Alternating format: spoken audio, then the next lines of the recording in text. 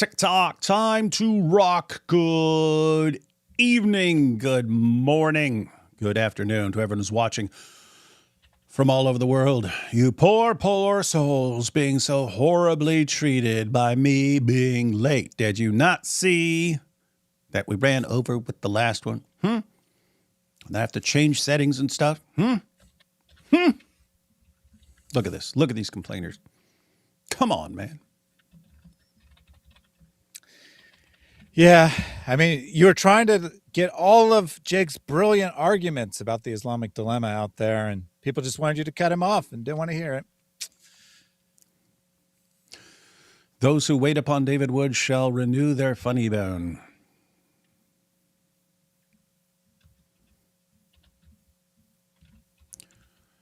"20 minutes. What is this? 20 minutes after 8 p.m., D. Wood, you are later than AP. Or I'm a whole day early for tomorrow's live stream. Think about that. Look at this. They just kept complaining.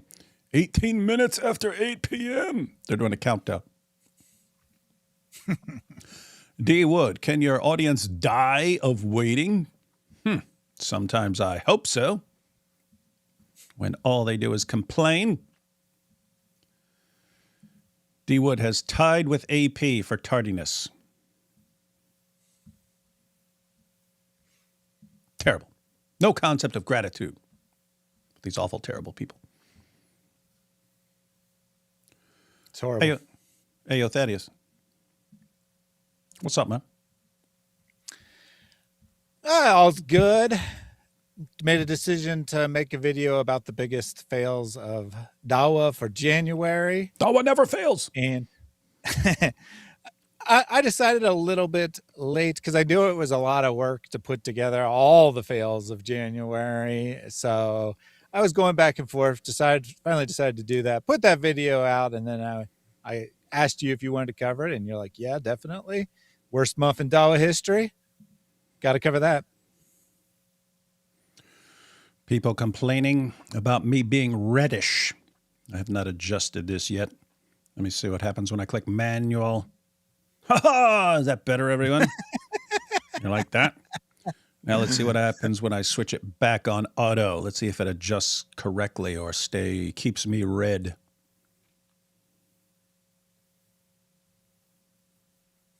I'll roll with it. Hey, this was a pretty crap month, wasn't it? I mean, last month for Dawah. Oh yeah, definitely.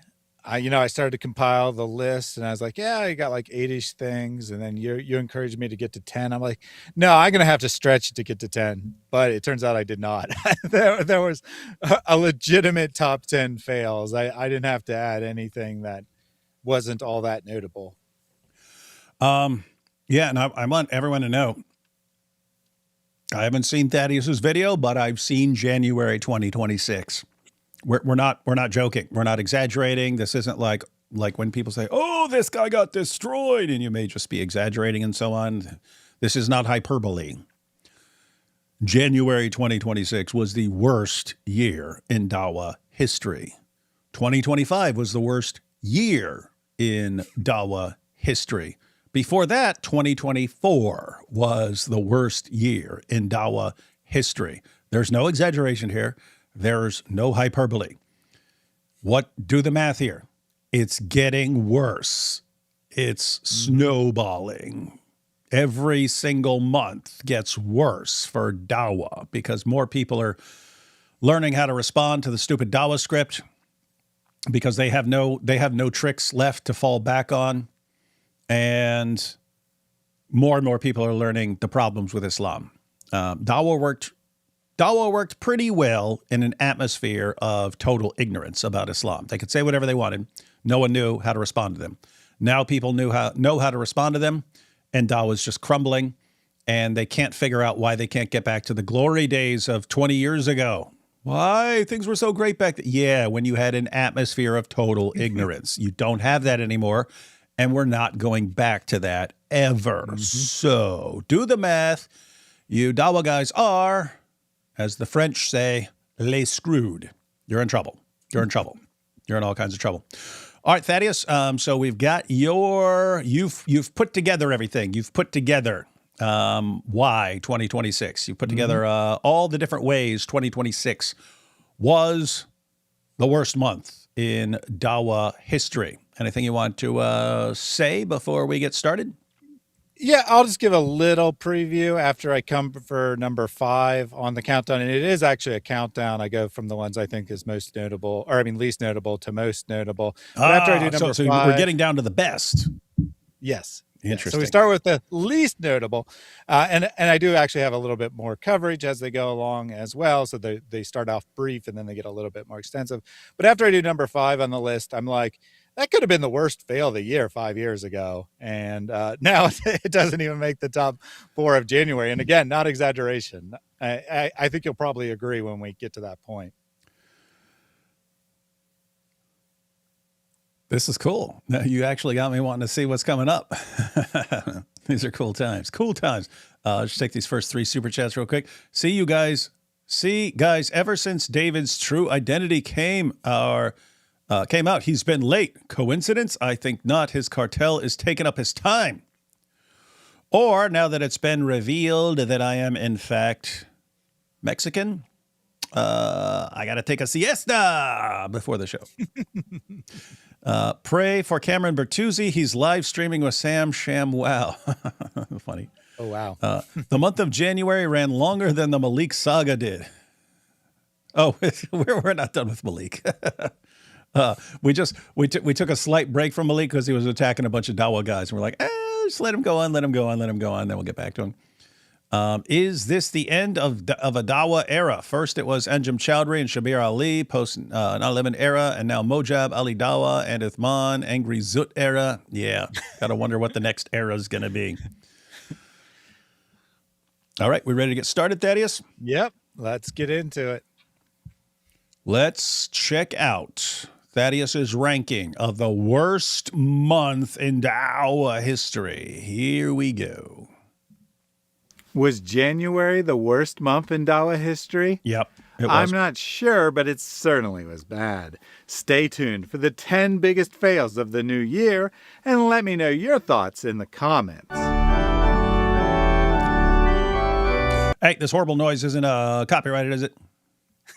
No. Okay, good. Good. That was Thaddeus himself playing an organ. Not in the way Muhammad played the... Yeah, not that kind of organ. The Zut organs.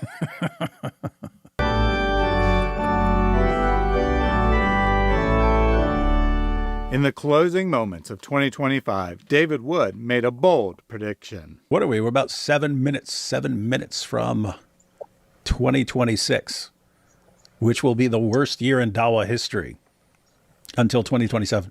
It'll be hard to top 2025, but if January is any indication, things are looking good for David's prophethood. Indeed, so much happened, we already have 10 major fails. Coming in at number 10, we have Muhammad Hijab warning that many converts to Islam are fake. Do not be surprised if some people who have embraced Islam later leave it.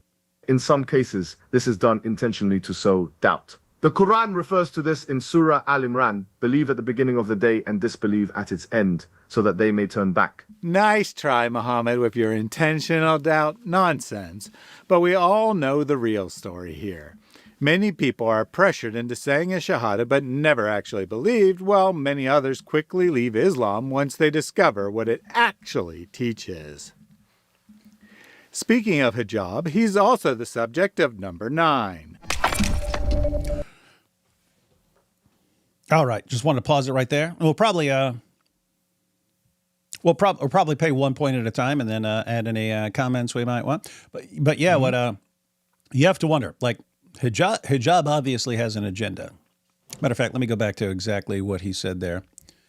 Okay, so do not be surprised if some people who have embraced Islam later leave it. In some cases, this is done intentionally to sow doubt. The Quran refers to this in Surah Al-Imran, believe at the beginning of the day and disbelieve at its end so that they may turn back. Sounds like he knows there are some high-profile apostasies about to come out. It's along the lines of when he's like, Elon Musk is threatening me, and he's saying that he's going to frame me for some scandal because of my powerful dawah. And we're all going, oh, a scandal's about to come out, and you're trying to preempt it beforehand. And here, don't be surprised if people start leaving Islam. Sounds like he knows some people behind the scenes are like, I don't believe this stuff anymore. I can't take it anymore. But I have to agree with him. We're going to see lots of apostates in 2026. Yeah, I mean, among the major Dawah guys, some of them I think probably do believe. I can't understand why, but I think they probably do. But then there's others that I'm like, there's just no way. There's just no way that he actually believes this. You take someone like, say, Uthman, and it's like, he's clearly just grifting. There's no possible way that he's acting this way while also believing the Quran is true. Or you look at Malik and all the Dawah guys defying all of the, in theory, Islamic moral teachings. It's like, well, do they really believe anything? Or they just in this as a career, a way to get money and fame? Very suspect, for sure. Yeah, it is. And for several years, actually more than several years, for, at least 10 to 15 years, once people started leaving Islam, you had lots of Muslims just kind of panicking because, hey, the apostasy rate's going up. The apostasy rate went from close to 0% of young Muslims leaving Islam to 26%. Do the math. Going really, really bad. And so in that environment where everyone's in panic mode, people were eager to support any Dawah guy who stepped up and said, hey, I will save all your children from leaving Islam. Just follow me. I will humiliate the kuffar. And became very quick way to make money, very quick way to become popular and so on, be a hero in Islam. Well, what happens if Dawah's crumbling and it doesn't work anymore? Why are you gonna continue doing it? Why are you gonna remain a Muslim? In other words, you have sincere people who defend Islam, but you have people who they're reading the room. Hey, we got a ton of people in panic mode who will cling to anything and anyone who's going to do something about the avalanche of apostasy. This is a community I can take advantage of, and there are people who do that. They're there to milk the community. Well, what happens when you're not getting anything out of it anymore because Dawah isn't working and people are giving up on Dawah? What happens then? Well, that was your reason for pretending to be a Muslim.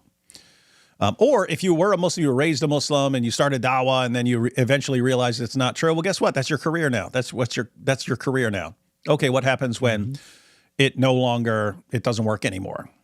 Why are you going to continue being a Muslim? So anyway, that's kind of the position you've got some of these Dawah guys in, and yeah, you're going to start seeing some Dawah guys leave Islam. Watch. But all right, so that's the first point there. And now we have 9. I'll start a little before that.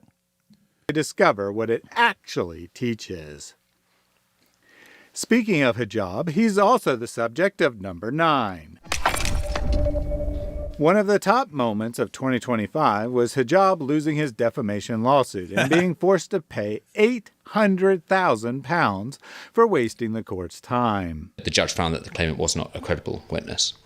He found that he'd repeatedly lied on a number of issues throughout the case, such that his evidence was deemed to be worthless. He tried... It's actually a quote from the judge. This guy's evidence is worthless.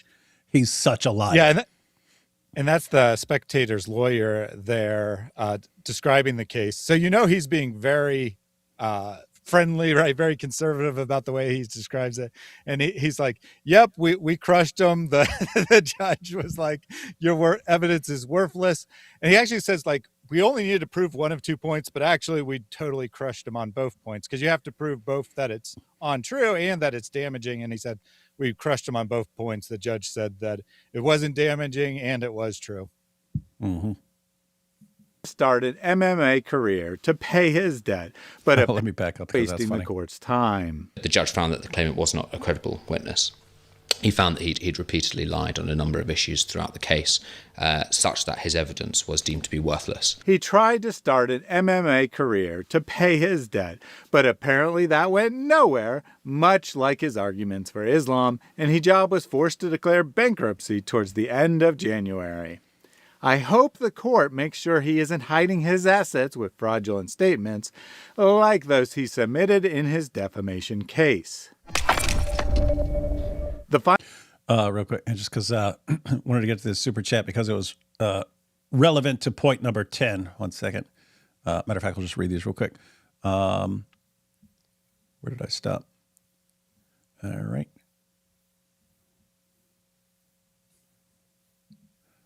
Ultimate version of Islamic Dilemma book with leather straps. Yeah, that would be funny.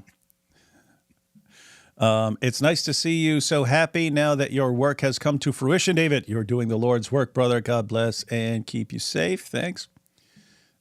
I think I have a slight case of OCD. Can't seem to watch you all live without sending a super chat. And hello, Thaddeus. That's some good OCD there. Thanks, Ida. This is what I want to get to. Those are chump numbers. I've already joined and left Islam 20 times, to sow doubts. Yeah. Yes, when these people leave Islam, it's because they were just pretending to convert to Islam to sow doubts. Isn't that funny? Hey, why'd that guy, after giving Dawah all these years, leave Islam? Oh, because he was only pretending to revert to Islam so he could sow doubts. Yeah, it's not because you guys duped him with a bunch of stupid arguments that he didn't bother to investigate and took advantage of his ignorance and gullibility and got him to convert. And then later on, he does a little bit of research and finds out that it was all complete nonsense and then leaves Islam, right? Mm-hmm. Not that, right? Don't search what snowballing is on the internet. Okay, I will not. Imagine what happens to the apostasy rate when iron can be pulled without the threat of... Iran can be pulled without the threat of death. Can't wait. And does Thad really play organ? Represent. No. But Muhammad could. And... yeah, as far as the apostasy rate, when Iran can be pulled without the threat of death, yeah, that already happened. So that's when we found out this was. I mean, it might be worse now, but this was like 7 or 8 years ago when that poll came out, and when the government does its poll, almost everyone's Muslim. When it was done without the government being involved, when it was done anonymously, it turned out, even after they factor in all possible variables and so on, 40% of the population of Iran is Muslim and believes they're Muslim in any way. In other words, that's all varieties of Muslims combined add up to 40% of the population, which means Iran is a Muslim minority country. And that's cool. That's super cool. All right, let's check out the next one here.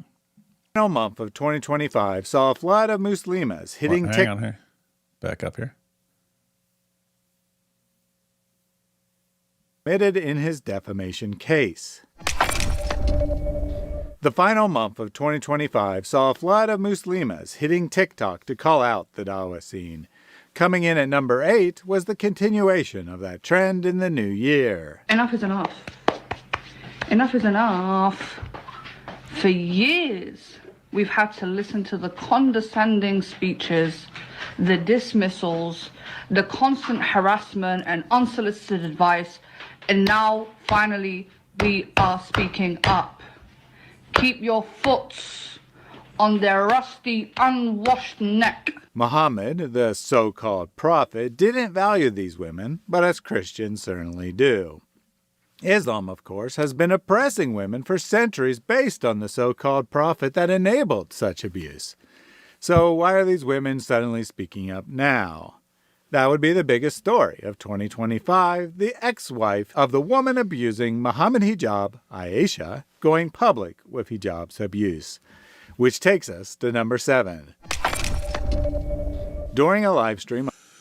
Gotta pause there. We've done some shows, we've done some streams about that, but we can't overstate the significance of that. Like, we haven't even put enough emphasis on how huge that is, that you have this rebellion of Muslim women on TikTok against the Dawah guys and the authorities in Islam, and against the entire community, which is constantly telling them, here's what you need to do. You need to do this. You need to do that. You need to do this. And then Dawah guys, Ali Dawah, here we got to do. You got to do this. You got to do that, and so on. And it's just like, you want to say out of nowhere, you get all these female influencers saying, we don't have to listen to you guys. Screw you. We don't have to listen to what you guys. Who do you think you are? You don't tell us what to do. And it's like, what changed? And Thaddeus pointed out, you had a woman come out and just crush these guys and expose how evil and misogynistic they are.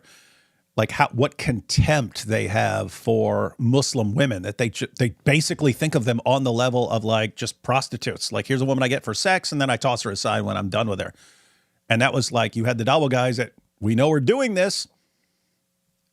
And when one of them is exposed, they all rallied around him to try and destroy the woman who was the victim of him. And so guess what? You had other Muslim women, and by the way, this is why they understood they had to crush her.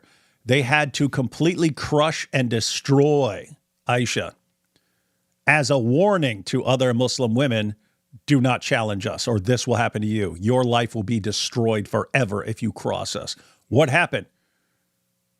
They all came after her, and she destroyed them all and exposed them all. Guess Muslim women were watching that. Wait a minute. You mean if we stand our ground, we could actually beat these guys?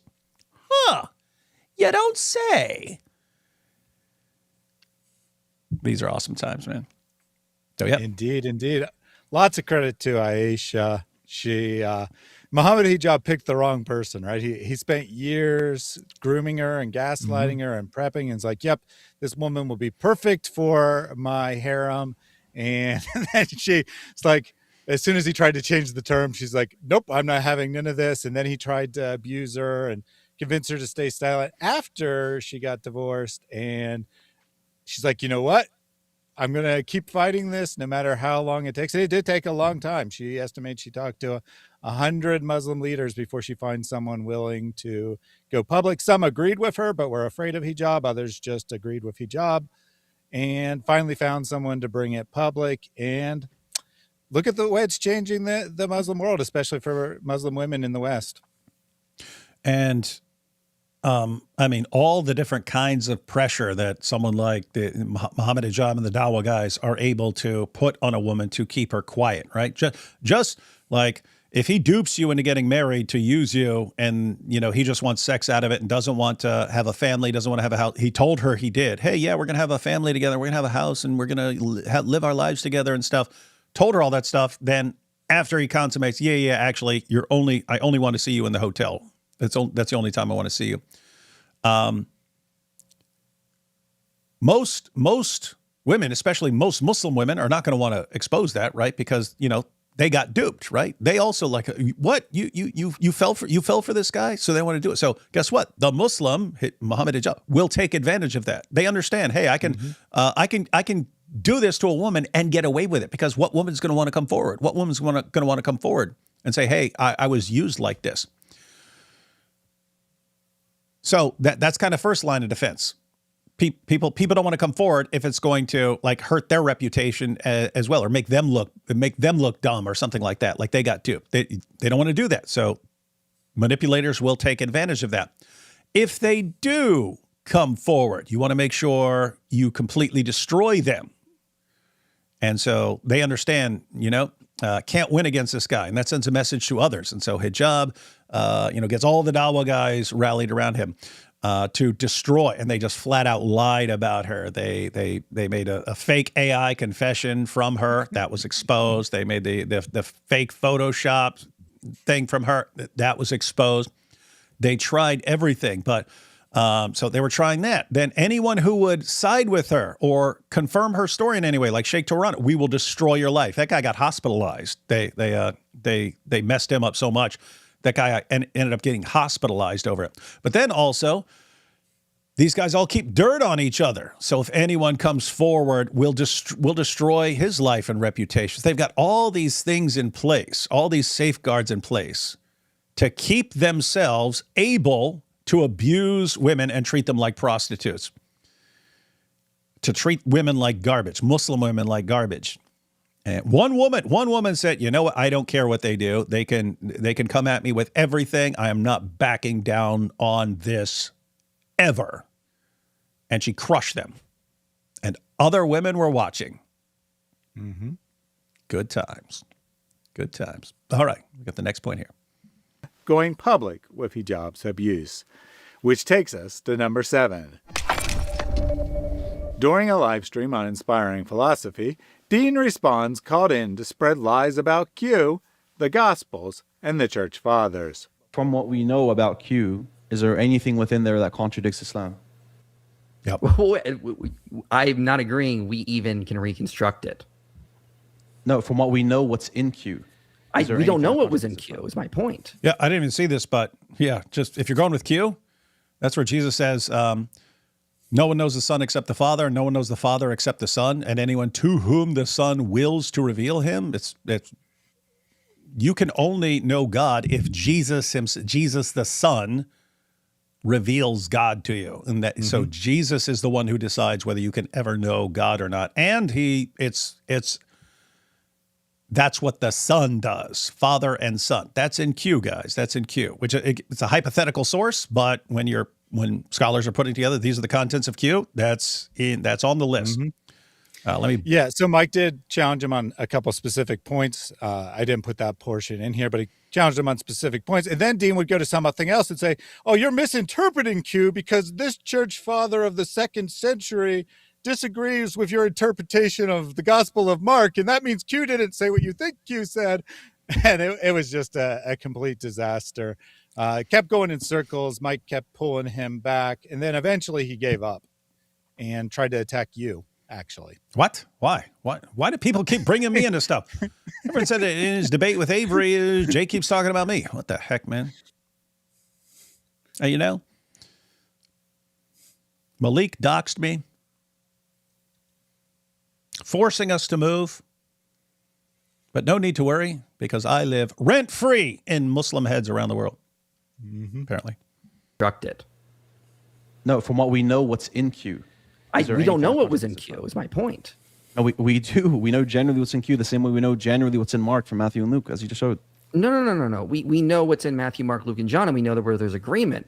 We don't have Q is my point. My point is we cannot reconstruct it. Called out on that, he tried to turn the conversation to David Wood's behavior.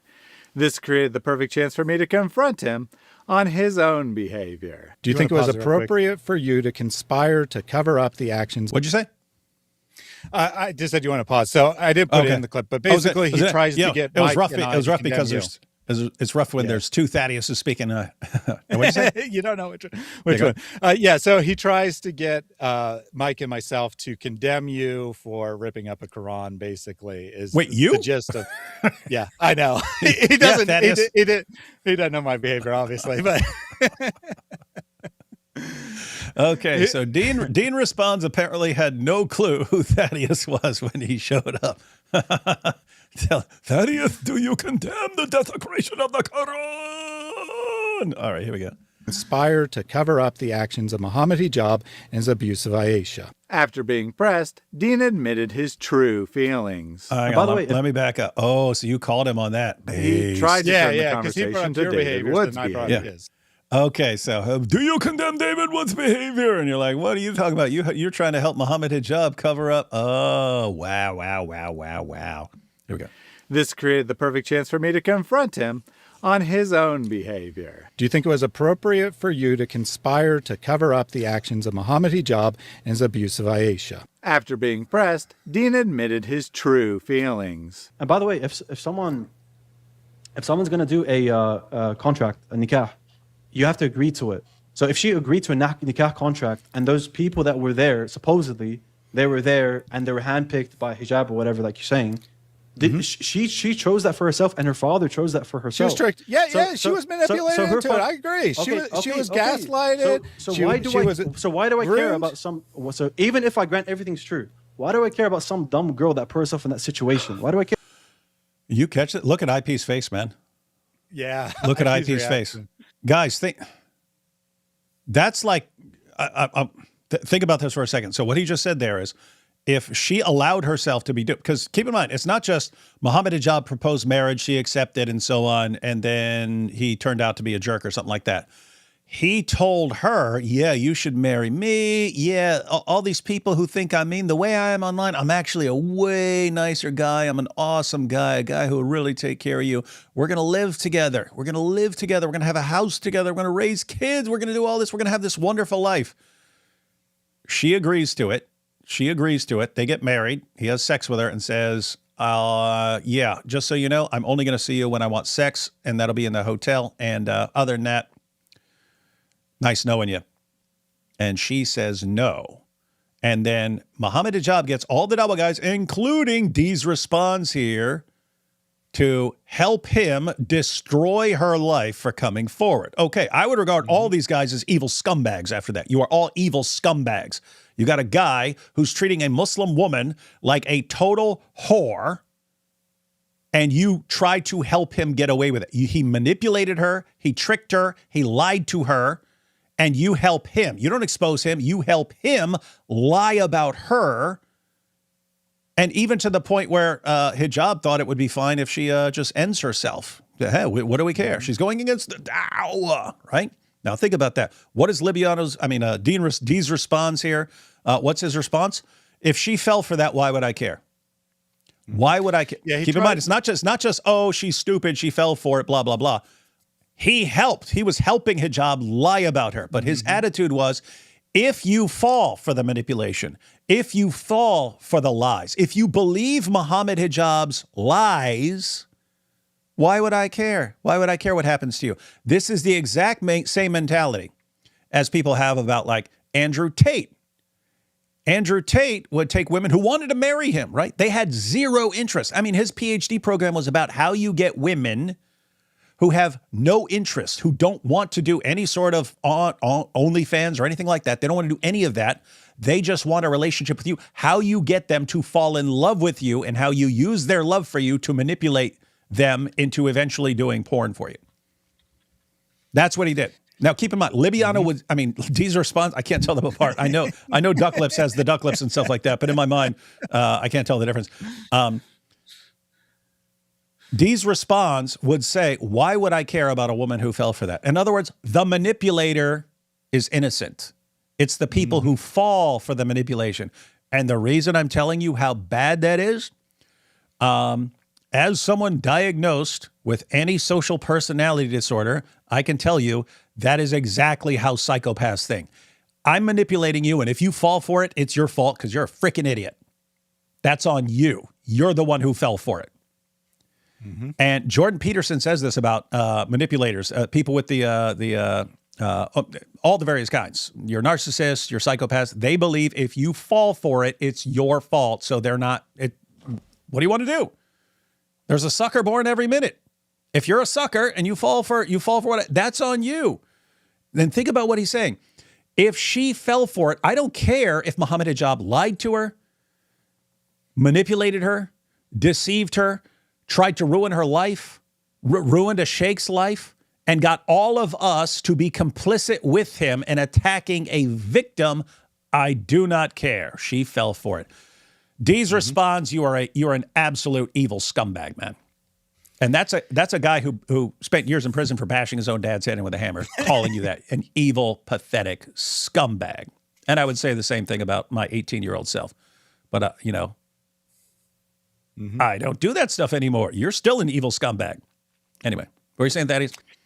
Yeah, so in the whole conversation, he first tries to, give a bunch of excuses, saying that, he just doesn't know what was going on in the case or whatever.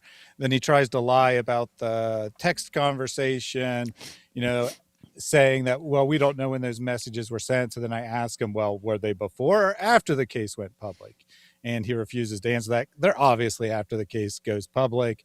But he was, trying to say, oh, I just knew this woman from her call-ins to some show. I had no idea anything else about her. And so once I call him out on all those things, eventually he says something like, that is it valid evidence in Islam? And I say no, because only Mike also had quite a reaction to that, because in Islam, only people's testimony counts. Nothing else counts as evidence, basically. And there's not 4 eyewitnesses. So then her testimony doesn't count. And Mike couldn't believe it, that it being caught on video doesn't count. It only is eyewitness testimony. But then he gets the brilliant idea that, okay, I'm going to grant that. Because I said, yeah, it doesn't count in Islam, but in reality or in a court of law, it would definitely count. And he's like, okay, fine. Even if we're not considering Islam. And then we go through the various points. And he's like, all that needs explanation. But here's the thing. And then he write this part right here where he said, even if everything's true and Hijab did all these wrong things and manipulated her and blah, blah, blah, blah, blah, why would I care? It's all her fault. She's a dumb woman. And keep in mind that in the group chat, there was 2 main players, one of which was Dean and the other was Hashim. Hashim was arguing we should say that she's an apostate, that she has doubts about Islam. Dean was arguing that we should say she is mentally ill. And the other Dawah guys were at least smart enough to be like, that'll just make her more sympathetic. So in Dean's mind, Aisha is mentally ill, right? Incapable of making ordinary choices. Choices an ordinary person would be, that there's something wrong with her. He's wrong. There isn't. But in his mind, there's something wrong with her. She's mentally ill. And then Hijab takes advantage of this mentally ill woman. And Dean's response is, why would I care? It's her fault for, being mentally ill or whatever. Yeah, this is seriously screwed up. Think about the assumption in Dee's minds. He thinks, because what's the situation? Muhammad Hijab, this champion of Dawah, grooms this woman, makes her think he's this upstanding champion Dawah guy, lies to her about the life they're going to lead. It's all lies. And Dee's response is basically saying, oh, she fell for it, so she's stupid. What should she have assumed? What should she have known? It's like he's saying, you should know that us Dawah guys are all lying scumbags and that we just constantly lie. And if you don't realize that we constantly lie and you can't trust anything we say, even about relationships, even about marriage, you're an idiot. You're a complete moron if you take anything we say seriously. We're Dawah guys. We're compulsive liars. Why? What level of stupid do you have to be to take anything we say seriously? That's what Dee's just said.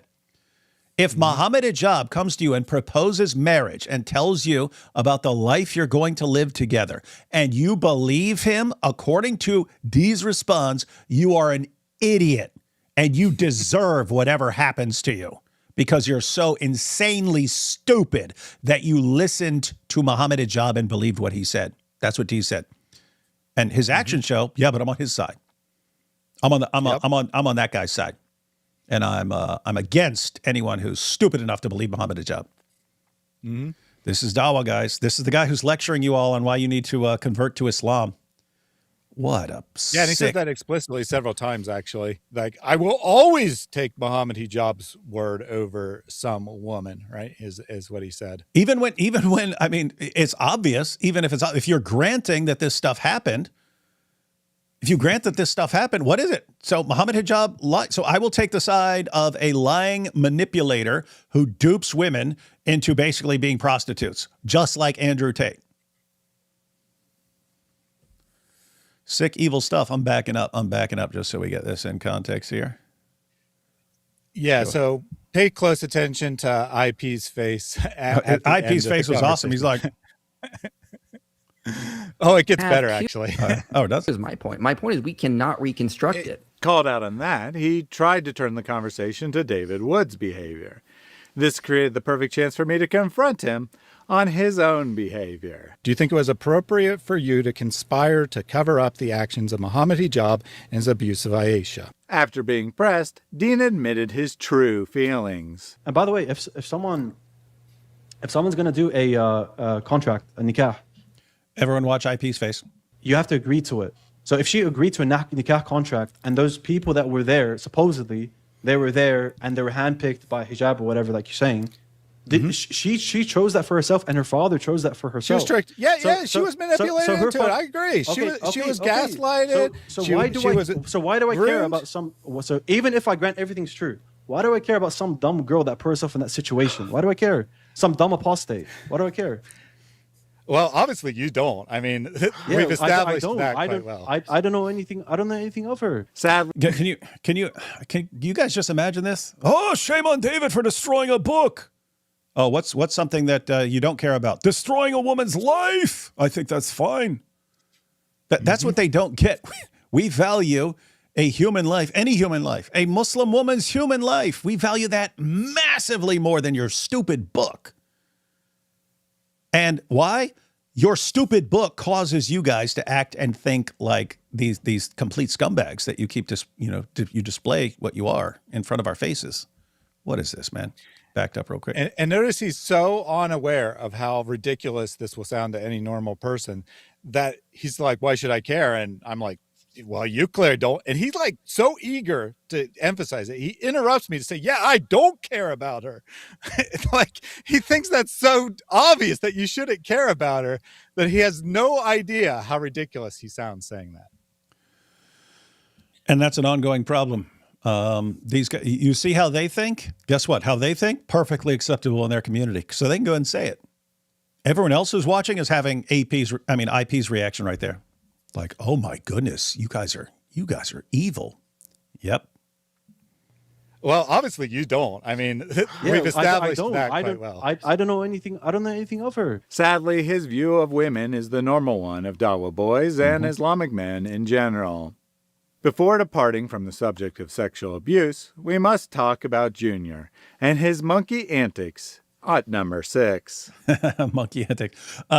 I just realized we should be taking all super chats after each point because people are commenting on the point we're talking about, and if we don't address, we'll basically be reading super chats about way earlier points. So let's go ahead and take these now and get caught up. Took you long enough, lol. Once the deceived Muslims read the Quran, they are like the end of the night of Al-Zut. They leave the ditty line. Come to Jesus, he's actually real. I've had something bothering me. The Quran has verses claiming Allah purposefully misleads non-believers, so they never come to him. How do I know I'm not deceived and Islam is definitely wrong? The scare tactics get to me.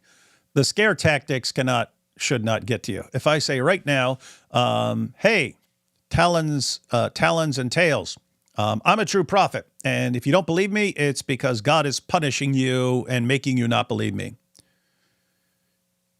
That would actually bother you? Like it would bother me, like by how stupid that is. But yeah, why would anyone think that Islam is true? All right. That's at the end of the day. So you think, what, is Allah just keeping me from seeing all of this proof? Is Allah just keeping me from seeing all of this proof? What proof? What proof could Allah possibly be keeping you from seeing? Yeah, but I don't know. If you're gonna be concerned about things like that, just think, what if left is right and right is left and God is just tricking me? What if up is down and down is up and God is just tricking me? What if 2 plus 2 is actually 5 and God is just tricking me into thinking it's 4? It's like any religion that's like based on that kind of thinking is something you probably shouldn't be taking seriously at all. So instead of taking this, maybe Islam is right, you should be like, anyone who comes at you like this is just it's an obvious false prophet. Yeah, that's a classic problem in philosophy. Like, how do you know that there's not a demon that's like manipulating every little particle, right, to create order or whatever? Yep, that's Descartes' Meditations on First Philosophy. That's what I was actually thinking of when I said it. Yeah. Once you have that view, you just can't know anything, right? It's impossible to know anything.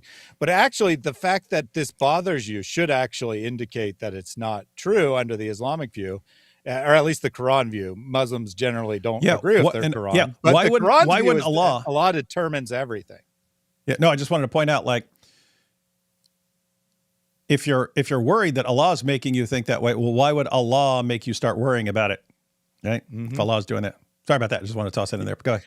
Yeah, exactly. Exactly. That Allah, at least according to the Quran, is directly wills every single thing that happens, right? If you take an object and you drop it and it falls to the ground, it's not because of gravity, it's because Allah willed that to happen. And you just, I guess he also willed you to know what his will was there.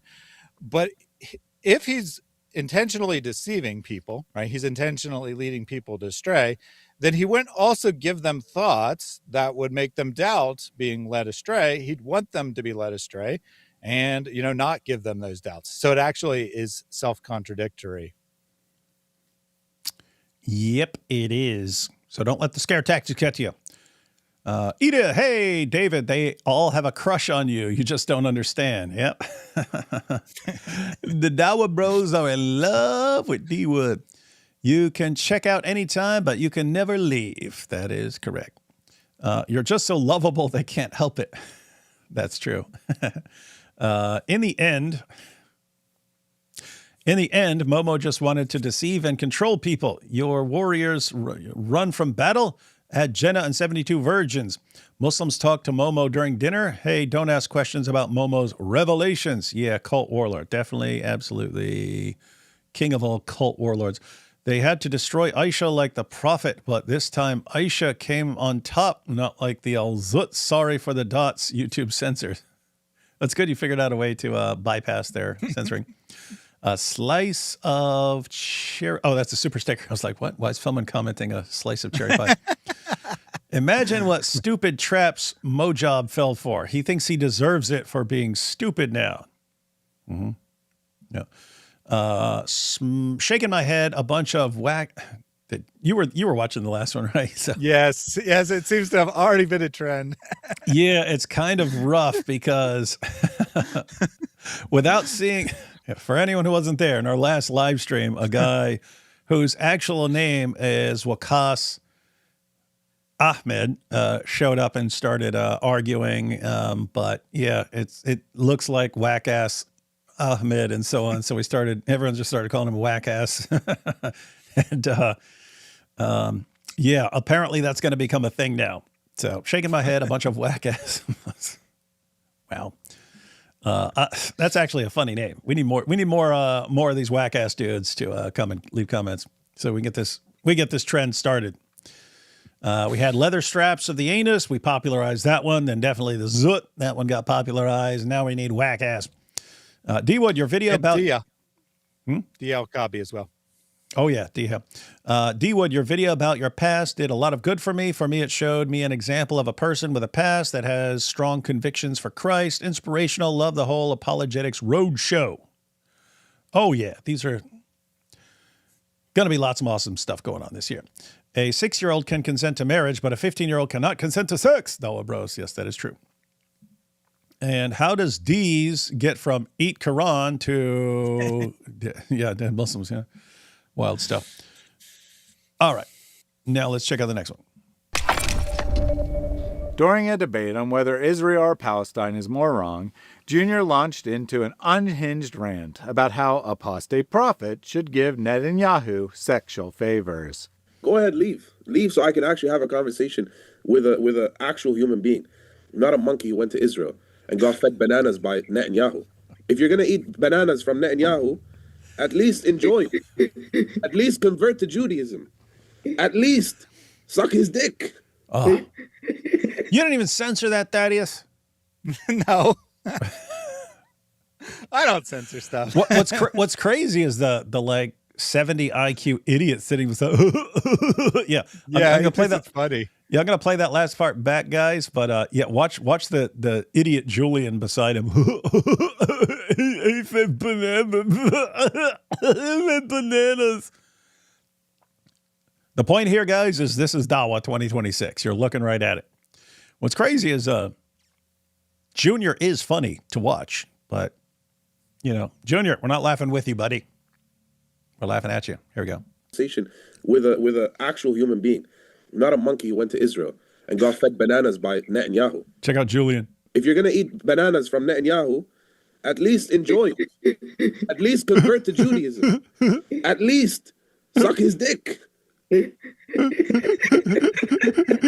Apparently feeling his Poor audience James. didn't get the point, Junior went and collected a large stuffed monkey from his bedroom and proceeded to demonstrate what he meant with bananas. Time, we'll kick it back over. Son of a...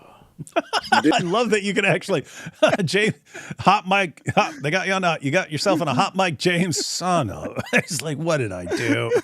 What did I do? That's hilarious to me. Watch this again, guys. Watch Junior shows up with the monkey and just listen to James, son of. Large stuffed monkey from his bedroom and proceeded to demonstrate what he meant with bananas. Time, we'll kick it back over. Son of a... This is you going to Israel, and this is Netanyahu giving you a $7,000 check. He opened a banana for you. Okay, Junior. Let's keep this debate formal. Put it in your mouth. You understand? Okay. This is your Israel trip summary right here. You put it in your mouth and make sure you're Look at Issa. He's just like, I can't believe he's doing this right now. This is such an idiot. It's funny. To be fair, Junior's got everyone smiling here, ladies and gentlemen. That's true. Junior's got everyone smiling. And hey, Junior, just keep up the Dawah all of 2026, buddy. We all are looking forward to a year-long laugh. You see this, right? This is how it always goes. Why was that monkey in your bedroom, Junior? Never mind. I don't want to know. Changing pace, we have the on... Oh, hang on. You left out something. He said afterwards that was improv, that he did not plan that. He just decided off the cuff to go grab his monkey, which means he didn't go out. We've talked about this before on previous live streams, go through that. It's like, that means he didn't go out and get that as a prop for this debate. It means he already had a giant stuffed monkey with him in his bedroom. Mm-hmm. Yeah, and notice his natural inclination with that monkey, trying to stick stuff in his mouth.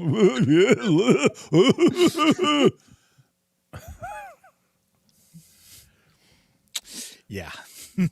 Pretty creepy. All right, here we go. How it always goes. Why was that monkey in your bedroom, Junior? Never mind. I don't want to know. Changing pace, we have the ongoing Dawah wars coming in at number 5. Starting with a feud between Farid Responds and Daniel Hikachu, Dawah wars were heating up throughout 2025. Things came to a boil in January after Jake Brancatella, who is definitely not a metaphysician, put out a Dawah tier list. I'm going to be ranking Muslim apologists or Muslim du'at. I'm just going to say it straight up.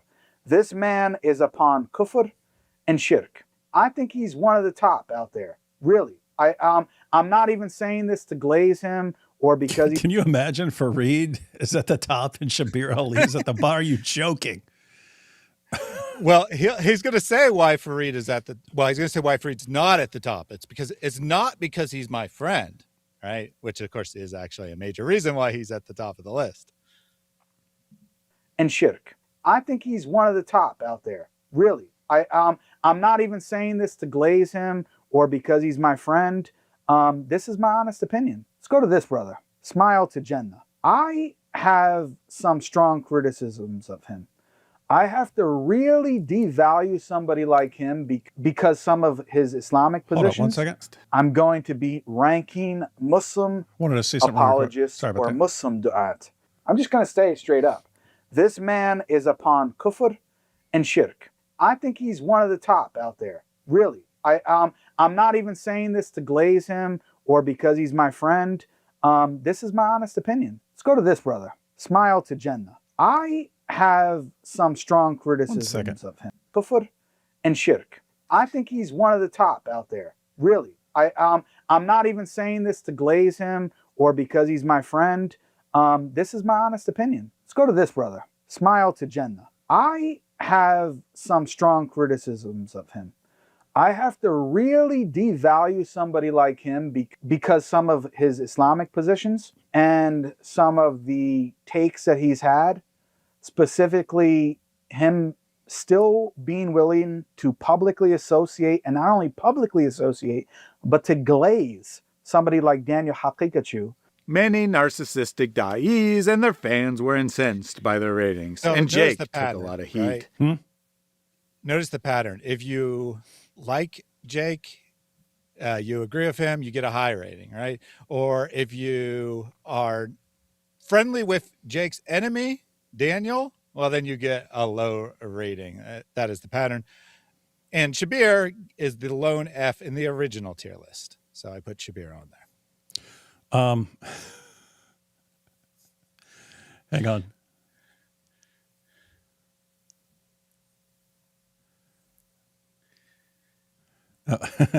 Hang on. I wanted to get to Apostate of Allah's super chat because it's about Junior, and it's actually an interesting point. So Panchman said, Thaddeus, say thank you for flying with Dawah disaster tours. We've hit cruising altitude, and on your left you see Mount Junior feeding a monkey. He says you got to say it. You got to say it. Okay. Yeah. Well, remember, I have previous to say, live stream, you said I sound like a pilot. So yeah, you do. You do, and sometimes like a psychologist, like AP sounds like a psychologist sometimes. Yeah, share your feelings, and did you say your mother? Yeah. Anyway, thank you for flying with Dawah disaster tours. We've hit cruising altitude, and on your left you can see Mount Junior feeding a monkey. One difference with the pilots is they constantly say, thank you for flying with Dawah disaster tours. We've hit cruising altitude, and on your left, That's true. You can see Mount Junior feeding a monkey. Sure. The Dawah bros are jealous of you, Mr. Wood. Well, we all know that. They're about to get more jealous. Curious George was no longer curious. I hope people know that there are charities that help apostates who might be threatened or outcast for leaving Islam. And here we have Apostate of Allah. Junior has a daughter, so that monkey was probably hers, which would make that even more disgusting. He would have used his child's stuffed animal to make sexual innuendos. So I guess we could call this the Junior dilemma. Either Junior himself had a giant stuffed monkey in his bedroom and his natural inclination is to try to shove things in its mouth, or it's his child's stuffed animal, in which case he took his child's stuffed animal and tried to shove something into its mouth and then presumably gave it back to her. Either way, pretty creepy. Junior eats the banana. Now he can't make flights. And Junior also has quick access to bananas in his room. Yeah, he did. That was disturbingly quick. All right. Just wanted to cover that. Let me back up slightly. And here we go.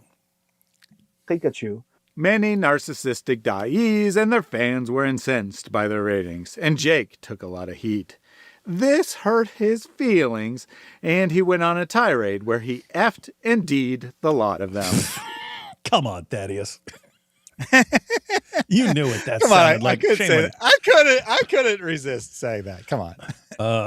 I have to say, it's like what Jake did is like one of the most hilarious things ever. It's like, okay, here's my ranking. Oh, you're complaining? You're all Fs now. Everyone to complain. F. That's just funny, man. He also made a community post about it in which he like basically said, I'm a moron, right? And people are like, are you being sarcastic or not? And he's like, only an idiot could tell I was being sarcastic, but it didn't sound sarcastic at all, right? He's just like, only a complete idiot would put out a tier list like this and stuff like that. You guys got people so upset. Shabir Ali is still an F. Muslim Cowboy, F. Warner, F. Smile to Jannah, F. Hamza's Den, F. Uthman ibn Farouk, I used to think he was good, but now he's going to be at a D. Brother Ramzi, I haven't seen him speak about any of this stuff. He's young, so he's got time. I don't want to put him too far down, but he's going to be a D too. Hijab is F. Hadi Dawah is F.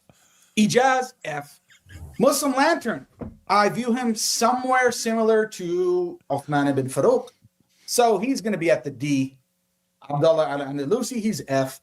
Brother Hashem and the brothers from EF Dawah and Brother Mansour, I'm going to say they're all going to be in the C to D range, honestly. Brother Paul, you're at an F, brother. Brother Sabur and Hamza, I'm going to put them at the D level. So this shows that I was just being lenient how I graded these things. Hey, is that only Junior at the top? I don't think Junior's actually. No, I know. On I know. the list. I'm just saying on this little screen with that little picture, you could pass for Junior. That would just be hilarious. Yeah, definitely could. That could pass for Junior. That'd be funny. He should have been up here with his little monkey. All right, here we go. Brother Paul, you're at an F, brother. Oh, no. I think if I recall correctly, that's Bassam up top. Yeah. No, Bassam's. Yeah, so the one on the S tier and the two on the A, they stay where they are. Some of the people on B because they didn't object. They didn't object to being S and A, right? So everyone else had objections. So they're all Fs and Ds now. Yeah, so his original list was, supposed to be on the full package, how good their arguments were, how convincing they are, how good a debater they are, and their theology. Allegedly, the second time, it's only on their theology, which makes it even worse, right? That he's saying every prominent Muslim, and he's about to say it explicitly, that 90% of them has wrong theology. They all believe the wrong version of Islam. They're all condemned to hell. But, normally we support them, but because you made me, I'm going to tell you the truth. They're all heretics going to hell. Lucy, he's F. Brother Hashem and the brothers from EF Dawah and Brother Mansour, I'm going to say they're all going to be in the C to D range, honestly. Brother Paul, you're at an F, brother. Brother Sabur and Hamza, I'm going to put them at the D level. So this shows that I was just... Hey, someone said, because they signed his little petition. Isn't that one of the theories, that because of the petition against Daniel Hakikachu? Mm-hmm. So the guys that signed his petition, he likes, and the guys who said, no, we're not signing your stupid petition. Like, you're all Fs. Yeah, so that is a good portion of it. He does say it's based on theology. So they're unwilling to call out Daniel's wrong theology, right? So they get lumped in the same category as the idea. Now, he did some of these people, he just said F. Some of them, he added some commentary, whatever. And Ali Dawah, interestingly, he's like, the only thing that may make you think that Ali Dawah should be high on the list is he did sign the petition, but, he's still a D or F, whatever that he said for Ali Dawah. Brother Paul, you're at an F, brother.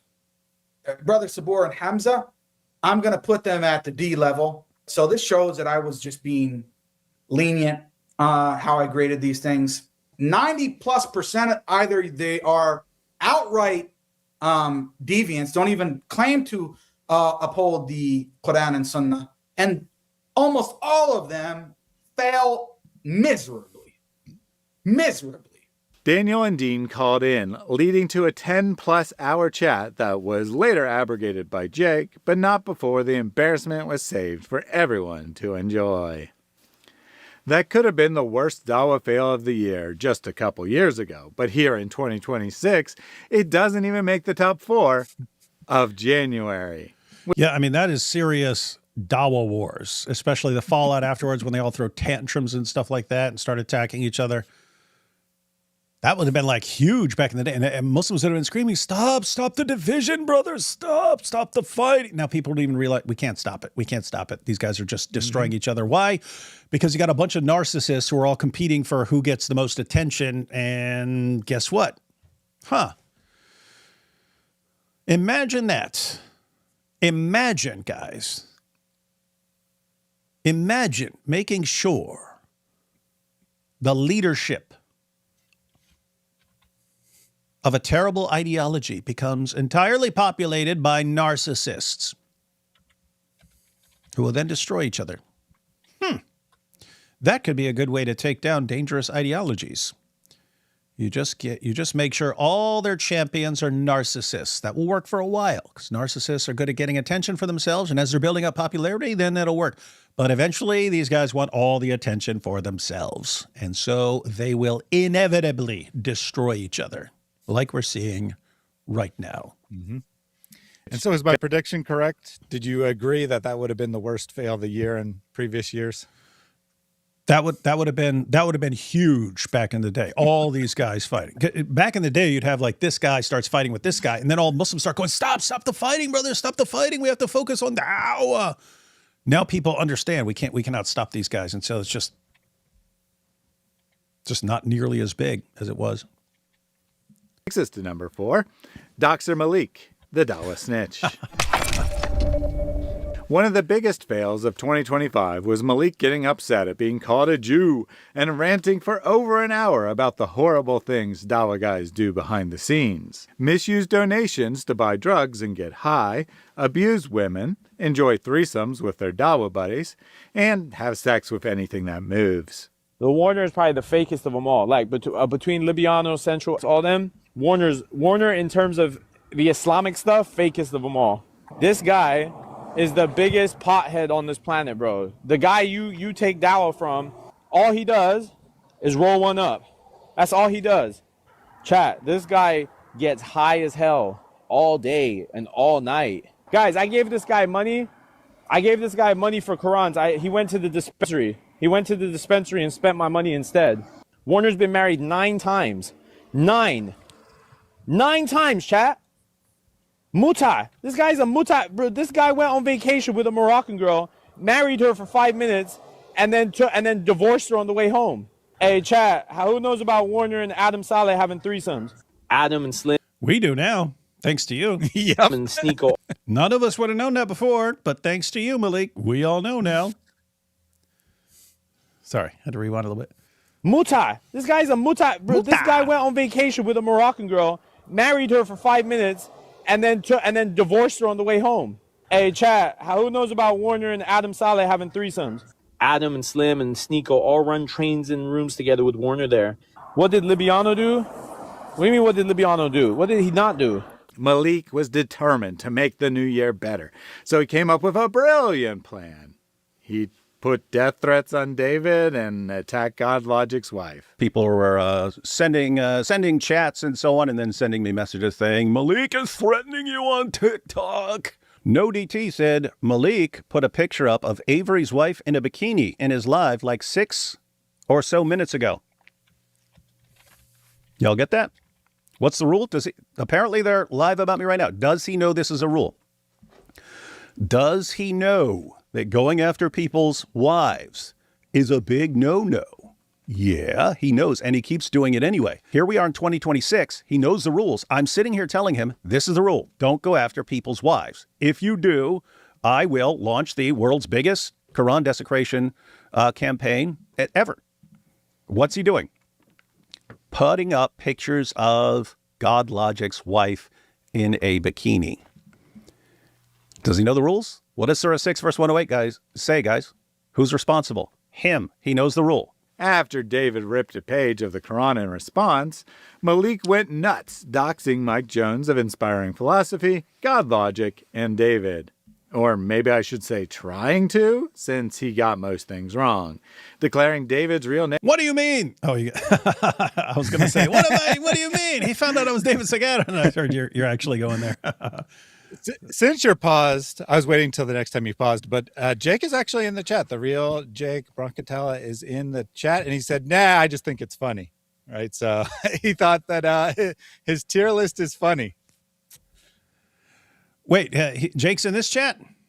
Yeah. Where is he? Hey, Jake, a little while ago. Hey, Jake, you can jump in, man. You can jump in and watch the Dawah fails.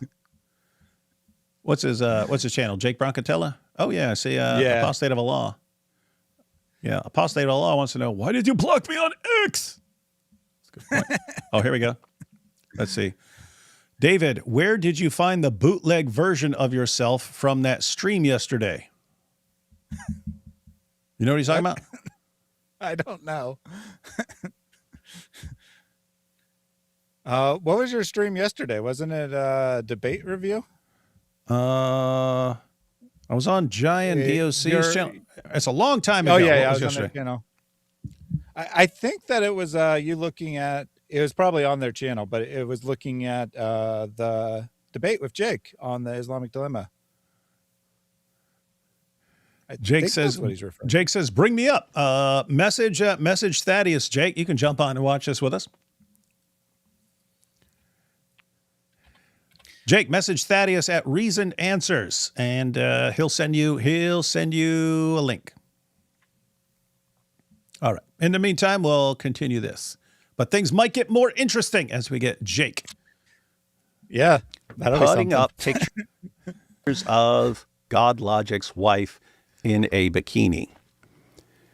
Does he know the rules? What does Surah 6, verse 108, guys, say, guys?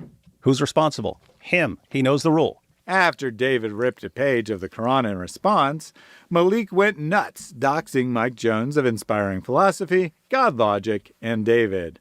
Or maybe I should say trying to, since he got most things wrong.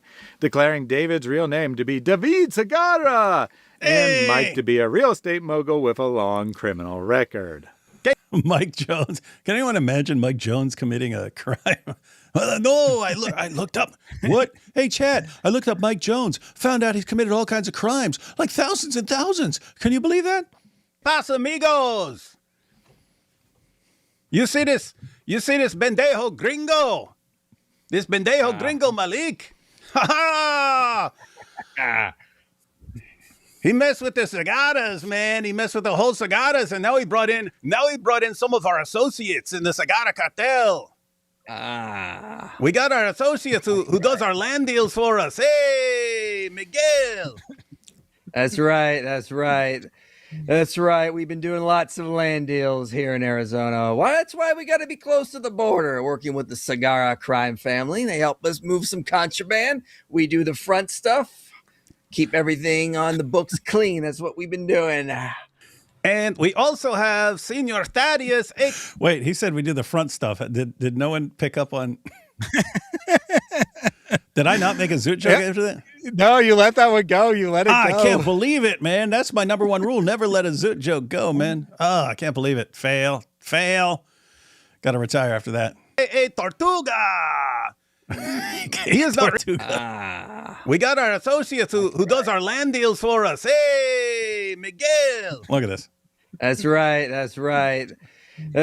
We've been doing lots of land deals here in Arizona. That's why we got to be close to the border, working with the Sagara crime family. They help us move some contraband. We do the front stuff, keep everything on the books clean. That's what we've been doing. And we also have Senior Thaddeus, a.k.a. Tortuga. He is not really Mexican, but he joined my crime family, so he has to wear the sombrero. Mm-hmm. Yeah, I just joined to get into the ecstasy trade. I'm really into that in the mid-'90s, so that's why I joined the gang. The Sagara family. We run the cigars, and we run the ecstasies. All right, so everyone is watching. Yeah, our cover has been blown. We've got Malik, the greatest investigator since Batman. Greatest.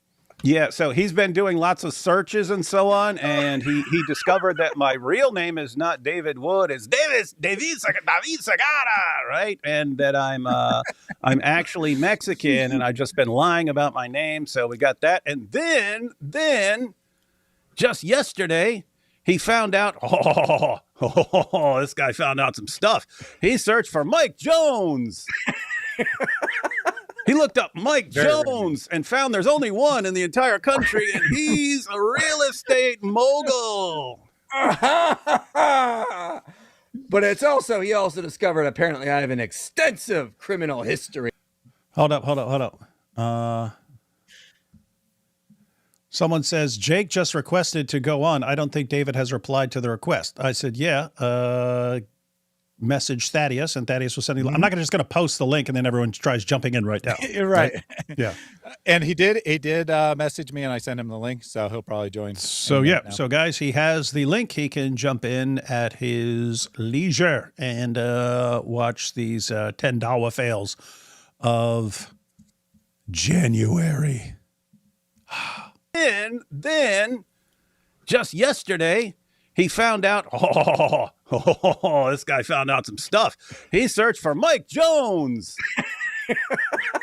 He looked up Mike Jones and found there's only one in the entire country, and he's a real estate mogul.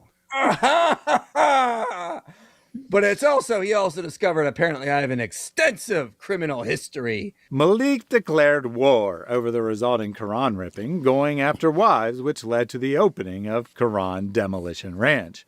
But before we get to that, let's take a quick look at number 3, David's Islamic Dilemma 1Z.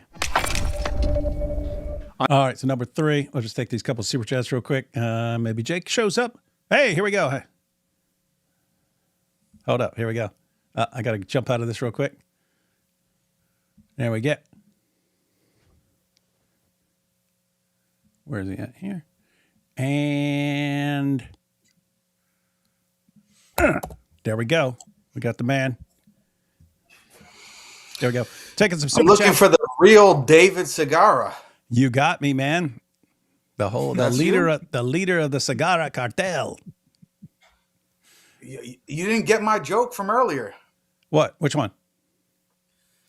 I said, who was the bootleg David that you were doing that stream with? Wasn't that guy's name David? Oh, it was David S. Oh, okay, yeah. Okay, no, I didn't get yesterday. it. Because people keep saying that Thaddeus looks like my son or brother or something like that, and so yeah.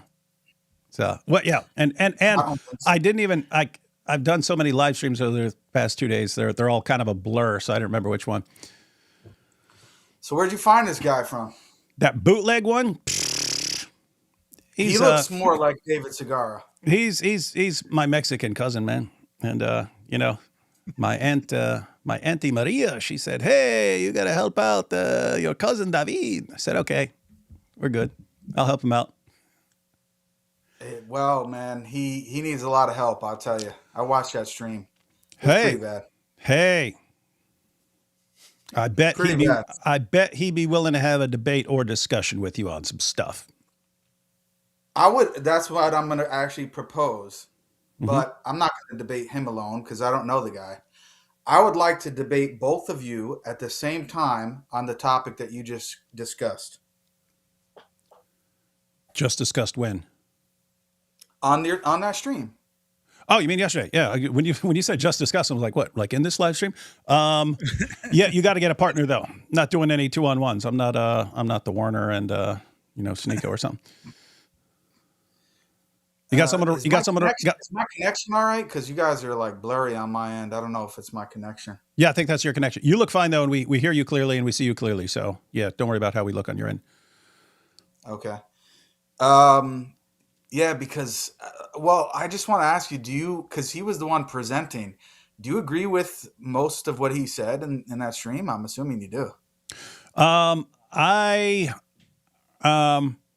not like in the crossfire of our debate, I was asking you questions because I don't know exactly which sects of Islam believe certain things theologically. So, for something like that, it would kind of have to, before I put my stamp of approval on it.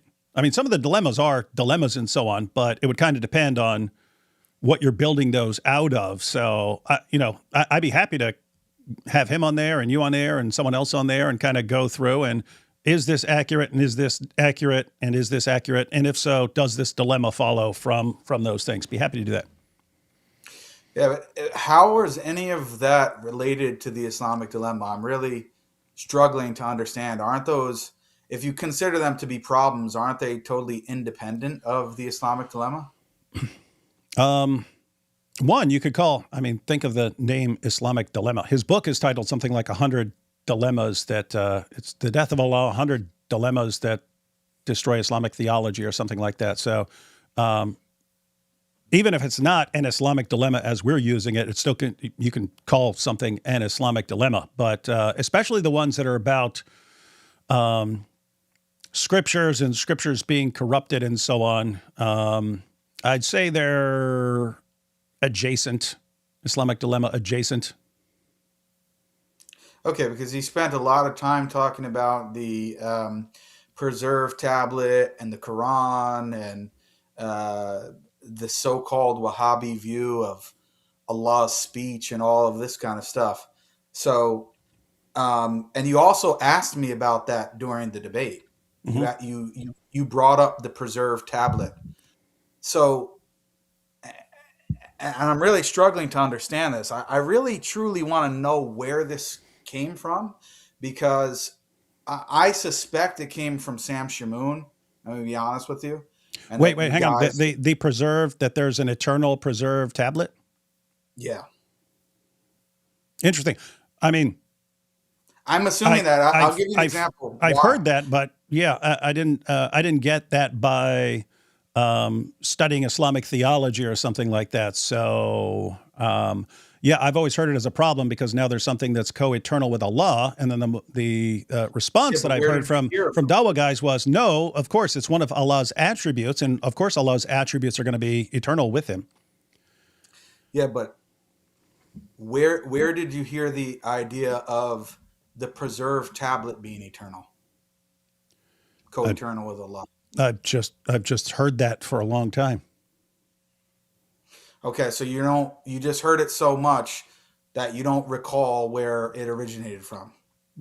That is correct. And so, and that's why, yeah, Christians. I've heard it from a bunch of people, and I've heard it come up in debates and so on before.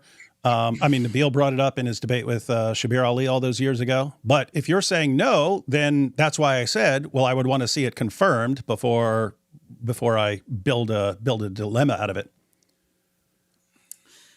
Yeah, but the reason why I'm bringing that up is because you asked me about it during the cross-examination section. Yeah, notice I brought it up. Yeah, that's why I asked you about it. Yeah, and then it also came up again and played a significant role in the recent stream with the Mexican David. So the reason why I'm actually genuinely asking about this, because I read some years ago James White's book. I think it's called What Every Christian Needs to Know About the Quran. I think something like that. And he makes a very similar claim on pretty much the first page of the book. And he said, I'm paraphrasing, but he basically says something like that. He makes it specific, actually. He says Sunni Muslims believe in a co-eternal preserved tablet or Quran or something to that effect.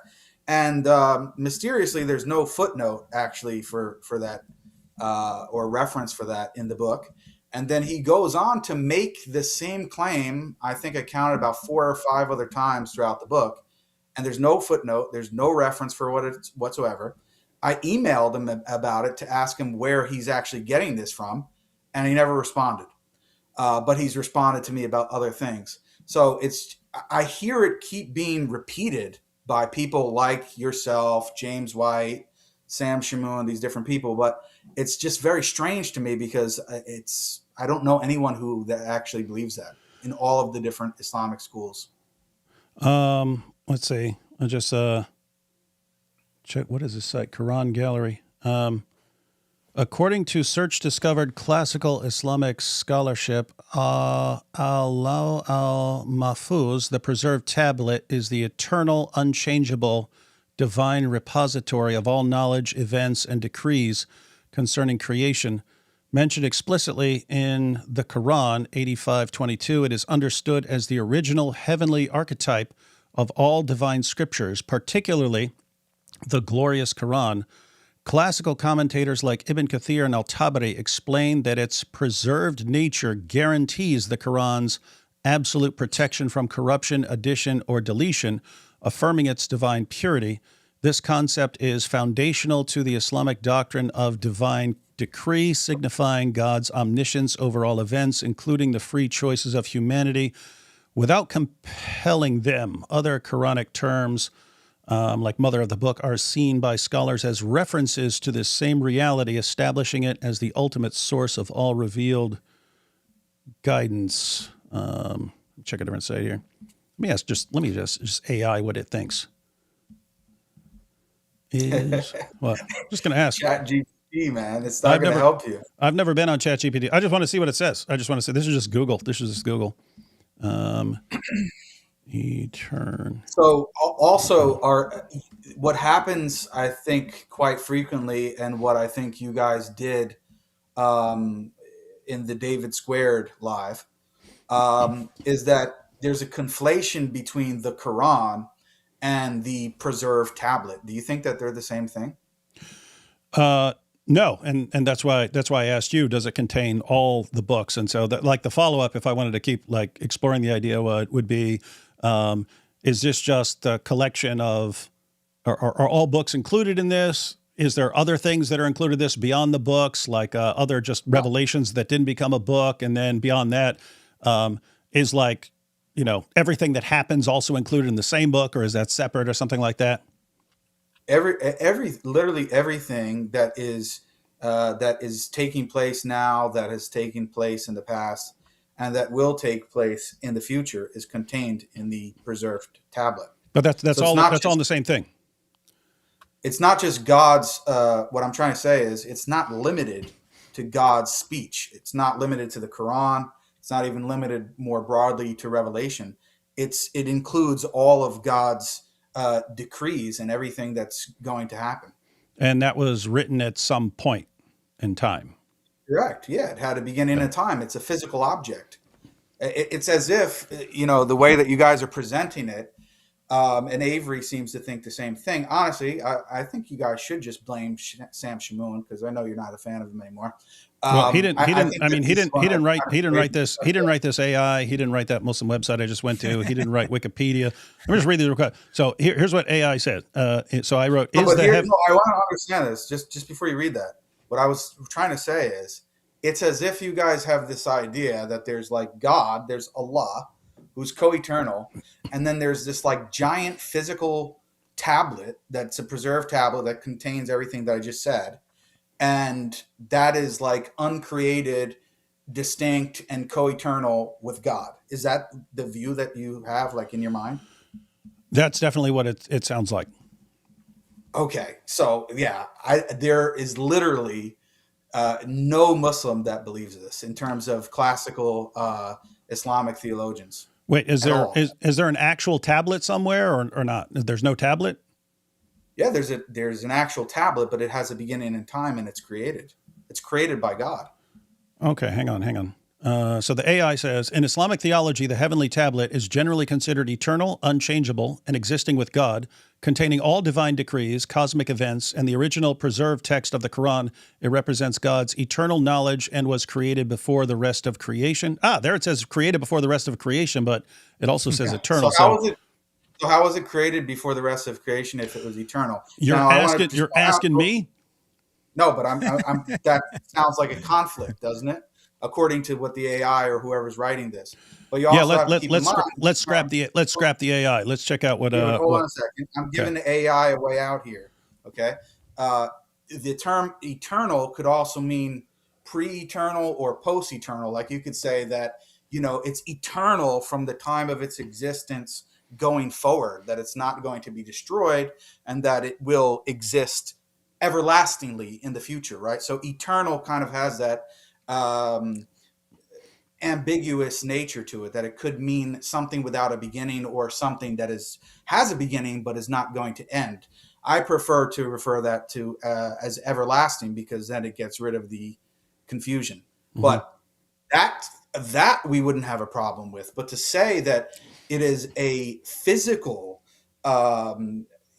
giant physical tablet that contains everything that is going to take place, including God's decrees, to say that this is created and eternal, or even eternal and uncreated, nobody holds those views. Everybody, all of the different Islamic schools, even though there are different views regarding God's speech and the Quran, and we can go over what those are if you really want. But in terms of the preserved tablet, nobody says either that it's eternal or uncreated. Let me see what this says. So Quranic verses 43:4 and 13:39 referred to the mother of the book, familiar with those. Verse 85:22 refers to a well-guarded tablet, and 56:78 to a concealed book. Revelation of the Quran is described as being sent down in 17:105 with the truth.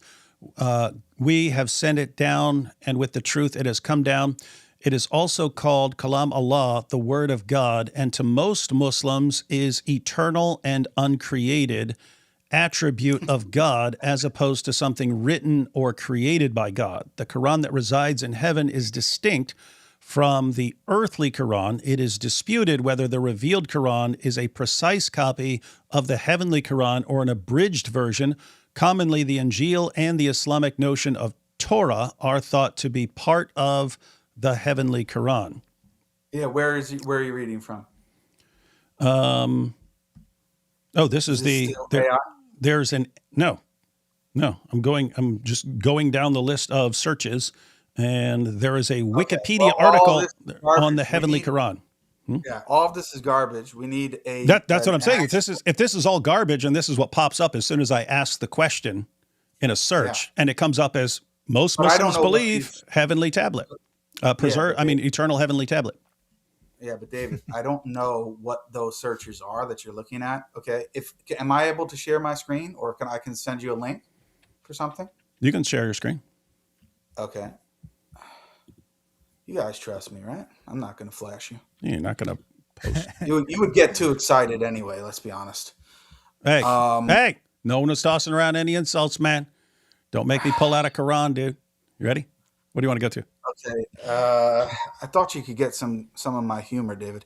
I shared the screen. I don't know if it's coming up. There you go. Okay. So this is from Islam Q&A, right? Which, I mean, David, you have to be honest. When it comes to searching stuff on the internet, like if you ask a particular Islamic question, wouldn't you agree that this is one of the most common websites that come up? Islam Q&A. I mean, it's not coming up when I just asked the question, but yeah, Islam Q&A is a pretty common spot to go to with questions. Okay, so here it's asking, is the preserved tablet created? Right? This is the exact question. And the person asks further on. But anyway, the summary of the answer is, everything other than Allah is created, such as the throne, the kursi, the preserved tablet, and then it goes on to explain this. I'm not going to read the whole thing. I'm just going to read it briefly. Scholarly consensus on the creation of the preserved tablet. It's created like all other things. It's just repeating. This is the same kind of summarized answer here. This is something obvious, and there is no confusion about it. No scholarly difference concerning it at all. Everything other than Allah, may he be glorified and exalted, is created by him. May he be glorified and exists after having been non-existent. The preserved tablet, the pen, the throne, and everything in the heavens and on the earth, and everything in the earth and below the ground, and everything in the entire universe is created by Allah, the Lord of the worlds. There is no confusion about the Quran being written in the preserved tablet, which is created. For we all write the Quran on pages which are also created. We utter and write them on paper, but the attribute of speech and words that we possess does not reside in the paper. Rather, our attributes exist in us. And it goes on and on to talk about it. But I mean, the response, and obviously this is most of the time they're actually responding to Muslims who ask these questions, by the way. The response is like, this is so obvious. Everything other than, and I just stopped sharing my screen. I can pull it back up if you guys want. But everything other than Allah that is distinct and separate from him is obviously created. I mean, it would be nonsensical to say that there's like this giant physical preserved tablet in heaven somewhere that doesn't have a beginning in time, is eternal in the past, and is uncreated. No Muslims believe this at all. It's just absurd. I agree that it's absurd. We're gonna have to do a little research project on your claim that no Muslims believe this. So we'll come back to this. Let me clarify what I mean by that. I mean classical scholars. I'm not talking to going to Abdu on the street and saying, hey, dude, what do you believe about the preserved tablet? I'm talking about scholarly sources. Okay, so there are no Muslim scholars who believe this. Yeah, obviously I can't say that, David, you're lying, that maybe after one of your debates you talked to Ahmed and he told you about the eternal preserved tablet. I don't know. But I'm saying there's no genuine scholarly difference of opinion on the topic. All right. We will investigate that. Cool. Mm-hmm. So yeah, I basically I mainly came on to mention that because it's really shocking to me, and I'm just gonna be honest. Pretty much everything else that was said in the stream with the Mexican David was just all complete distortion. It was not like 95% of it is not true at all. Like factually, like I can actually show the sources to show it's not true at all. So we agree. I'm willing to have a debate on that. We agreed to. Yeah, so you'd have to decide whether you want to debate him one-on-one, or if you want to bring a partner, and we'll go through that 2-on-2. And it doesn't have. You could either do it debate style, or we could do it just discussion style and go through kind of one point at a time, and you can point out where you disagree.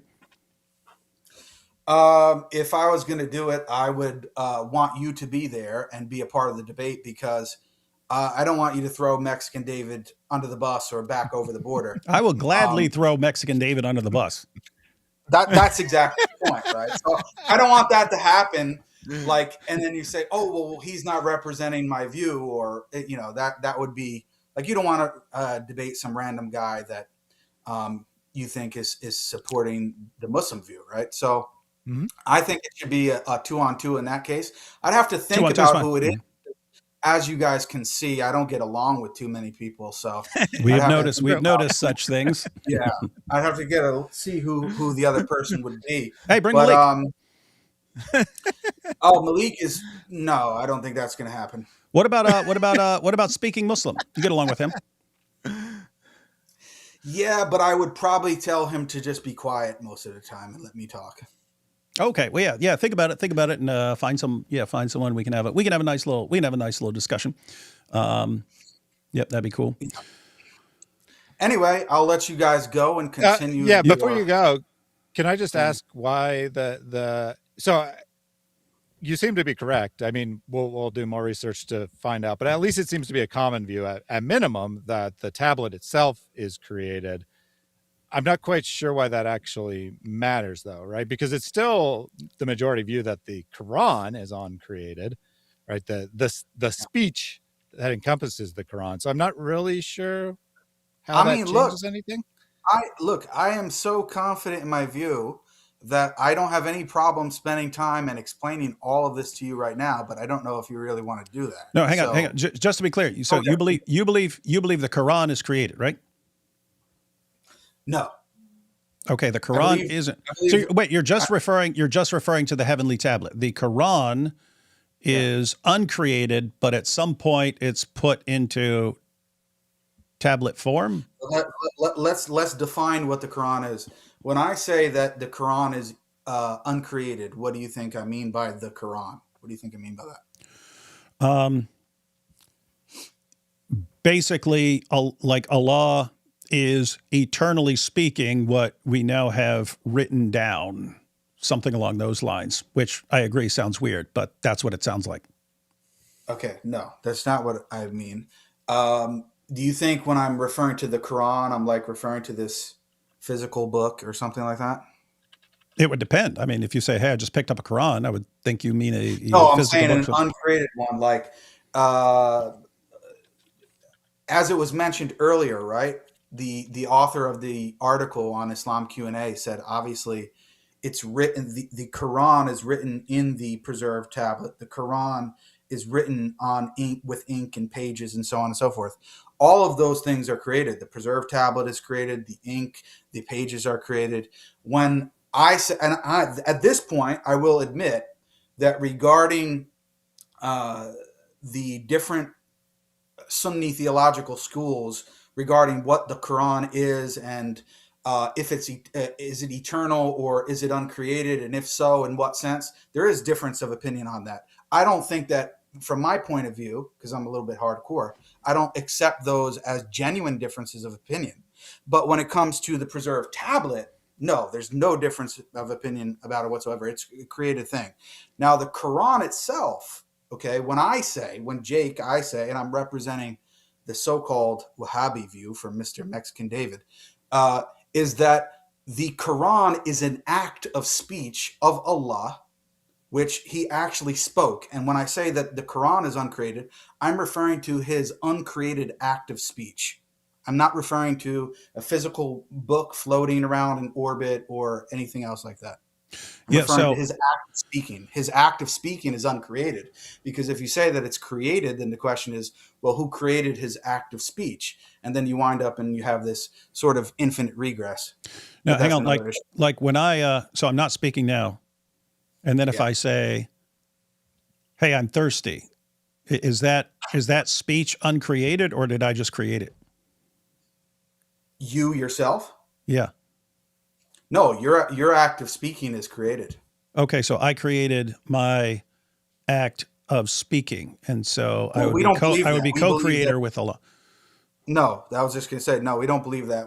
Our position, and this is a general Sunni position, the Ash'aris, the Maturidis, the so-called Wahhabis, all agree that the actions of human beings are created by God. That's our position.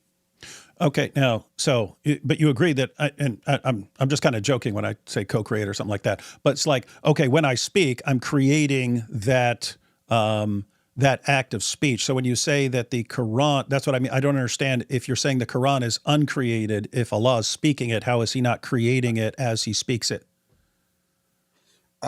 Because let me put it another way to try to make sense of it. We believe not only the Quran is an act of speech, right? From our point of view, we believe our position is that all of God's actions are uncreated. His act of speaking is uncreated. His act of creating you in your mother's womb is uncreated. His act of judging you on Judgment Day, and you still have time, by the way. All of those actions of God are uncreated. His act of creating the preserved tablet is uncreated. The act is uncreated, but the effect of the action is created. The act is uncreated, but the effect of the action is created. Yeah, for example, when God, according to the Genesis account, said, "Let there be light," and he began creating, right? God's action of creating, in our view, is uncreated, but the effect of his action, which is in creation itself, is something that is created. It's not something that's uncreated. We make a distinction, and this is something in the Arabic language that unfortunately the Ash'aris don't get correct.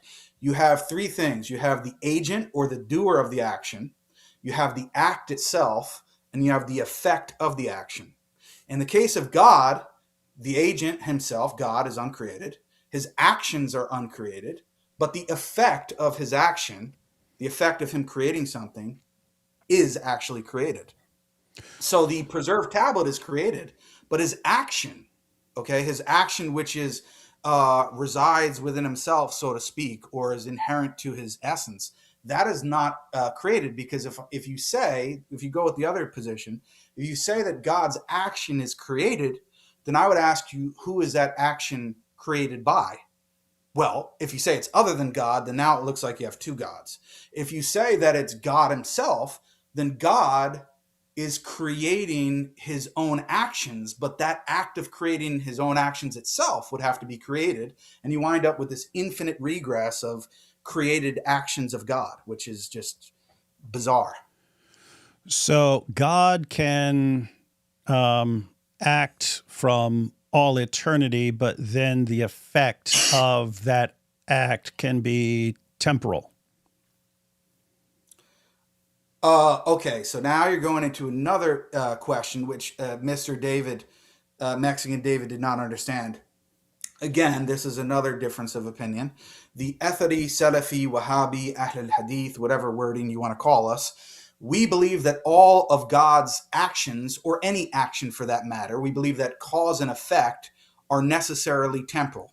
So we believe that every effect is preceded in time by its cause. That's our view. That's not only for our actions, but all of God's actions. We don't have a view. Just 1 second, real quick. I'm just going to add one sentence. David in the video seemed to think that we believe that God is, he literally said that God is like eternally static and that he is completely atemporal and unchanging in the way that he doesn't even act in succession or do different things at different times. That's not our view at all. We believe that God acts in succession and does different things at different times, including him speaking and not speaking. Now, you said cause and effect are temporal? Yeah. You said Allah's acts are, would Allah's acts be eternal? You said they're uncreated, but would they also be eternal? No, they have a beginning in time, but they're uncreated. Okay, so they have a beginning in time. They start at some point. Yeah. But they are not created. Exactly. And this is also, in the Christian tradition, this is the same position of Gregory Palamas and many of the Eastern Orthodox theologians. They have the same view. Actually, Thomas Aquinas has the complete opposite view. He says anything that has a beginning in time is created. Palamas directly refutes that, and he says that our opponent thinks that anything that has a beginning in time is created. And then he goes into biblical exegesis in his book, The Triads, and he explains, he talks about God beginning to create, right? And this is the whole thing with the essence, energies, distinctions. And some energies of God, which roughly would be translated to attributes in the Muslim tradition, some energies of God or attributes could be eternal and uncreated, like God's power, his knowledge, etc. But then there could also be actions of his, even if they're directed at creation, that are uncreated in their language, uncreated energies that have a beginning in time. And we have a very similar position in that regard.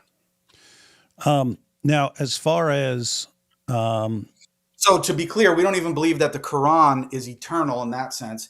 God began to speak the Quran. We don't believe in anything called eternal actions. There are no eternal actions because necessarily any action is temporal. So uncreated but temporal. So the Quran is uncreated but temporal. Correct. And the heavenly tablet is created. The heavenly tablet has a beginning in time and is created. The difference between the two is God's act of speech is from him, resides within himself. It's not like his act of speech separates from him and then exists in the ether apart from him. That's not our view. Whereas the preserved tablet is something that is distinct and separate from God. It's a physical object that exists and is separate from God. So that's why. So our division between things that are created and uncreated is if it has a beginning in time and is separate from God, it's created. If it has a beginning in time and exists within God, for example, an action of his, then it's uncreated. So the Quran has a beginning in time. No, it has no beginning in time, but it's not eternal? No, it does have a beginning in time, the Quran. So let me explain what I mean. Wait, no, I just want to be clear. Because when I asked you about the heavenly tablet and you said, no, the heavenly tablet has a beginning in time. So I was thinking you were distinguishing that from the Quran. But no. What I'm the Quran also has a beginning in time. Okay. Yeah, what I'm distinguishing from the heavenly tablet in the Quran is that the heavenly tablet has a beginning in time and it's a completely separate physical object from God. It's not an action of his, it's an effect of one of his particular actions. Whereas the Quran as an act of speech, or very frequently we use the example, I'm sure you're familiar with the story, the biblical story, but in the Quran it's very specific when Allah speaks to Moses, Musa alayhi salam, it says that he spoke to him directly. We believe that he didn't eternally speak to Moses. How could he eternally speak to Moses when Moses didn't even exist? He began to speak to Moses. We take the Quran on its straightforward meaning. Allah says something, then Moses responds, then Allah says something again. It's a conversation. There's a stopping and starting to Allah speaking. So in the similar manner, Allah began to speak the Quran when he revealed it to the angel Gabriel, and then the angel Gabriel, in our view, brought it to the Prophet Muhammad, and then it was dispensed from there. So the Quran has a beginning in time, but is uncreated. Just making sure I got that right. Yeah, that's right, sir. That's right. We don't even believe. Is that true of the Torah and the Gospel, or just the Quran? Just wondering. That's everything. That's everything. Everything.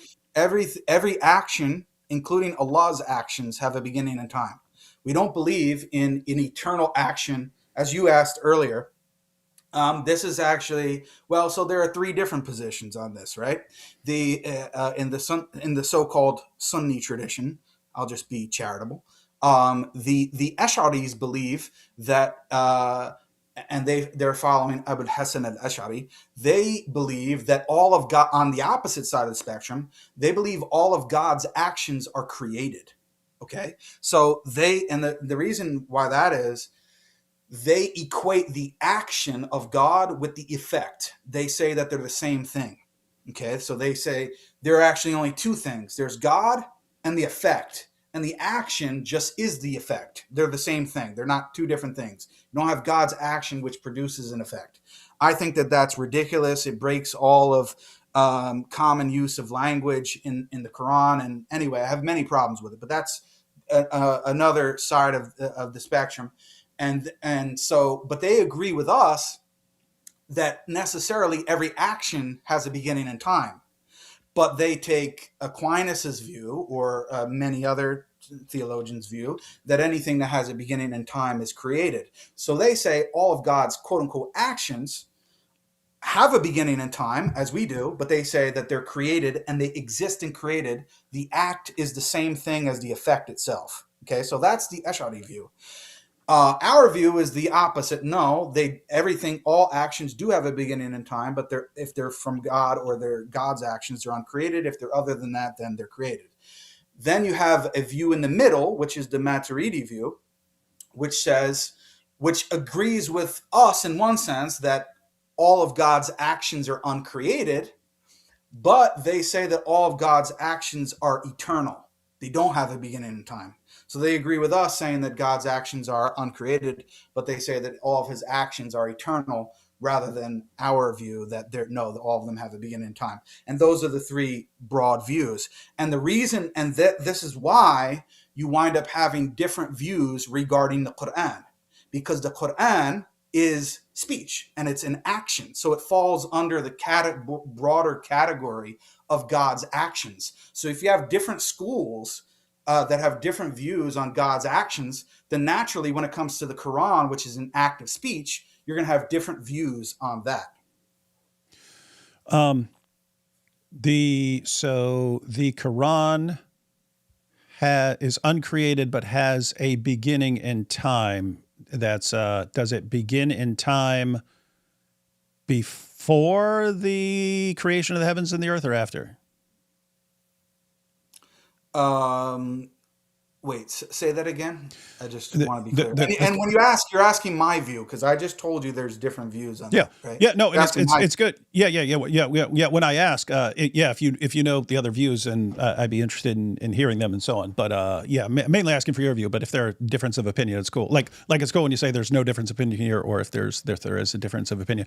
I asked the Quran is uncreated but has a beginning in time. Did the Quran begin in time before the creation of like the universe, or after? Yeah, in the sense that the preserved tablet was created before that, and then actually it's not mentioned explicitly in the Quran. No, I asked about the Quran. Yeah, I know, but I'm getting to that. Okay. So there's actually hadith that talk about.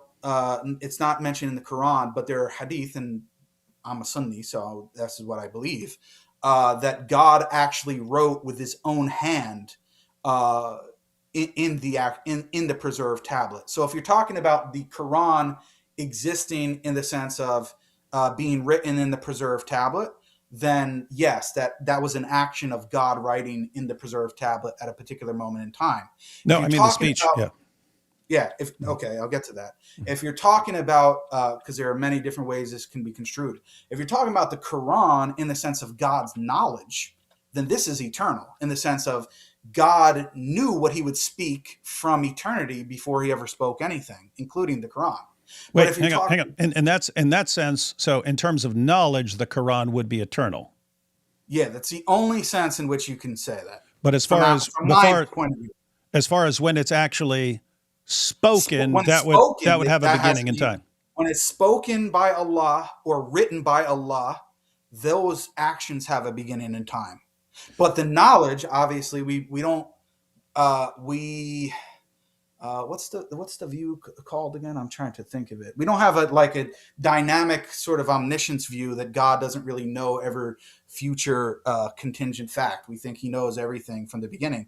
So in that sense, everything, but the Quran wouldn't be unique in that respect. Every act of speech of God or David or Jake of anyone is sort of eternal in the mind of God in the sense that he knows everything that's going to happen. It's not unique from that point of view. But I only state that to say, because some people may get confused and say, oh, what do you mean? God doesn't know what he was going to say in the future? No, of course he does. But the act of writing and the act of speaking have a beginning in time. So as far as kind of putting together the history of the Quran. By the way, this is one of my favorite topics, so thank you very much. As far as the sort of history of the Quran in terms of like the various senses of the Quran, there would be Allah's knowledge of the Quran and of other things, and that's eternal. So there is sort of an eternal script within Allah. Then at some point in... But it's not a distinct, separate, it's not something outside of Allah. So yeah. I mean, it's right. Then at some point he actually speaks it, and then at some point... and then at some point writes it in a heavenly tablet, and then at some point sends it down as revelation. Correct. Okay, so the but again, to be clear, this is my view. The Ash'aris and Maturidis' view on the Quran is very similar. They make a distinction between what they call, or it goes back to the attribute of speech, which is kalam. Kalam means word or speech. They make a distinction between what they call kalam lafzi and kalam nafsi. Kalam nafsi means God's sort of internal speech within himself. And kalam lafzi would refer to, in the case of Quran, would refer to the Arabic Quran, the Arabic Quran. Both of them believe that the Arabic Quran is created. Okay, they believe that the Arabic Quran is created, but there's this thing which is called kalam nafsi, which is a very mysterious idea. I don't think it really makes any sense. And I think it really does kind of reduce to God's knowledge and will. And the Ash'aris and Maturidis have a very difficult time trying to explain to us what they mean by this eternal and internal speech of God. They say it's not composed of letters or sounds. It doesn't have a beginning and an end, on and on and on. They tell you all the things that it's not, and by the end you're wondering what the hell it is. So that's their view. And then they have the fourth view, which is the view of the Mu'tazila, who I'm sure you should know from Islamic history, who were actually attacking many people based upon this whole idea about the Quran being created. And they said that the Quran is created. And the reason why they said that is because they were referring to the Arabic Quran. Okay, they believe that the Arabic Quran is eternal, but they don't believe in a distinct attribute of speech like the Ash'aris and Maturidis do, according to them. What they say is, no, you guys aren't really affirming anything different than us. Everything that you're affirming, you Ash'aris and Maturidis, can be reduced to God's knowledge and will. You're not really affirming a distinct attribute. And the Ash'aris and Maturidi scholars actually wind up admitting that later on. They say that really there's only a semantic difference, between the Ash'aris and Maturidis on the one hand and the Mu'tazila on the other hand. And really the only group that is saying that the Arabic Quran is uncreated is my position and the position of Imam Ahmad ibn Hanbal and those who followed him. So just trying to put all of this together, you've got the Quran in terms of Allah's knowledge. That would be... Everybody agrees that's uncreated and eternal. Uncreated and eternal. Then you have the Quran spoken by Allah. That would be uncreated but temporal. Then you have the heavenly tablet. That would be created and temporal. And then you have the Quran as it's revealed in our world, sent down, and that also, like the preserved tablet, would be created and temporal. Everything is correct except for the last part. So our position is that no matter where the Arabic Quran is, whether it's written in the preserved tablet, whether it's memorized in human beings' hearts, whether it is written on the mushaf, like the ones that you have that you like to desecrate, unfortunately. All examples of that, we say that they're uncreated. And what we mean by that is, we mean it is word for word, verbatim, what Allah actually spoke. It's literally his word for word. An example would be like this. If I were to, or even on this live stream, I'm speaking right now, and this is my speech, right? Now, if you were to do a video after this and you quoted me, it would be correctly referred to as Jake's speech. You would say, I'm quoting Jake. Jake is the reference point here. This is what Jake said. Or if I write a book and then you cite my book, you cite me as the author or the one who wrote these words. So in that sense, the Arabic Quran that I have in my house, which I don't have one right next to me now, but that is uncreated in the sense that it's what God spoke. From our position, it's what he spoke verbatim. So we are literally repeating the uncreated speech of God that he spoke at a particular point in time. But we don't believe that the physical book or the ink and the pages, we don't believe that that's uncreated, of course. So when we say uncreated, we're just referring to the words that they come from Allah. An act, you said acts of Allah are uncreated but temporal. Yes. Could Allah perform an act from all eternity, or would it have to be temporal? No, it would have to be temporal. From our position, all actions or cause and effect are necessarily temporal relations. And this is not to nerd out or anything, but this is the kind of standard view in modern physics as well, that causation is something which is called diachronic. It's something that happens over time rather than synchronic. Cause and effect are not synchronic or at the same time. They're diachronic. They happen over time. There's a before and after. And I think that this is really I don't think it's anything too surprising. I think it's a pretty common sense view of the world that, causes precede their effects in time, even if it's by a millisecond. Two things there. I mean, it's Do you agree with that, by the way? I mean, I've been talking a lot about my view, but I'm interested to see what your view is. Because there are different views of God in the Christian tradition. Some have a utterly timeless and you can say immutable in a sort of radical way of understanding God, such that he doesn't genuinely act in succession. He doesn't really do different things at different times. It may appear that way to us, but for God, everything's the same, and he's not really doing different things at different times. Is that your view, or do you think that God actually literally does do different things at different times and act in succession? I usually don't take a position without thoroughly studying it. And there are certain things that I'm just even if I spent my entire life studying that, I'm not sure I'd grasp it. And so I would generally focus on other things. But had kind of two things there. So as far as causation, like if this cup is sitting here, I can say, how is this cup sitting here? Why is this cup here? What caused this cup to be in this position? And I can say, well, because I put it there. I put it there. That's temporal. I put it there, and now it's there. But I can also say that the reason the cup is here is because there's a hand holding it up. And so that's temporal in the sense that I put it there. But the idea that a hand could be holding up a cup from all eternity, that wouldn't be temporal. That would not be temporal causation in terms of like this happened. In other words, it's a different kind of causation. My hand is causing this to be here right now. It's at the same time. Why is this cup right here right now?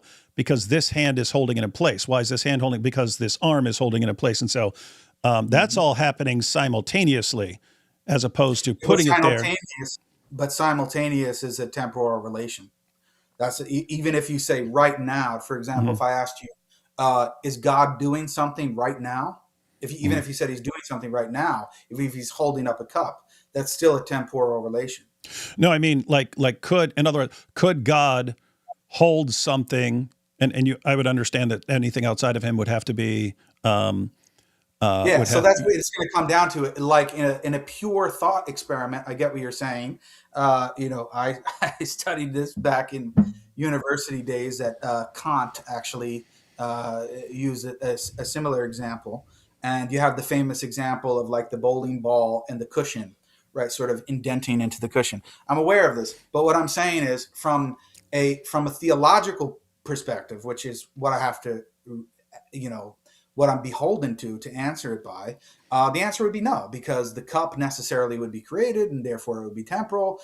The same thing for anything else that God is going to be holding that is distinct from him in that way. And therefore there's no legitimate kind of thought example that really is going to fit the bill. So I wouldn't really accept any of those as legitimate thought experiments. So you would say that Allah could not even possibly speak the Quran from all eternity? I think that the question is malformed. I'm not saying this to attack you. I'm just saying from my point of view. I'm saying that the question itself is nonsensical. It's like asking, what does the color blue smell like? It's just a category error. So it's not a deficiency on God's part. I want to be clear. It's not a deficiency on God's part because we believe God's will attaches to anything that is logically or metaphysically possible. But we don't believe that this is a legitimate logical or a metaphysical possibility, just like God creating it from our perspective. I mean, some people may take a radical view on this, but like God creating a square circle. We don't say that it's out of God's weakness that he, quote unquote, cannot create a square circle. It's just a question that is basically gibberish. And it's the same thing for us when it comes to eternal actions. We don't, and this is another reason why I'll just say I'm not doing this to because I think I've been pretty fair. I'm answering all your questions. I'm not doing this to attack Christianity, but I'm just saying from my point of view, one of the reasons why I could never be, at least in my current paradigm, a Nicene Trinitarian. And actually there are other Christians that hold this view, William Lane Craig, for example, being one of them. He thinks it's ridiculous to talk about eternal actions or, actions are necessarily time bound. There's a beginning and an end and a cause and effect before and after. And because of that, he actually rejects the Nicene Creed or at least the portion of it that says that the Son is eternally begotten from the Father. From my paradigm, eternally begotten is gibberish because how could he be eternal and yet he's begotten? And even the 4th century fathers like Gregory of Nyssa and the Cappadocians, who were very influential in coming up with these kind of doctrines, they specifically use the word cause. They believe that the Son is actually eternally caused to exist and he's dependent upon the Father. For me, that's nonsense. It doesn't make any sense because actions are necessarily temporal and time-bound. And for that same reason, that's one of the reasons, not the only reason, but for partially for that reason, William Lane Craig actually rejects the doctrine of the eternal generation of the Son. He thinks it's not only not scriptural, but it's also irrational.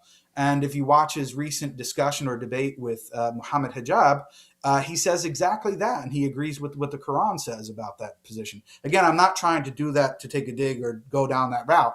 I'm just trying to say or give examples that you might be familiar with to show that maybe even if you don't agree with Jake or whatever, it's not necessarily a crazy view, because there are many Christian theologians and philosophers who actually hold a similar view that God, if you want to say, is quote unquote temporal, because he began, at least in the Christian paradigm, he began to create, right? He began to create. He went from not creating to creating. Well, how do you explain that he went from not creating to creating? Or even with the incarnation, right? How did he go from not being a man to becoming a man, or becoming specially related to a human nature? Obviously, there's some kind of action that took place. Otherwise, what are you envisioning? That there's like this eternal physical body that he was always related to in heaven? I mean, it doesn't really make sense. So I can't, for the life of me, I can't understand how a Christian, given your typical commitments, especially considering things like the incarnation, could not believe in a God that does different things at different times and acts in succession genuinely. On that issue, just to be clear, so Allah can have knowledge for all eternity, but he can't act from all eternity. Yeah, because we don't believe that knowledge. We don't believe that knowledge is an act. Okay. Right. So like knowledge is not a verb. It's a noun. Thinking would be an act, right? Exactly. Yeah. So you can have knowledge without thinking, right? In a sort of zoomed out perspective, yeah. Okay, it's not like God doesn't think like, so imagine God is eternal and his knowledge is eternal. We don't believe that there was a moment of time where God was wondering, what am I going to do next? Or what is my plan actually going to be? I know that in the Christian tradition, regarding God's decree, there's different positions, and some of the theologians have come up with these sort of what they call logical moments, like God's, let's say that his, they go into the idea of his free knowledge and his natural knowledge, right? So his natural knowledge is logically prior, or it's a logical moment prior to his free knowledge. But these are just kind of like thought experiments. It's not as actually if it's meant to be taken literally, in the sense that God didn't have that free knowledge at some point in time. He always had his natural knowledge, his free knowledge, and if you're a Molinist, middle knowledge. All of that is eternal. And he didn't think it in the sense that he was wondering, what am I going to think? And then he thought it up, and there was a time before that where he didn't know what he was thinking. No, I mean, that's just weird. So there would be, on your view, there would be some first act of Allah. Okay, so now you're going into another kind of where there's difference of opinion, right? So some scholars say that, and no, actually there is no first act, and that there is an infinite regress of God's successive actions in time. And others say no, that there was a first act. Maybe the idea, there are different hadith about this. I'm just saying from a theological point of view. Was the first creation the pen, or was it the throne, or was it this or that? There's difference of opinion and discussion about this. But I would say, to be fair, yeah, the majority of scholars would take the view that there was a first act, and there was a first act of Allah, and there was a first thing created. And then, because there are somewhat what appear to be at times conflicting traditions about what exactly was the first thing created, there may be difference of opinion about that. But yeah, most scholars do believe that there was a first thing created, first act. So there would be like an eternity of basically knowledge, and then an act, a first act. Yeah, in that case, yeah. I mean, I know I'm not trying to press you or ask you these questions because I'm trying to get a gotcha, right? I think it's been pretty clear. I'm trying to be fair, but I'm just genuinely wondering what your view is on that. And are you just saying that you don't take any view on that, like at all? Like you don't, or do you favor a view, or do you wake up on the weekends and you're thinking, wow, that makes more sense, but then during the week something else? Like what's your thought process on like God's relationship to creation, and does he act in succession or not? No, as I pointed out, I normally think when it's something that's massively beyond sort of my realm of reality, that I can believe certain things, but as far as putting like my stamp of approval on this is the correct view of things, I normally wouldn't do it unless I like read everything major on the topic and then said, okay, this definitely has my stamp of approval.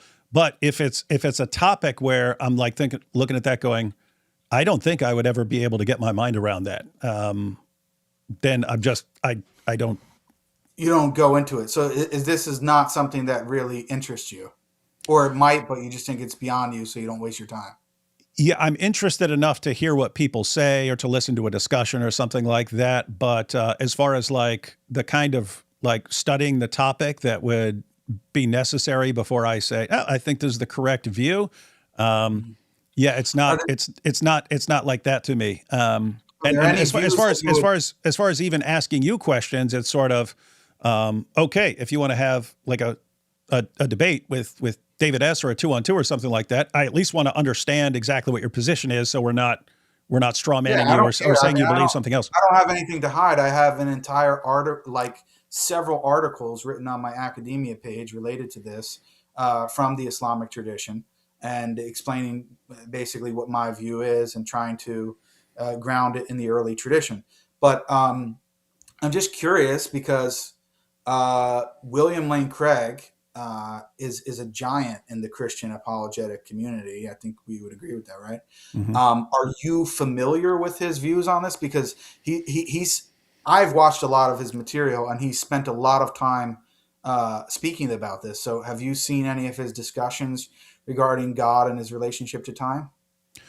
I saw a presentation he gave. I forget where it was. It was up when I was in New York, so it was somewhere local, maybe at Rutgers or something like that. But as far as what he was saying then, yeah, he rejected eternal generation. He just believed 3 co-eternal persons without one being generated from one of the others. Yeah. As far as what I saw, but not even just with that, like. That's one part of it, because I think that falls naturally out of his view of causation or time and God's relationship to time. So you have like the broader view, and his view is that, which I don't know. I think it's problematic for other reasons, but anyway, he says that God sans creation or without creation is timeless, and then with creation he's in time, and the reason is because, well, it just seems obvious to him that if God begins to create, I mean, that's temporal. And then, the whole idea with the incarnation, everything else. So William, I'm using him just because many of the audience may be familiar with him. And he's someone who believes that God is quote unquote temporal when he begins to create and going forward. So, okay. I mean, you don't have to take a particular view on it for this conversation, but is there any view, let me ask it in a different way. Is there any view related to this subject from a Christian paradigm where you say, oh, that's not acceptable? Like, I don't know what the correct view is, but that view is definitely not acceptable. Is there anything that... along these lines, like, I've heard Craig talk about that. And when he's speaking about things like that, I'm like, how would I know, man? How would I like I think my view is just once you get sort of far enough beyond our plane of reality, things are just not going to work like we think they are. Like we are kind of bound by our thinking, which is made for where we are. And as soon as, just like thinking, okay, you go down to quantum mechanics, like the way things operate on a very tiny level. they make no sense from our perspective, and that's like part of the creation. And if you go to things on an extremely large scale, then you start dealing with relativity, and things don't operate the way we could ever imagine them. And so when you're talking about all of that, and like Stephen W. Hawking in a Brief History of Time, he said people ask him, can he get his mind around or visualize 4-dimensional space-time? And he said, I have enough problem like visualizing 3 dimensions, like let alone 4 dimensions. And so just like in my mind, it's like, okay, even like these world-renowned minds, they can't get their mind around something that is part of creation. And then so the idea, this is just myself, I can't say what other people who are, like way better at dealing with these concepts. And I like, like, okay, this cup, that like things that like more tangible. In my mind, it's just, okay, if I can't grasp things that are like far beyond me in creation, what are the odds that I'm going to understand like the creator and how things work in a timeless way or some other completely different mode of time or something like that? It's like, why would I even occupy myself with that? And I'd leave that to others. What about, are you familiar with open theism? Yep. Do you think that, I'm not saying that, asking if you hold that view, but is that something that you think is acceptable, or do you think that's like a heretical view? I don't believe in open. For anyone who's watching, open theism is the idea that God doesn't know certain things in the future and can't know certain things until they happen. And I can kind of get an idea of how someone could think that way. And if I were to steelman it, it would be. If I were to steelman open theism, it would be along the lines of something like a logical contradiction. When we say that God is omnipotent, we don't mean that he can do absolutely anything. We mean that he can do possible things. And so God can do anything that's possible or something like that. And so impossible things, they're not, it's like what you were saying before. It's just gibberish saying, can God create a square circle or something like that? You're just misusing words. Right. And so to steelman that, I would say, when we say that God knows everything, it would be that God knows everything that can possibly be known. He knows all of that. And until it happens, it can't be known. And therefore, it's not something that would be included in God's knowledge. If I were to steelman, I don't believe that. And I would definitely say it'd be in the realm of heretical, but it's not something I would say like, just prior to anything I would say is impossible. It's just just so you know, like unless you're dealing with like square circles or something like that, I think of everything in terms of like probabilities. Like this seems like really probable. This seems like really, really, really like if you told me you came here on a time machine from the 27th century, I wouldn't say that's impossible. I'd say that's really, really, really improbable, and I'd have to see some really good evidence for it. But yeah, so I regard open theism as extremely problematic. But so I would say like tiny, minuscule probability. And that's just in terms of maybe I don't have a full grasp of what knowing all things for all time would entail. And maybe there is some reason that certain things that we haven't done yet can't be known or something like that. But yeah, until I see an actual like contradiction. Uh-oh, hang on. We got something here. Uh-oh. Whoa. Hang on. What's that? Uh-oh. What's up? Hey, we got David S. David S. Oh, showed we up. got the Mexican David in the building. Hey, David S. Why are you completely misrepresenting Jake's position the entire time? And not only that, misrepresenting all of Islam. There is no classical Muslim scholar who believes what you stated as fact in your book and then build all kinds of dilemmas out of it. And you were just spouting gibberish the entire time, straw manning Islam. Dang. Can't believe it. If that's the case, well, number one, nice to see you, Jake. It's good to actually see that you're trying to converse about it. Not going to lie, I think you're probably one of the only Muslim Dawah people out there who is willing to converse about this stuff, so I appreciate that. Are you actually Mexican, by the way, or are we just joking about that? Oh, no, I'm Puerto Rican. Okay, hey, guys, just everyone. we should probably stop saying that then. Yeah. I mean, it's whatever, dude. It's like, yeah, Puerto Ricans are pretty laid back. They love being called Mexican. I'm just kidding. Yeah. I've noticed lots of different people they get mad if you call them by the wrong country. I just wanted you guys to know I do have to jump up at a couple times. There's no nurse, and so I have to make sure that someone is with my kid. Otherwise, my wife is staying up all night. So I'm gonna I'll be jumping out and back in and so on. But I'm guessing I don't know if you guys are gonna have your discussion now or plan your discussion, or David, you want to respond to some things and so on? I just want to say to the Puerto Rican David that I initially came on and said that I would be willing to have a discussion or a debate with the two of you on some of the things you presented. But I think now, after I gave pretty much my whole playbook to David, I don't know if he's even going to be willing to do that, because I think maybe he's going to come around and say, okay, Jake, you're right. So there's really nothing to debate. But, all right, David asks, do you accept defeat, that you have said a bunch of things, he has corrected you, and maybe there are some delays? Well, I don't even know if he was listening. Yeah. Was he listening? Yeah. Were you listening? No, I actually just hopped on like 5 minutes ago. So yes, he wasn't listening. I'm saying DW. I'm saying David Wood might be willing to accept that, but he hasn't heard anything, so obviously he doesn't have an opinion on it. He doesn't even know what I said. So yeah, I mean, all I can say is, like, obviously I mean, I have a little bit more time. I don't want to steal this show with the stream, but I'm willing to stay on for. You can. He's the one who showed up. You could have been on your way out, but he showed up.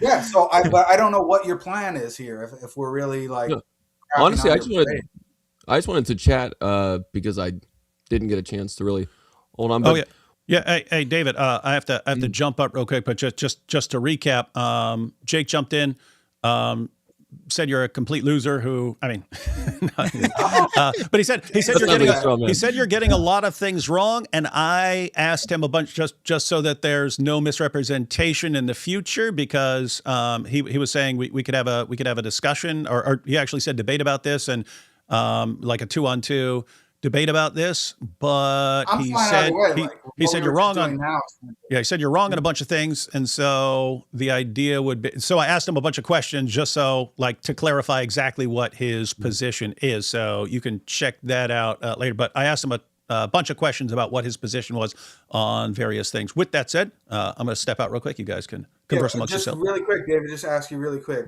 Are you opposed while you're away of David and I talking about some of the things we already discussed? Is that okay with you? No. I'm totally laid back, man. All right. So go ahead. Anyway. Yeah. So I just want to say I'm going to be very honest.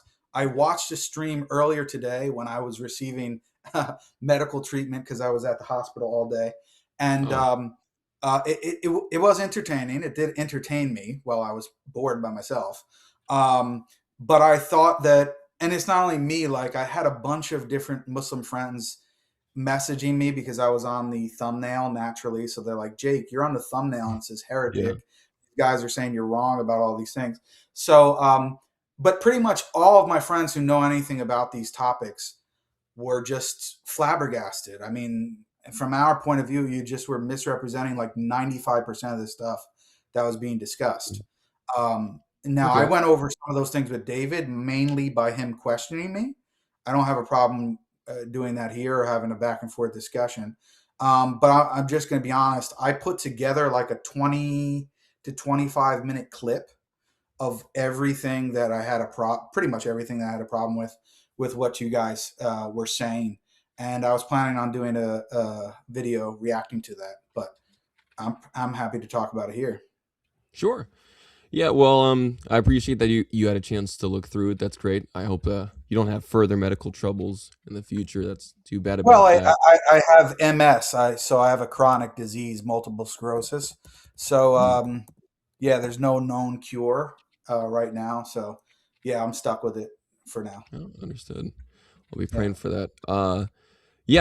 I don't mean to misrepresent. Obviously, I was trying to go through what I can see from different Wahhabi writers and scholars about various topics. So at the beginning of some parts of the cross-examination, when you said that Allah doesn't will the preservation of the Quran on earth, and then a few minutes later you said that he does will, by his will and power, the preservation of the Quran, I think you can understand why that might be a little confusing just hearing those. I don't think that happened.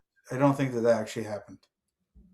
Okay. And if I ever did say that God doesn't will the preservation of the Quran on earth, I'd have to look at that because I honestly don't recall saying that, and I don't know what I would have meant in that context about that. But our position is that what I think we were referring to before that was David Wood was trying to make a distinction between prior revelation, because naturally you're talking about the Islamic dilemma. So he was trying to make a distinction between prior revelation, like the Torah and Injil, versus the Quran, and basically was trying to say, well, why did God will not to preserve the Torah and Injil on earth, but he did? He preserved it in the preserved tablet. And on the opposite, he preserved the Quran on earth, but he didn't preserve the Torah and Injil. So that's my position. That's what I thought I said. So if I slipped up and said that the Quran is not preserved on earth, I mean, that would be very strange, right? Like, again, I didn't press hard on it because 2 minutes after you said it, you said exactly what you said there. So I figured it was just like, some sort of response that was not full or complete.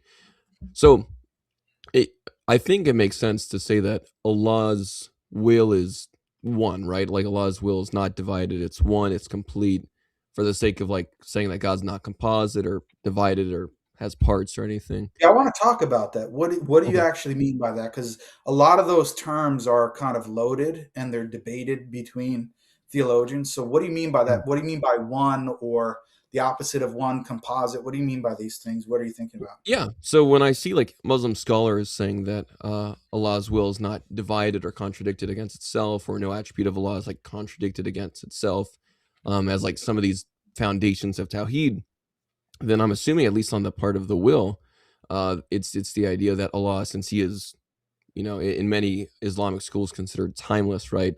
And his attributes by extension are like these uncreated, timeless aspects of him, then it would be true that like Allah is also willing timelessly, before creation, Allah is willing timelessly. Yeah, good. Okay, good. Yeah. So do you think the quote, and I'm just using your terminology because that's what you used in the discussion. Do you think that the Wahhabi position is that God is timeless? I'm not exactly sure. It's a little confusing between different Wahhabi scholars. It like some would either say that Allah creates time, but I didn't see many that said he creates time exactly. Other ones said that he's just like eternally existent and without temporal relations, but then he acts in time when he makes creation. So it sounded like he went from being timeless to in time, and I was kind of confused by that. It actually sounded quite similar to William Lane Craig's position. When I heard that, I was like, oh, that's strange. It's like a Kalam position. But I mean, much of what you said, I mean, we could literally go through the clip that I put together if you want, because I don't want to misrepresent you. Not everything is clear in my head. But from what I remember and the fact that you just brought it up now, it seemed that a lot of your dilemmas or problems or whatever you want to say were predicated on the idea, or claimed that I was misrepresenting the Wahhabi view, let's say, were predicated on this idea that God is utterly timeless. In fact, I think at one point you said that he is, what was the way that you phrased it? You said something like, oh, he's like eternally static. I think that's what you said. I think you said that the Wahhabis believe that God is eternally static and timeless and things like that. So it seemed like much of what you said was predicated on that idea. But then when you're talking about it here now, you're saying that you're not sure, and it seems like even some Wahhabis are saying something similar to William Lane Craig. So that's really, it would still say that he's like timeless prior to creation. The confusing part is this: I don't see a Wahhabi that strictly says Allah like ceases to be timeless. He just starts to have time-bound actions while not having a change to like his essential timeless nature. So, but what would that mean? What would that even mean? well, that's the confusing part. Exactly right, right? That's confusing to me. And also, most of it was actually predicated on the idea that his will is immutable, not essentially on his timelessness. So the immutability of his will, like the unchangeableness of his will prior to creation, is the thing I focused on more than the timelessness. I think. Okay, let's talk about that then. So, what do you mean by his will is immutable? Because immutable to me means that it's not subject to change, and most people take change. Well, I mean, it's debated what time is, but a lot of people take time to be a measurement of change. So they're directly related to each other. So, what do you mean by God's will is immutable?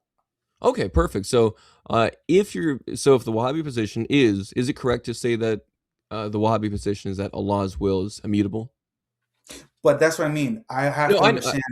I have to understand I could, in a sense, use it that way, but I don't know what you mean by immutable. So I want you to explain to me what you mean by immutable, and then I'll answer the question based upon how you understand it. Yeah, so from what I can see from the Wahhabi scholars, your definition is what I was assuming Wahhabi scholars intended by immutable, right? That it's not subject to change.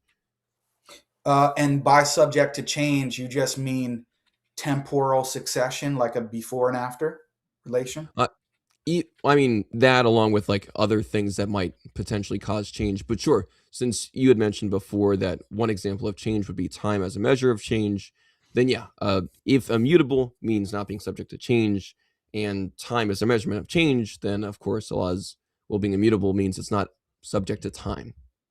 Right. And so there would be no sort of before and after to, and by will, do you mean the faculty by which God performs actions? Is that what you mean by will?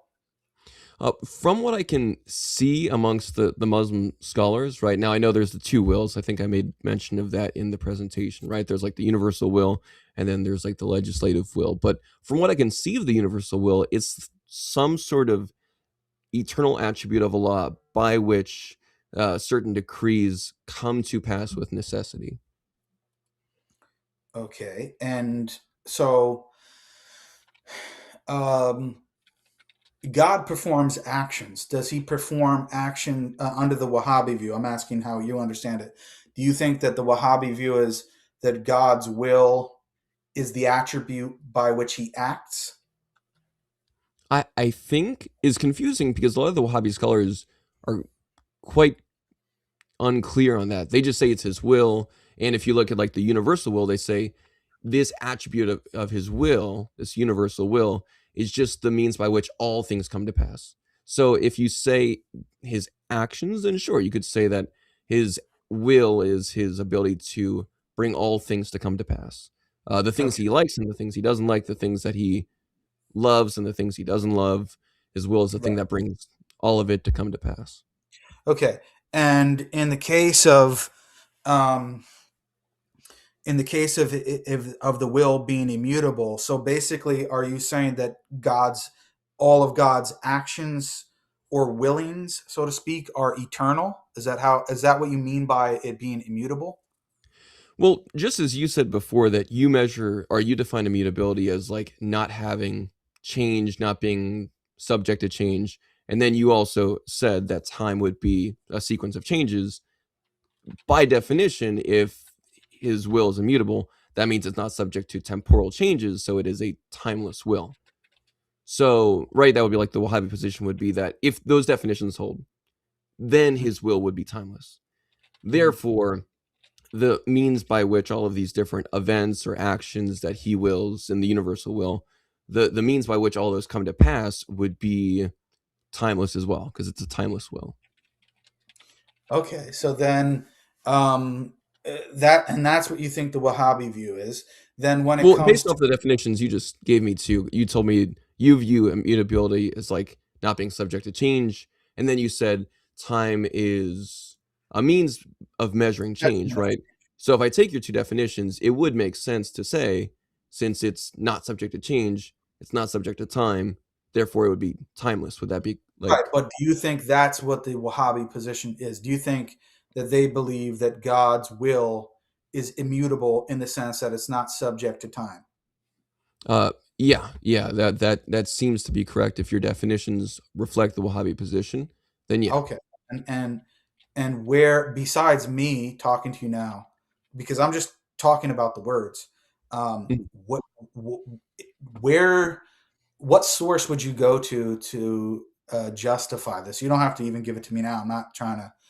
I'm just wondering what is in your mind about that. Like where have you read that the Wahhabi position is that God's will is not subject to time, let's say? Well, that's a good question, right? So if it's true, and mind you, in the presentation, I actually made distinctions. I actually showed the parts where you do agree with the Wahhabi position, but then I explain how I think the Wahhabi position leads to a dilemma collapse, right? So even if a Wahhabi says one thing, I would say, well, no, that leads to a logical issue or a modal collapse.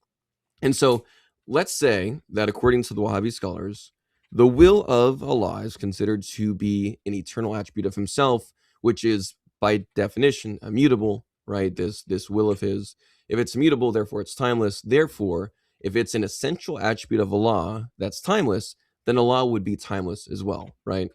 Allah wouldn't have parts of him that are timeless. He would just be timeless. Mm-hmm. And so if I'm, do you think that that's problematic? Do you think that a view of God being utterly timeless and immutable in the way that we describe, not subject to change in terms of his essence and all of his attributes, do you think that's a problematic view of God? No. It's actually the set of various views all being brought together, right? So when I'm critiquing the Islamic position, I'm critiquing Tawheed in combination with immutability, in combination with timelessness, right? So, for instance, if the Wahhabi position, just to like try to, or actually not even the Wahhabi position, if there was a Muslim position that asserted that Allah was kind of like what R.T. Mullins would say, right? R.T. Mullins is a great Christian philosopher, and he believes that God is time. You know, he's a good friend of mine. Oh, really? Yeah. You know, he's amazing. Ask him about. No, he's wonderful. I love R.T. Mullins, but I'm in the footnote of his of some of his academic works. Really? Oh, that's awesome. Wait, I'll have to check that out. That's great. His book, The End of the Timeless. He was one of my professors in my master's program. Did you go to I'm not gonna say where I went because oh yeah. Never mind. Yeah. You know, we've got doxers here, right, Thaddeus? So yeah. I mean, not here, but probably in existence, yes. Okay, so I'm just not going to disclose that just for that reason. Never mind. I was going to say the place he taught, but you're right. Yeah, that makes sense. That's safe. I mean, to be fair, he currently teaches at a few different universities. So, but just by me saying that, if people want to dig, maybe they can find it. Yeah, maybe not. That's all right. Everybody forget that anything was said. Jake's cool. Don't dodge. So I wouldn't say it's the idea of just a timeless God per se, right? I would say it's the combination of, and I think I actually talk about this in my book. It's the specific combination of Tawheed, right, with the nature of like Allah willing in accordance with His perfections and His wisdom, which also, of course, views Allah's own attributes as perfections. In that being in combination with like His immutability of will, all those things together form an issue, right? So if there was a Muslim position that saw God as just genuinely trying to understand what does that combination how what is the issue that falls out of that of Tawheed, immutability, and with His wisdom or acting by His wisdom? Yeah. So the positions I keep on hearing from Muslims is that like Allah is truly like essentially immutable in terms of His will, right? And in the exact same definition that you applied, not subject to change. And as you also followed up with, you said time is a measure of change, so Allah's will is not subject to temporal changes either. Well, if that's the case, then we're using like a strong form of immutability, and that kind of immutability, right? Like this essential immutability that also has to do with the actions that flow out of Allah. That strong immutability does lead to some problematic issues because it's not even dealing with like Allah's with temporal changes or sequences, which would You therefore cut out allow. on my end for about 5 seconds there. I don't know if it was also for them, but it was on my end. You said that the problem is not just immutability, I think, and then it cut out. Go ahead. Oh, I'm sorry. All right, I'll try again. It might have been on my end. I just didn't hear you. That's right. So the problem is not just like immutability, but that strong immutability. Right, That yeah. it's that seems to be part of that definition, right? So the definition you're using, and that definition that, again, it seems like some Wahhabi scholars are using, but it's tough because then they don't go as deep as a lot of other Muslim scholars in different camps might go in terms of like the exact philosophical strength of the language they're using. And so that strong type of immutability where Allah is always doing, I'll even make it a weaker form of immutability. Allah is always doing the kind of things, right? So just to be like more fair, Allah is always doing the kind of things that he's always been doing. Well, there's kind of an issue there, right? Because if I say Allah has always been doing the kinds of things that he's doing, well, then I should be saying that Allah is like eternally speaking. Because then when Allah, through some sort of intermediary or some sort of means or act, creates the universe, then I could say that Allah has, eternally been speaking. So when Allah does revelation, which is like these moments where his speech, his eternal speech becomes temporally manifest, then that's not going to be like as much of an issue, right? But if you say that he hasn't been eternally speaking, it's just his ability to speak, then it does sound like he's actually gone from like a change in the kind of thing he's been willing, right? So that critique, and again, when I'm doing my dilemmas or critiques, it's not predominantly focused on just if you agree with the Wahhabi scholars. The critique is, all right, if these claims uphold what some Wahhabi scholars are saying, then that would be a dilemma for those Wahhabi scholars or for people in the Wahhabi camp. Even if those Wahhabis don't know that there's like a dilemma there.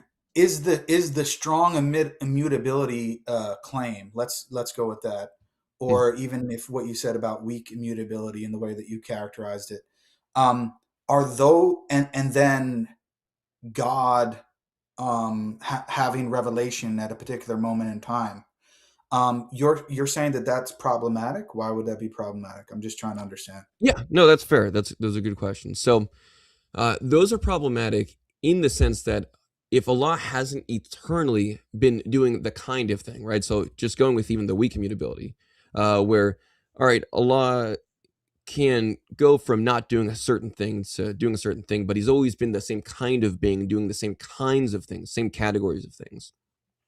Yeah. If we have to say then, okay, well, at least what kind of things has he been doing prior to creation that explains the actions he's doing after creation, right? So in my book, I explain that we could say the God of Christianity is eternally relational, right? He's eternally relational. If you want to parse that out in terms of like God is omnitemporal in like the R.T. Mullins view, where God has time as an attribute, right? Or if you want to go with like a modified view, like the classical Thomistic timelessness view, in either case, we know that God has always been the kind of being that sees relationship with other entities as a good thing. The God of Islam does not have eternal instantiations of relationships as like part of his essence and being. And so if we're just going with even more simple, right, like an inference to the best explanation, and I think I mentioned this in the book too, right? Not all of these dilemmas have to be like necessary logical dilemmas. If a Muslim has a weaker version of it, you could say, well, then let's just go with inference to the best explanation, like a lot of scholars do. Which model of God seems to explain creation better? A God who has not been eternally related to another entity or person or something, and therefore does not see eternal relationship as a axiologically meaningful pursuit, or a God who has been eternally relational and therefore sees relationship with another entity or person as something axiologically meaningful and worth pursuit. I would say, oh, okay, the one that sees relationship as a good thing is the one that would make a thing to be related to, i.e. a universe, rational agents, angels, humans, stuff like that. And so the book, I know we only went through like 6 dilemmas out of 100 or whatever, but I think this inference to the best explanation could still apply to each of these dilemmas to kind of how people think, well, which model of God actually explains this better? Okay, so yeah. now it seems like you're saying it's not in the particular discussion we're having now is not based upon a necessary inference, right? There's not like a logical inference that necessitates. Well, it could. It could, right? So the issue is, because, mind you, this is just how philosophy works a lot of times, people can be in the same camp but still using different definitions. So since I know that's just how scholarship and philosophy works, I allow people to say, okay, you're probably going to talk with a Muslim, just like how, obviously, you could talk with, like, 2 Thomists, right? 2 Thomistic Christians.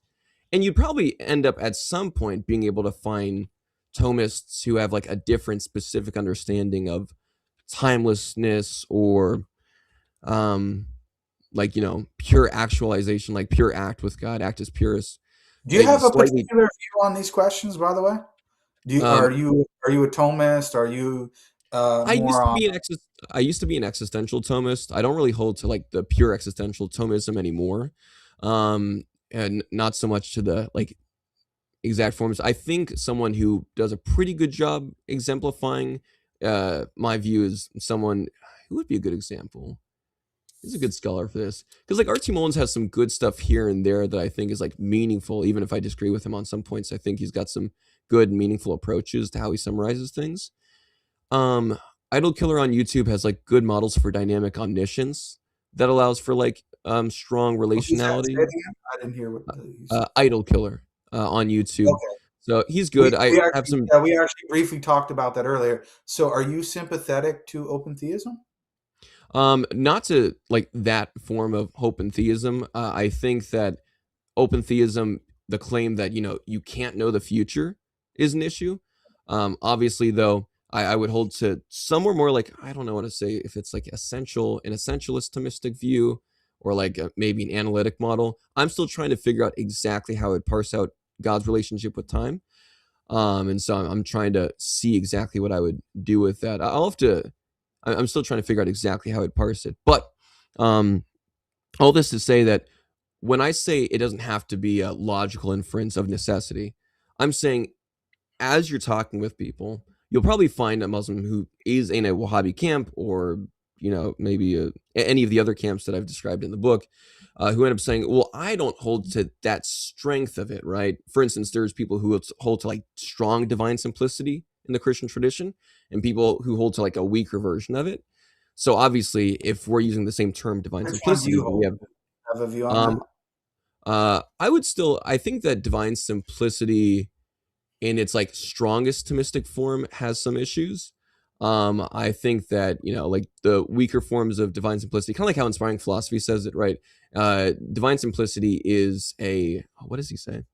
It's a luxury, not a necessity, right? So it's not going to cause any like essential modal collapses, but it might be better to approach understanding God better through like the philosophy of mind. And so, which I'm actually more sympathetic to. I'm actually more sympathetic to the idea that the one being who exists as 3 persons could be like analogically described in some sense as one divine mind, in which there are like 3 loci of consciousness that have full identity with that one divine mind, or like 3, you know, asymmetrical relational states, right? So in either way, I think the philosophy of mind can actually help a lot with those models of God. Sorry to cut you off. I just really want to understand this like try to kind of simplify for the audience, because a lot of people probably don't know what we're talking about, right? Sure, so yeah. Do you believe that God's knowledge, his attribute of knowledge, is identical to his attribute of will? Do you think that they're the same thing? No, that would be like a strong type of like identity, or a strong type of divine simplicity. Okay, so you would hold more to like a Mullins type of view, in that sense that the attributes are not identical to each other or to the essence. And then it also seems like you're not. Potentially. I'm still trying to figure out exactly, because R.T. Mullins has like really good responses to a lot of questions, but then also like I see, you know, St. John Chrysostom early on in the Christian tradition allows for some like open approaches. So I'm still trying to figure out where I land exactly on some of that. Do you hold? You don't have to say it if you don't want to. I know some people are shy about this, but do you belong to a particular church denomination? Yeah, well, okay, I do, but I guess it's basically as close to like non-denominational as you Okay. can get right now. So you're like a Protestant, non-denominational. Okay. So Well, yeah, obviously I have a tradition that I wish I held to, but not really an option in my area. Oh, and do you mind saying what that is, or not really? No, I can't speak to that. God willing, maybe he'll bring me into that tradition in the future. We'll see, but Okay. No, I'm not yeah. trying to press you. I'm just asking so that I can understand where you're coming from. That's all. Yeah. So Yeah, and that's fine. Like, for instance, here, I'm familiar with the different schools in Christianity, so that's why I'm asking, because it just kind of helps shortcut some of these things. So yeah, like I'll say it like this. It seems like to me, to be very honest with you, it seems like you kind of have a similar position to David, where you're like, a lot of these things are complicated, they're difficult to understand. You don't really have like a set position on, or like a dogmatic position on all of these different things. And that's fine. I mean, that's fine for you.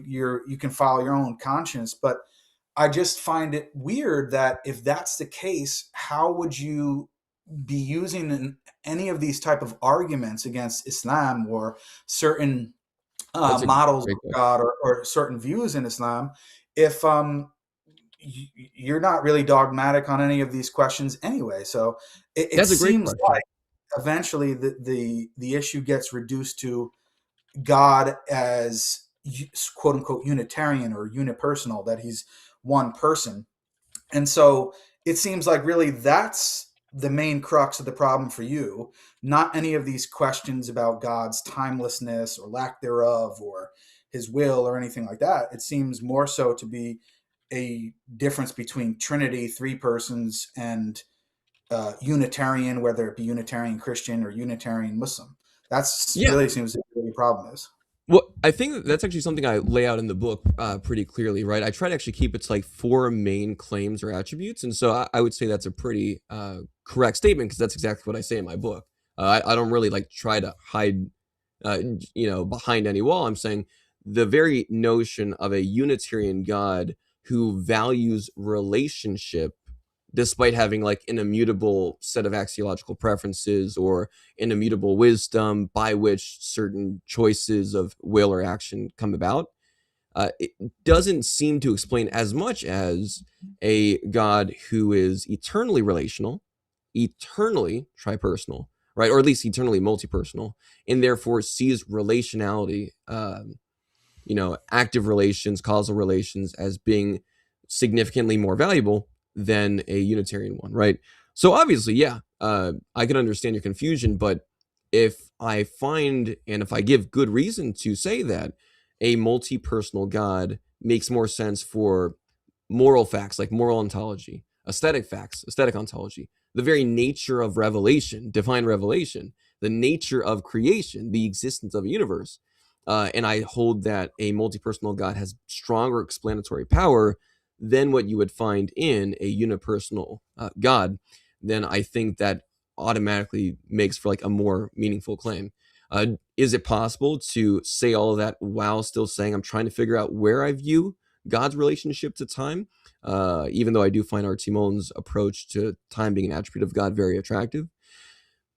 Yeah, sure. Those are things I should figure out, and I'm prayerfully considering those. Don't get me wrong. I've been trying to for about a year to figure out where I land in the Christian tradition. But that still doesn't detract from the actual arguments, because my arguments were predominantly on the type of immutability and the type of the nature of Tawheed for my book. Now, in my conversation with David, are they together? This is what I'm really trying to parse out. Okay. Is it the combination of immutability and what you view Tawheed to be?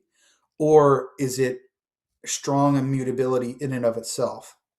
Well, I would actually say like immutability and Tawheed, right? So because Together. that's also So part of love.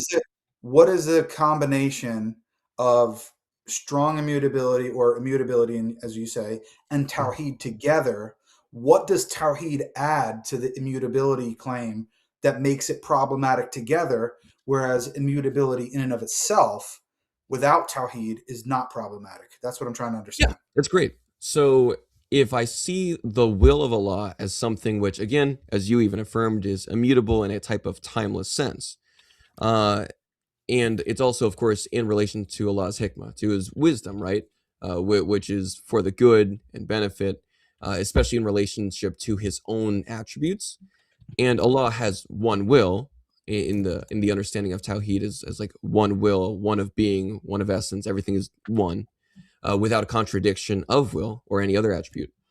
Then I would say an immutable will that is, from our lights and our perspective, it, being timelessly willed contradictory states for his one attribute of speech, then that seems to either lead to an eternal contradiction in Allah, or at least to a type of like arbitrary nonsense regarding what he chooses to reveal and preserve versus not reveal and preserve, right? Can we slow down for a bit? Because I'm really trying to laser in and understand what you're saying. Okay. What exactly is the conflict or the contradiction? I'm trying to understand this. Yeah. So, one more time. If Allah's Tawheed, right, the nature of Tawheed means oneness of Allah and also oneness of each of these attributes, right, without division, without contradiction within the attribute, which is part of Tawheed.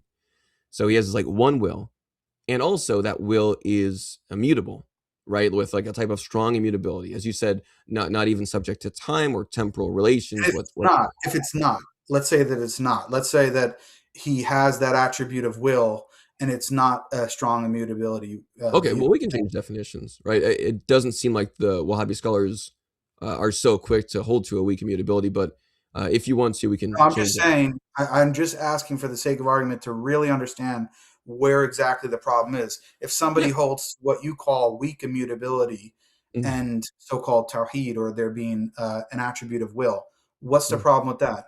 Yeah. So Tawheed, as I just said, with the whole immutability, so Allah has this one will that's undivided, non-contradictory, in a type of timeless sense, as you said, immutable. And so the moment that there's creation, right, Allah is timelessly willing towards one attribute of speech, which is also not divided. By the way, part of the reason why I don't want to cut you off here, but I'm just going to mention this because I really don't care. But part of the reason why I'm distracted is because I literally have Malik messaging me right now, and he's completely losing his mind. So I'm actually just gonna say this directly here on the platform. I'm not scared of you, dude. I'm not scared of you at all. He doesn't like that I'm here, that I'm talking to David Squared. He doesn't like that. He's upset about it. I don't care what he thinks about it. He doesn't mean anything to me in that regard. I don't care what he thinks about me coming to this platform or not. If he wants to go back and try to expose my private messages to him, he can have fun and do whatever he wants. I don't care. I'm even happy to send you my address, dude. You have my number right here. I'll send you my address. You're welcome to show up anytime. I doubt you will, but I'm not scared of you. So stop wasting my time. He's also sending me voice notes right now, which obviously I can't listen because I'm talking to you right now. So that's part of the reason why I'm distracted. But I don't really care. And I've already said this. David knows this. I said this directly to his face several times. I don't appreciate or like at all a lot of his behavior, him ripping up Qurans, all this kind of thing, right? I don't accept it at all. So just because I'm here now talking to David Squared doesn't mean I'm endorsing everything that they're saying or doing. I've made that abundantly clear. Just as I don't really care what Malik has to say either. So I hope he's listening to this. He can put it on TikTok to his 300 followers or fans, and they can have a nice time. And then people like Thaddeus and Chris from Chris Claus, you guys can do your little streams. I really don't care. So anyway, back to the topic. Yep. Hey, just real quick, since you mentioned me, I just want to say I have a lot more respect for you, Jake, today than I did in the past. You've been really cool this whole stream, and just calling out Malik right there. I want to give you credit. You genuinely do not seem to care what anyone else thinks. You only want to know what is the correct and true position, and I respect that a lot. Well, I mean, he's literally, look, I mean, I just be very frank with you. He's literally cursing me out on WhatsApp. So but this is the thing, right? Like, I really don't care. Like, who is Malik in the grand scheme of things? Honestly, he's not doing anything for me or against me in that way whatsoever, dude. And like, you can't even dox me. I can't possibly be doxed because I don't even know my own address in Morocco. Like, so do whatever you want, bro. I really don't care at all. That's how I am with it. And he wants to play these kind of dirty games. If he wants to expose certain private messages or whatever, I don't really care. But I just wanted to say that because I don't want him to continue to be spamming me. I'm going to try to focus on you. So I apologize for that. I'm just distracted with this guy. I'd be distracted too if somebody I don't know was. what he actually thinks. Like, I think he actually has. He believes that he actually has some type of pull, like that he's going to control me whether or not I go to come to this panel and talk to David Squared or not. Like, dude, I'm here. It's too late. Like, what do you think you're going to threaten me not to come to this platform? Now, I will say that if people do not think that I should ever talk to David Wood, I'm just going to be honest with you. As a Muslim, I think that's a legitimate position to hold, right? And some people do feel like that, and people who I actually respect and are friends with me, and I consider them, senior to me in knowledge and things like that. I would respect their opinion of what they have to say.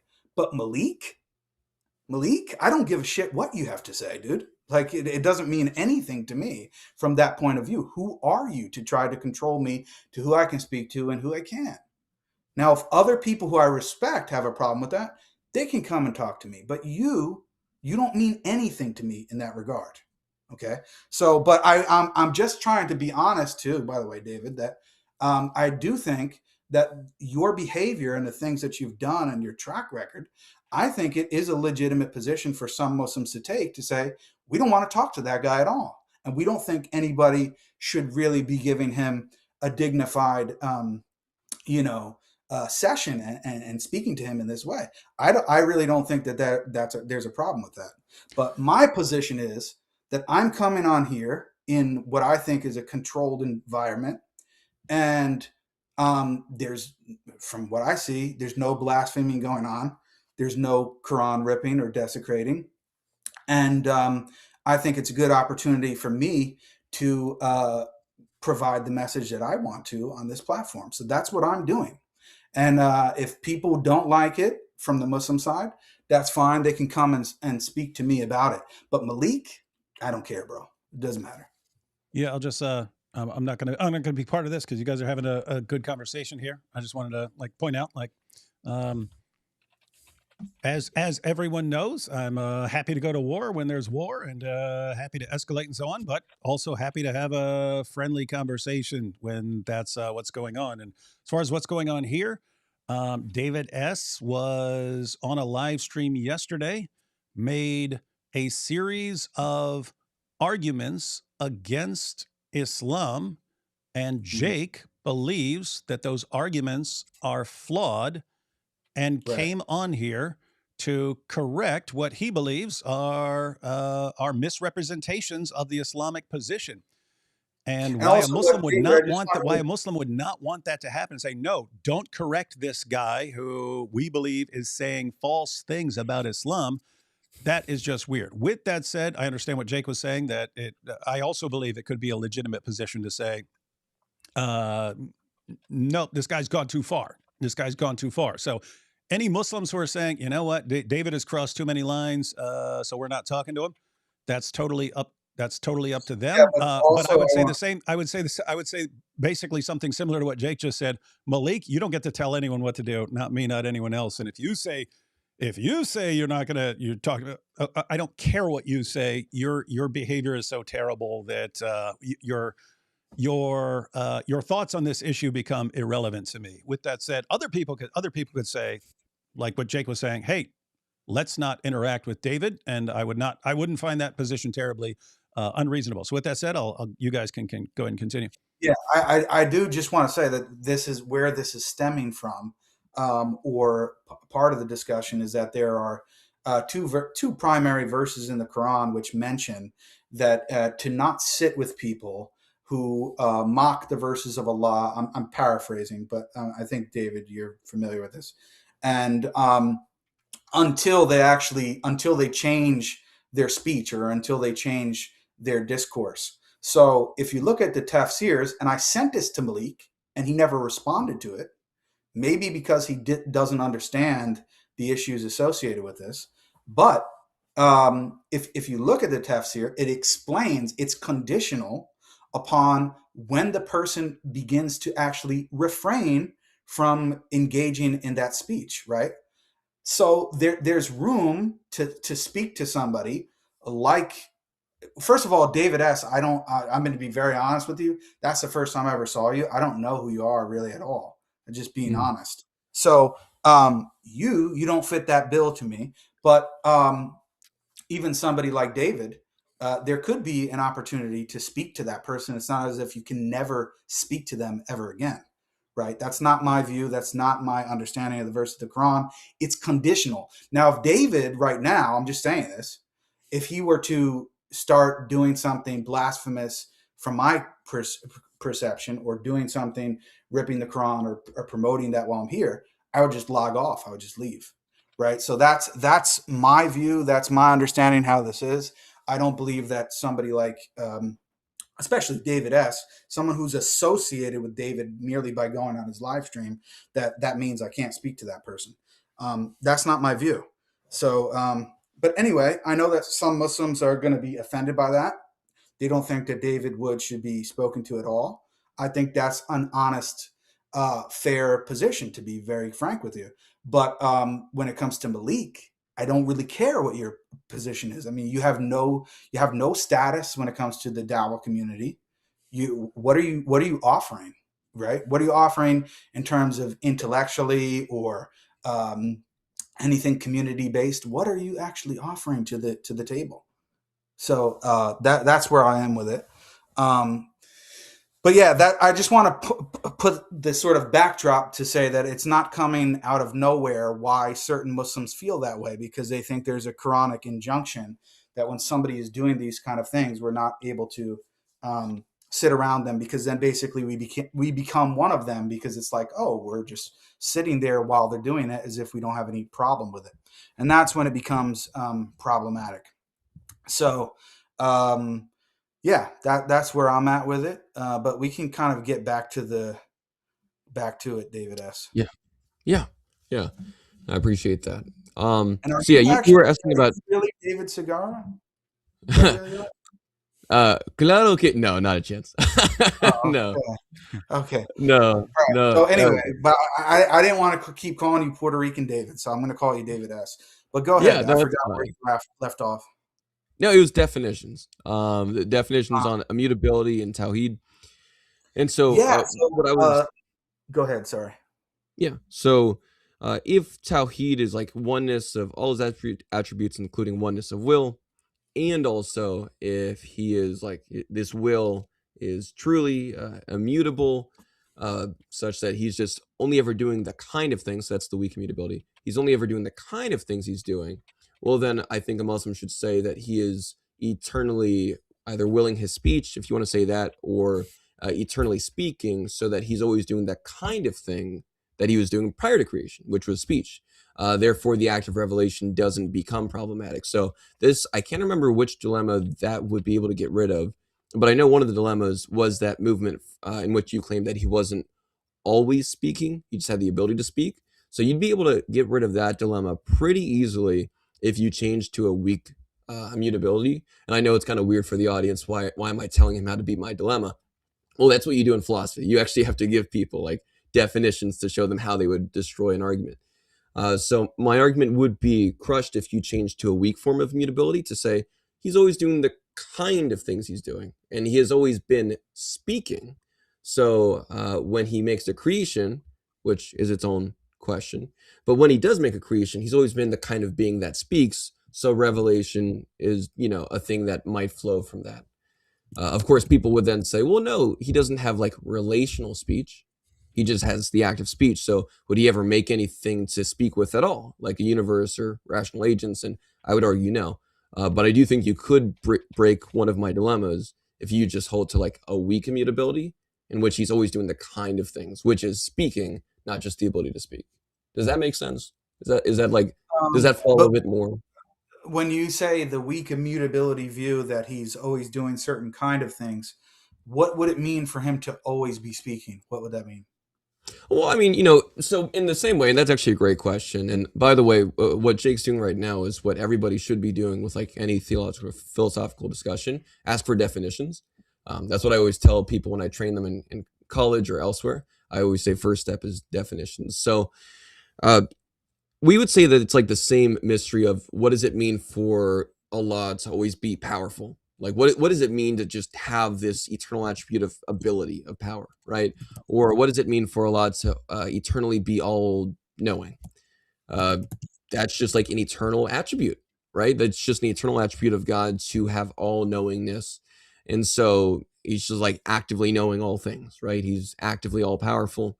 So he's just actively... Speaking as an action?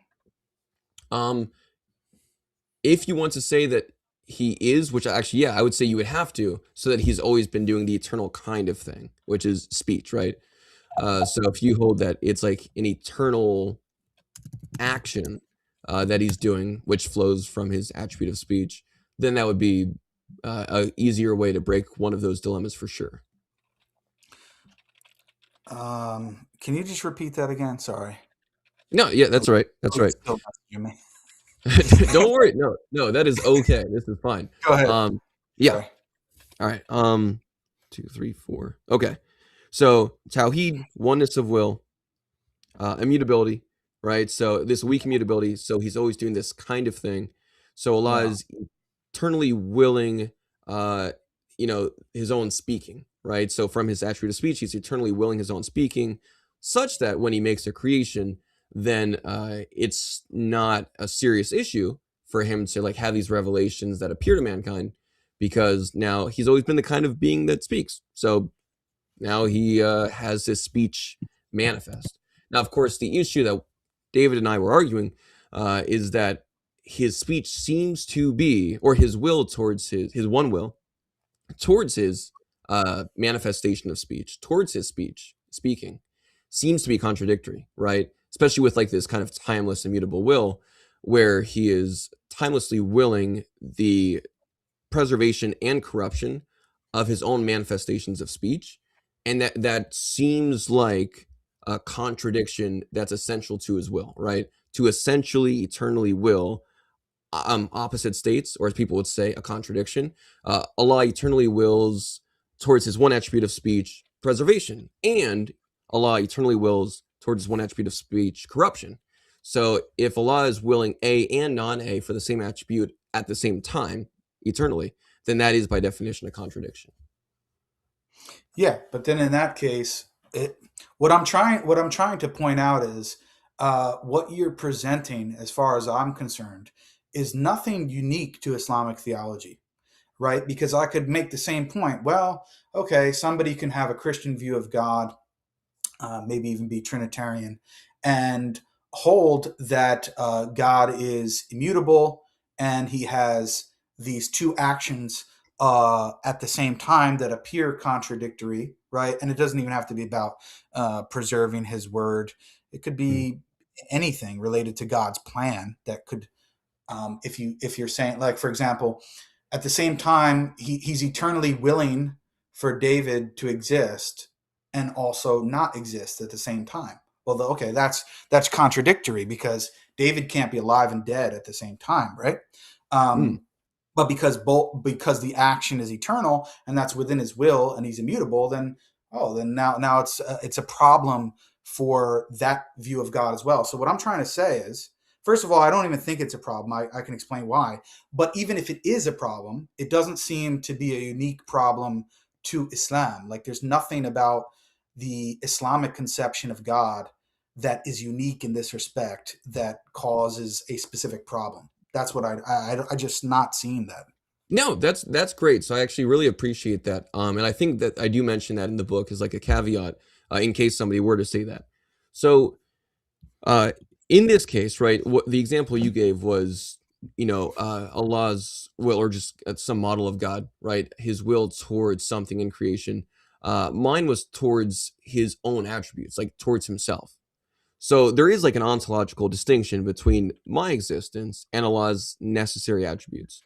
So if Allah is eternally willing about his own attributes, which have eternally existed, if he's eternally willing towards his own attributes, opposite states, preservation and corruption, then that would be a much larger issue, right? But to be fair to you, right? Because I think it's important to be charitable in that. There are Christians I critique if I think that they're offering something that leads to like a necessary modal collapse. So if your response was only to say, well, that's not unique to the Islamic tradition, contradictions can happen anywhere, I would say yes, but it's still an issue no matter what, right? A contradiction is a contradiction, if it actually is a contradiction.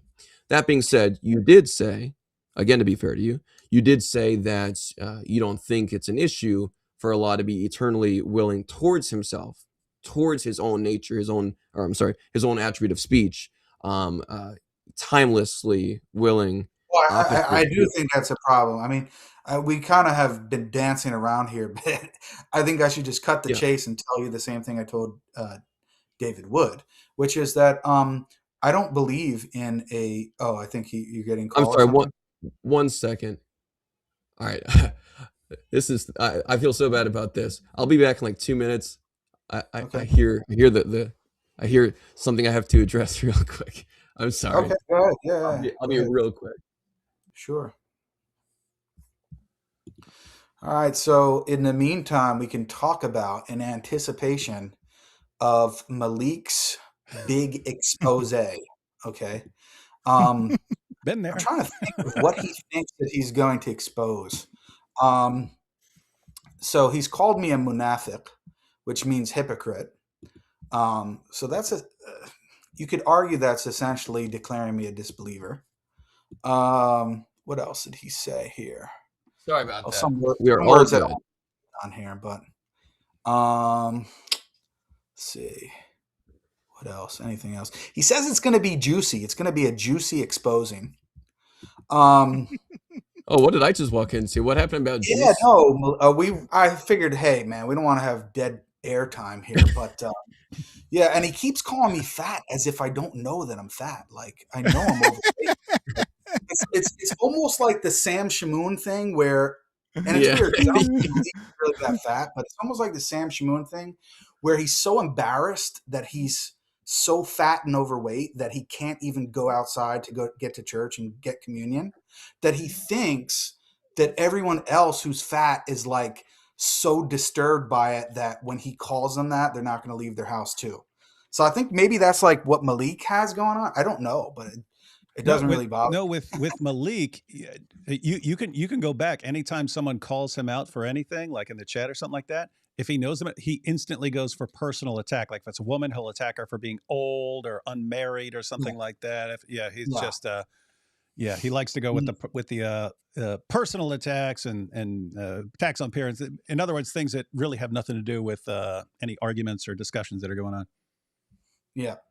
Anyway, so back to it. I was trying to say I want to cut to the chase and basically tell you that I don't believe, at least in the concept of God that you're talking about, of being an immutable, utterly timeless, frozen picture type of conception of God. I don't believe in that at all. This is not the so-called Wahhabi view. In fact, it's diametrically opposed to my view and the Wahhabi view. I actually, if I can show you this, just want to show you so that you don't think I'm like making this up on the spot. Sure. I just want to show you an article that I wrote related to this.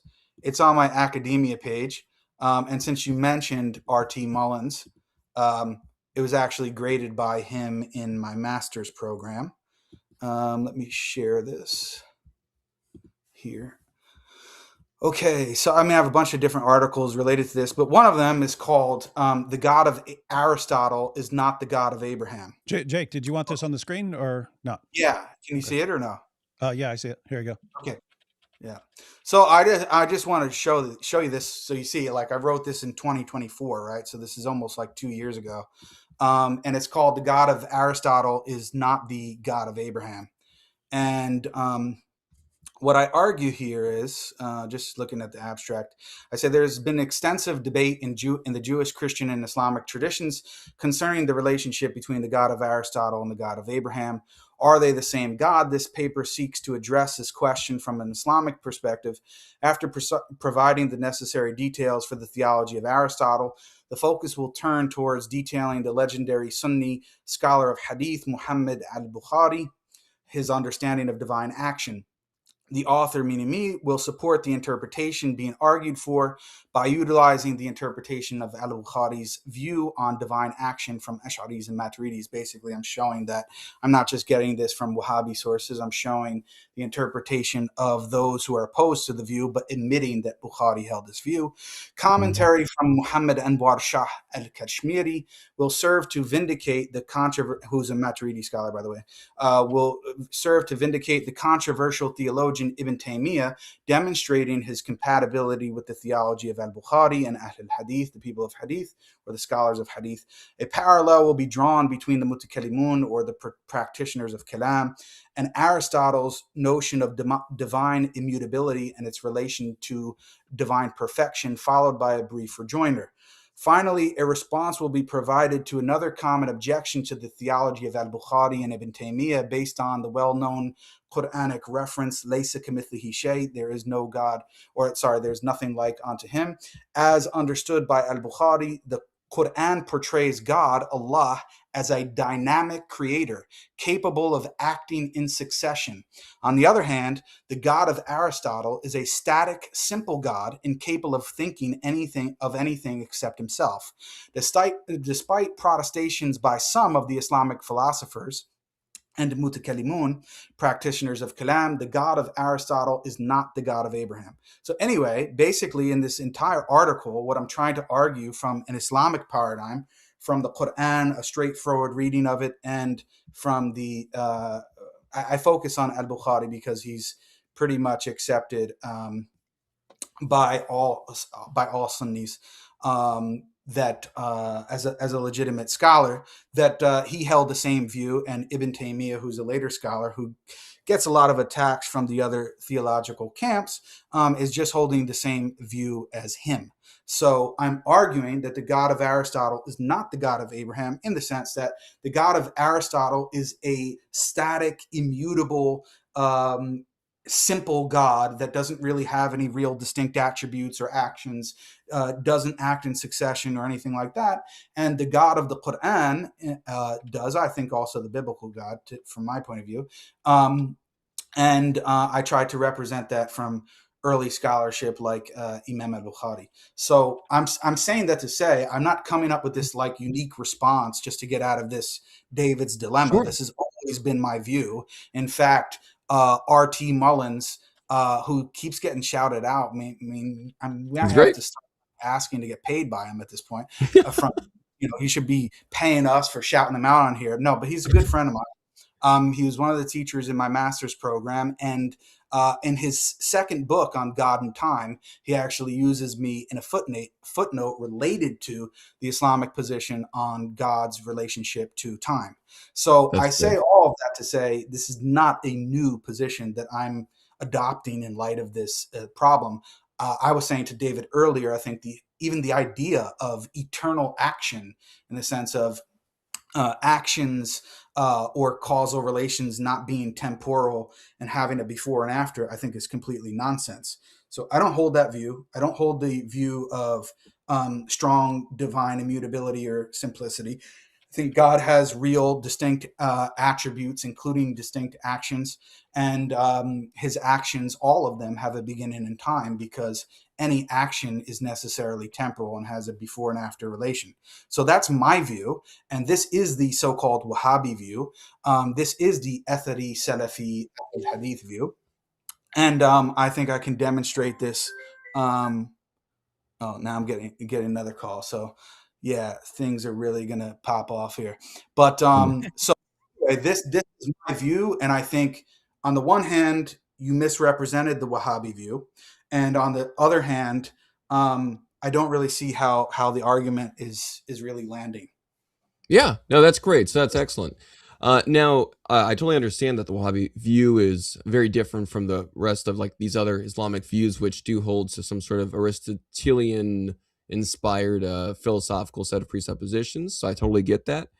I think the issue is the language I see in the different Wahhabi scholars that I showed on the presentation, and also the kind of language about, even as you said in the beginning of our conversation, Have your saying presentation, could you pull it up and maybe give an example? Because legitimately, there is no anyone who is claiming to be a Wahhabi who doesn't believe that God acts in succession is not a Wahhabi by definition. They can't be. They're in my view, they are heretics.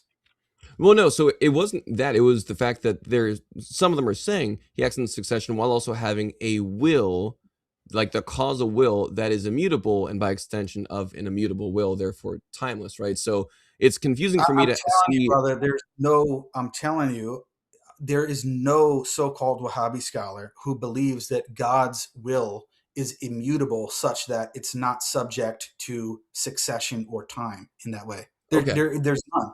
And if they are, they are what Malik said are munafiqs. They're hypocrites. They're not actual Wahhabis.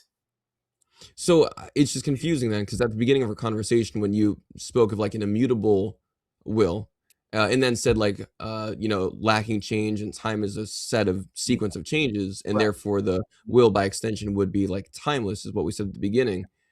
It's confusing to go from like the notion of a timeless will that's immutable without change. Not just I never was saying that was my view, though, brother. I never said that was my view. What I was saying when to you gave the definitions, I just assumed it was. What's that? Well, you gave those definitions, so that's why I said, okay, well, if that's the definition. Those are. Look.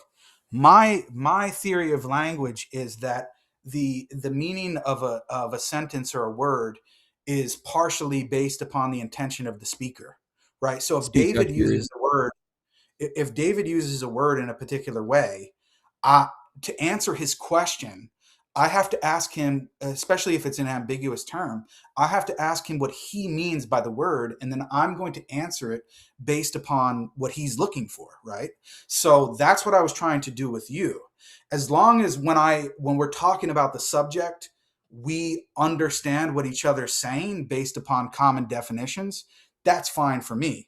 But I was never representing my view as, God being strongly immutable or timeless in that way. In fact, I mean, David Wood could attest to that. I was denying that the entire time before you got on. So that's certainly not my view. Okay. All right. So it was just confusing for me. That's all. When you defined it that way, I assumed that your definition. I was defining it that way, but I never affirmed it for myself or the so-called Wahhabi view. In fact, I'm saying it's the exact opposite of the Wahhabi view. And that's why I was so perplexed by the presentation, and especially when you bring up people like Ibn Taymiyyah. In fact, there's actually a pretty good, because I'm assuming that you don't read Arabic. I'm just asking for. Okay, so there's a pretty good book that's related to this on Ibn Taymiyyah. I think it's called Ibn Taymiyyah on Causality. And it's a couple 100-page book that's translated into English based upon his primary source works. And anyway, all throughout it, you see like Ibn Taymiyyah is actually defending that view, and he's criticizing the view of the Ash'aris and the Maturidis. He considers them to be, he calls them Jahmis, or the Jahmiyyah, which were actually an earlier sect who were considered a deviant sect. And it's kind of a pejorative term. And the whole text is based upon this notion of saying, no, God actually does really act in succession. The entire framework of the Quran and the way that it tells stories is based upon that. For example, it says that Allah created the jinn before he created mankind. Well, did he actually really do that? Did he actually really create the jinn and then have another distinct act of creating Adam and mankind? Well, that's the apparent meaning of the text. That's the way that we read it. So we don't take our position is we don't take these outside sort of what I would call pseudo-rational principles or claimed philosophical principles that are not based upon scripture and actually are diametrically opposed to the apparent meaning of scripture, and then interpret it based upon that. We don't do that. So that's our position fundamentally when it comes to all of God's attributes and his actions. So you're not going to see anywhere where Ibn Taymiyyah is defending this strong immutability or strong simplicity view or anything like that. It just doesn't exist, and it doesn't exist amongst any modern, or if you want to say classical, even though Muhammad ibn Abdul Wahhab is not really a classical scholar, any so-called Wahhabis, even though I don't really prefer that term. So it was just shocking to me. I'm being very honest. It was shocking to me all that because it's just the exact opposite of what we believe. No. So again, as I was going through the, different Wahhabi claims, it just seemed confusing when I also saw the claims about the nature of Allah's will, right? So I understand what Wahhabis are claiming in these general senses, but then other claims they were saying seem to go against these other beliefs, right? It seemed like they were presentation, brother. Is there a possibility to do that?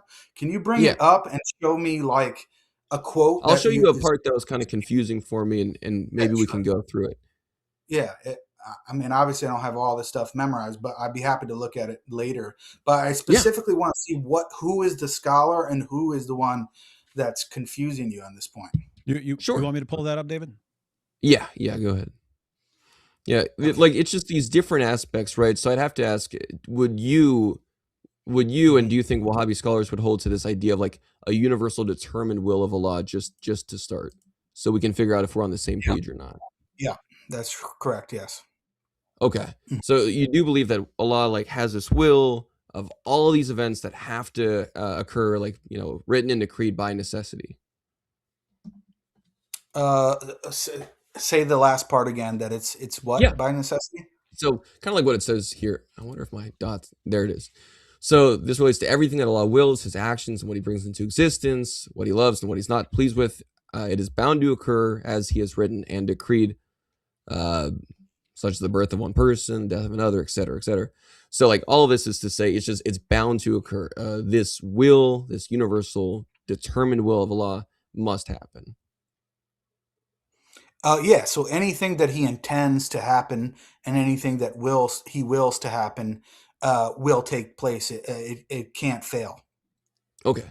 And so his will, this universal will just does not change, right? Doesn't change in the sense of his intent and his plan and what he's going to will. Yes, it doesn't change. But in the sense of individual actions that are taken by God himself to accomplish that will, then there are different actions that he has throughout time. Sure, but they're all still part of this over-encompassing universal will that is bound to occur. He has to do. Yeah, but when you say universal will, it's more in the idea of what he's determined or what his plan is or what his intent is. But there's not an eternal act. Okay, so this will isn't the same as what it would have been prior to creation or something. Hold on a second. Go ahead. What were you saying? Oh yeah, that's fine. So I asked, this will that Allah has, so you're saying that it's not eternal, right? So this isn't the same will that he had prior to creation. No, I'm not saying that. I'm saying his intent, his plan, his divine decree, his will in the sense of his plan and his divine decree is eternal, right? But the actual actions that he takes in time to accomplish that divine decree or plan, those all unfold in time, and he really does different things at different times. Okay, all in accordance with this eternal will. It's all in accordance with this eternal. It's think about it in a simple way, right? I could have a plan to go to the store, but then I actually get up and go in my car and drive to the store, right? So you can have a plan in a sort of or general sense, and then you take actions to actually accomplish that plan. Okay, so in that case then, right, because it just wanted to make sure all the wording is clear and all that. So he does have this eternal plan. So the will is just Allah's planning. That's all the attribute of will is. It's not like causally relevance. It doesn't cause anything to happen. It's not related to his power or making stuff happen. It's just kind of like an attribute of having a plan. Okay, if you read here, right, so it says, what is meant by the will of Allah, that is all encompassing over all events and occurrences that takes place. This relates to everything that Allah wills, his actions, and what he brings into existence. This includes what he loves and what he is not pleased with, such as disbelief or disobedience. And then he says, however, well, okay, and whatever he wills is according to his perfect wisdom, his complete knowledge of the consequences, and his absolute awareness and ability of over all things. So the irada, basically the will, right, can include that which Allah loves and is pleased with, or that which he does not love and is not pleased with. However, it is bound to occur as he has written and decreed, such as the birth of one person and the death of another, the sickness of one and the health of another, the iman, meaning the belief, and the kufr or disbelief of another, and so on. So, and it says, Imam Ibn Baz explained that the universal determined will is that which is already known by Allah and recorded in the preserved tablet, and the intent is that which has been decreed already, that it will indeed occur. So exactly, it's exactly what I'm explaining. It's an eternal intent in the sense of God knows everything that he's going to will and that he intends to occur, that he determines to occur. But then in the outcome, or the outfolding of his plan, he actually wills certain things to take place in order for that plan to be accomplished. Okay. So all right, so it is this intent, which is in accordance with what's known by him. So like his knowledge and even perhaps his hikmah, like his, what's known. And so all of it's just already determined. Yeah, everything we believe everything that he does or he wills to occur is based upon his divine hikmah or wisdom. Okay. All right. So Allah is like, eternally willed that at certain points in time he would kind of interact with his creation through like revelation or whatever else it might be. So Allah has like eternally seen it as a good thing to be interactive. He's seen it as a good thing to be like relational and to be relating to his creation in these like interactive and beneficial ways, I'm guessing, right? Like he has this type of interactive beneficial disposition. I'm not sure what you mean by that. Okay. Well, I'm just trying to figure out, like, because now it feels kind of abstract, right? He's got like this intense that's been decreed that will come to pass in accordance with what's known by him and also apparently preserved on those heavenly tablets. And so if it's all just determined and it's from this, as you said, like an eternal will, this eternal intent about things he's going to do, then does that mean like all the parts he intends to do where he interacts, right? Kind of like your plan to go to the store, you got to drive a car and walk and all that. So all these moments where he's like, all right, I eternally will that at this point in time, I'm going to, give this speech to creation, or I'm going to allow them to have this revelation sent down to them. Is that like because he sees interaction with his creation as a good thing? He sees this like relational pursuit as a good thing? Everything that he's doing, he sees as the most wise thing to do. Like in like the most good thing to do? Yeah, if you want to sort of equate the two, sure. Okay. All right, because now that's also like back to, that just kind of leads to some confusions I have about why Allah would eternally value relationality, interactivity with other persons is a good thing if he doesn't have that like eternal experience of interacting or relationality within himself, right? It's almost like he's making creation to do this thing that he's, as you just said, right? He sees these as good things that should be done. It's a good thing to interact. It's a good thing to relate to other persons and to reveal oneself to them. It's a good thing to be known. But yeah, would Allah see those as like good things to be known, to be interactive, if he's not like eternally experiencing that reality as an axiological truth? I don't even see, for me, I don't even know what it means to eternally experience something in the way that you're saying it. Because to me, okay, all right, that's fair. Because to me, necessarily all action is temporal. So there's going to be a before and after to anything that's taking place in that way, including so-called experiences. So I'm not really sure I understand that. Secondly, I'm not sure why it would need to be the case that Allah or God needs to actually eternally, in the way that you said, experience something in order to value it. I don't see how that follows at all. He could value something. Yeah. You could value something without. Yeah. Oh, sorry. David S., do you still want this on the screen or? Oh, we'll take it off for a second, then we'll go to the other slide. I'm just looking at it. Yeah, I can't see anybody. Yeah, I just realized that too.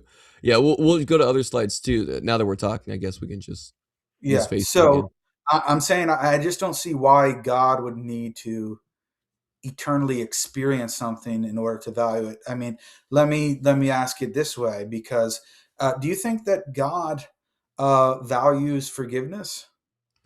I think that God values so again, that's like, remember how I talked about, this kind of weaker form of immutability. There's like kinds of things that God values, right? Like these categories of action, which would also go for like Allah with weak immutability. I would say like there's these kind of things that God can see as like generally good categories based off things he's already doing, right? So I would say that God would see a loving set of actions or relationality between persons, like persons in love, as a good thing. So when he makes the creation, these like second order goods are now possible. But those are only things that God sees as beneficial for humans because there's some sense of preexistence within the fact that, the Trinitarian God says, hey, I eternally see a right set of relationality between persons as a good thing. I see love as a good thing between persons. And so in a creation, that would just manifest as like forgiveness, right? Being like an extension. And so, but also back to your point, and I think it's an important point that you brought up that you asked about. Why would God have to, like eternally experience something for him to see it as valuable or good? It's not so much like, well, okay, some would actually argue he does have to for the sake of like logic in terms of like axiological necessity. Why would he see something as axiologically meaningful if he doesn't, see it in himself? Because Allah sees himself as the most perfect thing. So obviously he would see those aspects of himself as things to be willed. But let's say it's not even like logically necessary, even though some people would argue that. The God model that explains things best is the one who actually has a reason to see those things as like meaningful because he sees it within himself. So I would just say that it's strangely mysterious for Allah to eternally will or eternally desire, to interact with other persons and to be related to other persons and to reveal himself, make himself known to other persons, if there's no other persons with which he's had that experience prior to creation. There's less mystery for the Trinitarian model of God, right? With the Trinitarian model of God, I'd say, oh, well, God eternally sees relationality of persons, right? These like persons in relationship. He sees it as a good thing. So of course he just would, that God makes more sense as the kind of God who would interact with his creation and see it as a good thing. And so my model of God would explain things with less mystery, while it would seem like Allah, who, as you said, thinks it's a good thing to interact, explains that with more mystery, less explanation. Yeah, see, I struggle to understand that. In fact, there's a discussion about this. I think Peter Van Inwagen, who's a Christian philosopher, he actually says that it's more mysterious why a Trinitarian God would create, considering the fact that he already supposedly has that perfect relationality eternally. It seems that he actually has less reason to create than a Unitarian God. So I think it's kind of subjective about how you look at these things. That's going to determine, well, do you think it makes more sense? I mean, if the Trinity is perfect, and God supposedly perfectly loves himself and has this perfect loving relationship amongst the three persons, then to me, it seems less of a reason why he would want to or have to, I don't want to say have to, but want to create anything at all. It seems to me more mysterious why God would actually want to create, given the fact that he already has this perfect loving relationship. He's not, quote unquote, sort of in need or lacking in any of that. I can actually use your argument in the reverse and say, well, no, it actually seems to me more reasonable that Allah would want to create because he would want to have that relationship with things in creation. So he would be like kind of dependent on his creation for him to like feel this. See, that's how you would want to word it. I wouldn't word it that way. Well, here, maybe I can say in a less aggressive way. I don't mean to. I'm sorry. I don't mean to say it in like an aggressive way. I'll say it differently. If it's true, right? Like you just said, it makes more sense for Allah to do this so that he can experience or so that he can have these relationships. Right? You could argue it in that way. I could see it from that point of view. Yeah. So it's just, since you worded that way, I'm like, well, okay, yeah, right. But then that would seem to make a type of like dependence on creation, right? Like Allah has this type of perfection that he's lacking. For the Trinitarian side of things, it actually makes sense, right? So, for instance, let's say I, just as you use the car example, going to the store, let's say that I see, I'm in a family, and so I was raised in a family, right? So as a result, of course, this isn't a one-for-one analogy, but just stick with me. Since I was raised in a family, I just see family and large amounts of interaction as just a good thing. And so when I'm thinking about what kind of family I would want in the future, I would actually, because of my experiences, be drawn towards, especially if it's a healthy family, it's a wonderful, healthy family, then I would be drawn towards. What's if a perfect family? Again? What if it's a perfect family? Would you want to have another child? Well, I mean, yeah, because I'm saying when I say family, I'm sorry, I should qualify this. I had an image in my mind. I'm saying like a mom and a dad and brothers, right? When I say a family, like when I'm being raised. So if I'm a kid raised in a family, right, like this very loving, perfect, healthy family, and I see family as a good thing, I see it as great to be in relationship with people, then when I grow up, I would actually be far more likely to actually want to, have the same thing that I experienced, right? And to even let other people experience that same kind of relationship with me, my children. And so that's the example I'm giving there, right? So I would say that it's strange to say that Allah is like kind of, he makes a creation so that he can experience interaction, so that he can experience all this. That's what's happening. I don't think it's happening. What I'm saying to you is, I think you are privileging certain attributes of God over and against other ones, and I see that it's being done in an inconsistent fashion. For example, I brought up the issue of mercy and forgiveness earlier.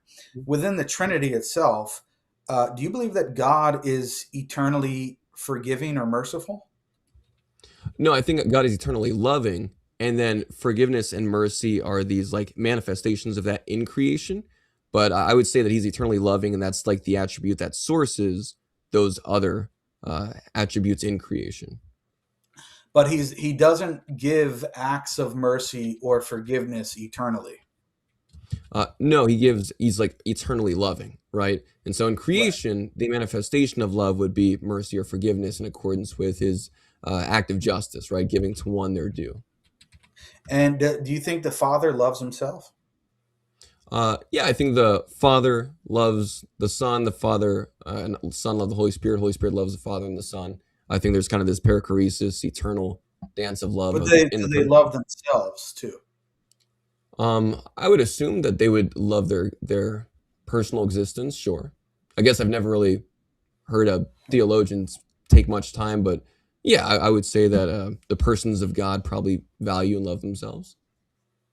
Okay, so I think it all comes down to the assumption is that the possession of an attribute, in order to possess an attribute, you necessarily must express the attribute, right? So it seems to me that you're saying that God cannot be possess the attribute or possess the disposition to be relational or to want to be relational unless he necessarily expresses this aspect of the I must have said that incorrectly. I didn't say necessarily. I said it results in less mystery, right? So I was going with like an inference to the best explanation, not one of necessity. So not necessity, not like necessary expression. I'm saying it just seems more mysterious to say that Allah, who is perfect, because both of us are assuming like our model of God is perfect, right? I think that's a fair assumption to say, yeah. So it makes more sense in my lights that a God who is perfect in a Unitarian sense would not have any type of axiological leaning or foundation or desire to be in relational states with something else, i.e. a creation. That's perplexing. Why would that be? Why would a Unitarian God not desire to be in a relation with somebody else? In other words, it seems to me that you're saying the reason is because he's not eternally in a relation with someone else. Therefore, because he's not eternally in a relation with somebody else, he wouldn't have the desire to be in a relation with somebody else. And I just don't see how that follows at all. Well, yeah, so that's a great question. So again, if we both affirm that we have like models of God that are perfect, then would you agree that Allah sees everything about himself as perfect? Yeah.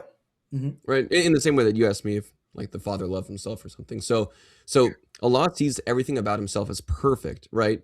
And therefore he would will things in accordance with all these perfections he sees in himself, correct? He wouldn't like will in opposition to it, right? Yeah. So if he's willing in accordance with all these perfections he sees in himself, and one of those perfections or one of the ways he sees himself is alone by himself, then he would continue to will that kind of state.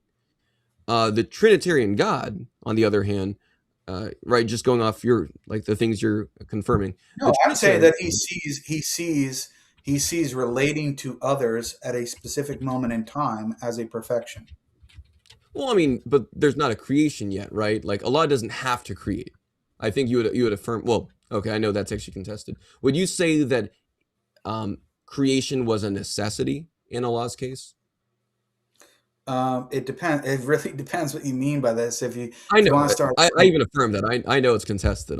If you want to start going down like modal language and talking about these different categories of possibility and necessity and things like that, maybe I can change that. I can make that a bit more. What I'm trying to say to you is, Allah eternally within himself knew that it was perfect to relate to creatures and to even specific creatures at a particular moment in time.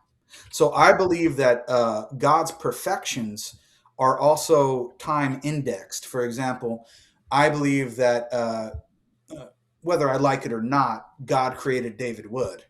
I mean, let's be honest, a lot of people don't like it, but it is what it is. So, but I believe that all of God's actions are perfectly wise, such that at the moment in which David Wood was created in his mother's womb, that was the perfect moment for God to create him, and it would be less perfect before or after. That's my position. So I believe that God's actions, including his actions to relate to created beings or even specific created beings at specific times, are time indexed. Sure, and I think that's a wonderful response because that helps me to understand you a bit better. So while I hear that that's what must be the case, right? Because we'll just keep on using David as an example because why not? I think that's a good example. So it just so happens to be the case that David's existence is this thing willed by Allah. Like all these relational things are a thing that Allah willed. Revelation, like expressing himself through speech and revelation, even natural revelation. The question is, I get that, right? Because that has to be the case because things happened and he wills all things. Therefore, you have to say, if you're being a consistent Muslim, that it's all in accordance with his perfect wisdom, even if it's time indexed.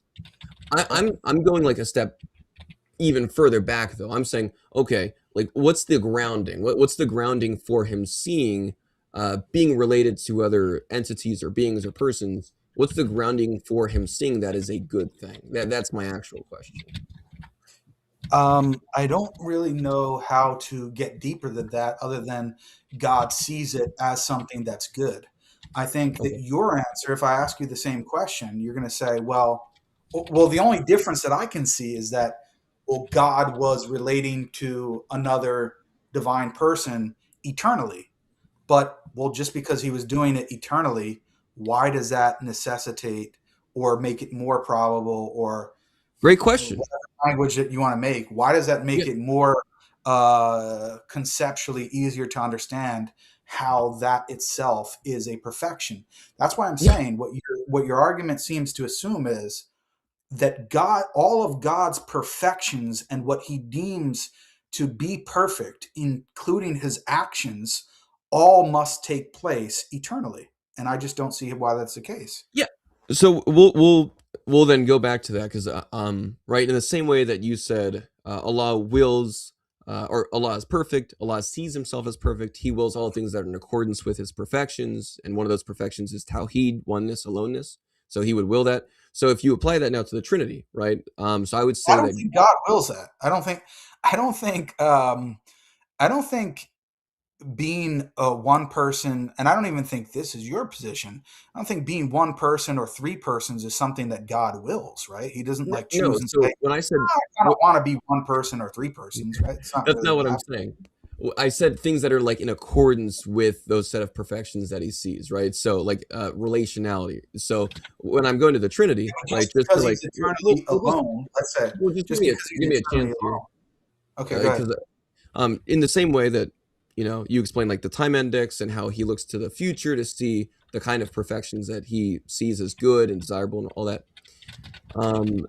I'm saying that the God of Christianity, the triune God, sees relationality, being related to other, entities, being in this type of set of relationships would be a better grounding for then saying, okay, why would God, because both of us are saying that God wills or sees it as a good thing to have these future relationships, right? He sees relationships as a good thing in the future. Yeah. So all I ask for is the grounding for that, right? Yeah, what's the grounding in the Trinitarian God? That's what I'm trying to say. The grounding would be that God eternally experiences and eternally, or at least in an everlasting sense, sees. Well, no, but that's the difference, right? Is that I'm saying that there's a grounding. That's exactly what I'm saying. I already anticipated that. The only difference in the two models is you're saying God in the Trinitarian sense is eternally experiencing fellowship or relationship or however way you want to phrase it. And sees it as perfect. What's that? And as a result sees it as perfect, right? Yeah. So here's what I'm saying. As a result of experiencing that eternally, he sees it as perfect. And then in virtue of that, he wants to have a relationship with creatures. So what I'm saying is the key assumption in the argument is that in order for God to see something as perfect, he must be experiencing it eternally. If he doesn't experience it eternally, then there's not a good ground for him to see something in the future as a perfection or as something that is perfect. And I just don't see how that follows. It doesn't. There's no inference between the two. It's just no. So again, like I was saying, right? If he sees this as a good state of being, then I actually have some grounding. The one that you said, he doesn't have a grounding other than the future. So Allah's desire or will for these things that he sees as good, like relationship with creatures, his grounding for that is his wisdom of creatures in the future, which means that Allah wills to have relationship with creatures in the future because he wills for creatures to exist in the future for him to have a relationship with, right? No, he will. He has that intent eternally because he sees it as a good in and of itself at a particular moment in time. Yeah, exactly. In that particular moment of time is the future, right? So as Yeah. that's exactly Why what is I that just said. problematic? You're not Well, really no, explaining. so you described it as if I said it differently than you did, but you said the exact same thing I just described, right? That's exactly what I said. Allah is dependent on the future existence of creatures to explain why he, views relationship with creatures No, eternally as a good no, thing. no. Doesn't follow. Okay. Him, it taking place at a future moment in time is precisely because he eternally views it as a good. He views it as a good, and in virtue of him viewing it as a good, he wills it to take place. He doesn't So he will it to wills take it. place. That sounds He like doesn't will it- kind of a he circle doesn't- though, right? What's that? I mean, doesn't that sound like a circle? He wills it to take place, and because he sees it as a good thing, and he sees it as a good thing in virtue of that, he wills it to take place. That sounds like a circle. It's like it's like in the case of, we can do the same thing with the Trinity. Well, why is the Father eternally have let's say a positive relationship with the Son? Why is he eternally willing to have that relationship with the Son? Yeah, because they share the same divine nature, right? And God always has, a perfect experience with his own divine nature. So I actually do have an answer for that, but you still haven't answered my question. Like, I understand. No, you haven't, my brother. You're not understanding my point. Your entire objection is prefaced on the claim that in order for something to be perfect, even at some point in the future, it must be premised upon an experience of that thing eternally. And I'm For saying an all-knowing being. There's just no argument for that. It's just a claim. Again, in the same way that I asked you, does Allah see all of those attributes or all those aspects of himself as perfect? And does he will things in accordance with those attributes? You said yes. I'm saying the God of Christianity also sees all these aspects, attributes, and states of himself as perfect, and therefore wills in accordance with those states. We both are in agreement on that because we both already said that. The difference is... the only difference is you're saying the God of Christianity experiences that eternally, and the God of Islam does not. That's the only difference. Exactly. And so that exact fact, that brute fact of experience, is the grounding for why it makes sense for the Christian. And that's God. why I'm challenging that. Why does God need to experience that eternally in order for it to be a grounding of why he's going to do something in the future? There's plenty now he has a reason. There's plenty of things that God does in the future that is not based upon some prior experience that he has. But it would actually be able to explain the fact of creation because it gives God a reason, right? Like it gives less of a reason because God is already in this perfect loving relationship. That's why Peter Van Inwagen says it's actually more mysterious why there is a creation on the Trinitarian view, because he's already in a perfect loving relationship. So there's less of a reason, there's less of a justification for why he would want to create these creatures. He's already in this perfect loving relationship. Oh yeah. One quick question, Jake. Do you know? And if you don't, you can always let me know later if you don't recall. But do you recall where Peter Van Inwagen said that? Because it doesn't sound like something Peter Van Inwagen would say to me. I would have to. I mean, I don't have it right in front of me. I'd have to bring it up. Okay, yeah. If you can just send that to me when you yeah, can. Sure. I'd be interested in checking that out. All right. Yeah. Sure. Sorry about that. And I would just disagree with Peter because I've seen other people. I'm not using him as a hujjah. I'm not using him as a proof. Right. Sure. I'm just trying to say that there's a level of subjectivity here in the sort of reasoning that's going on. For example, I could say, David probably could resonate with this as a psychopath. Do you think that there's a perfect state of being in which you're by yourself? Do you ever prefer to be by yourself? Oh, me? Yeah. Or David? I wouldn't say that's like a perfect state of being, just because, eventually I get bored. You ever prefer to be by yourself though? Yeah, every now and then. Okay. So there could be a state of being in which you prefer to be by yourself. Well, the difference I wouldn't call it perfect, but yeah.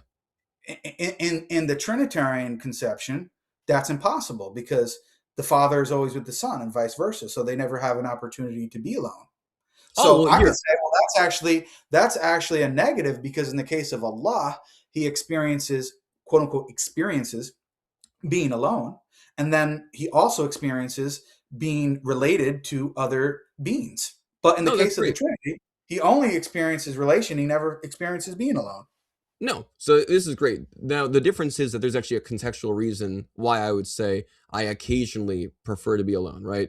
It's the same reason why some atheists actually use an argument against God wholesale by saying, well, you see, privacy is a good thing, right? And so therefore God knowing all things is bad because privacy is a good thing.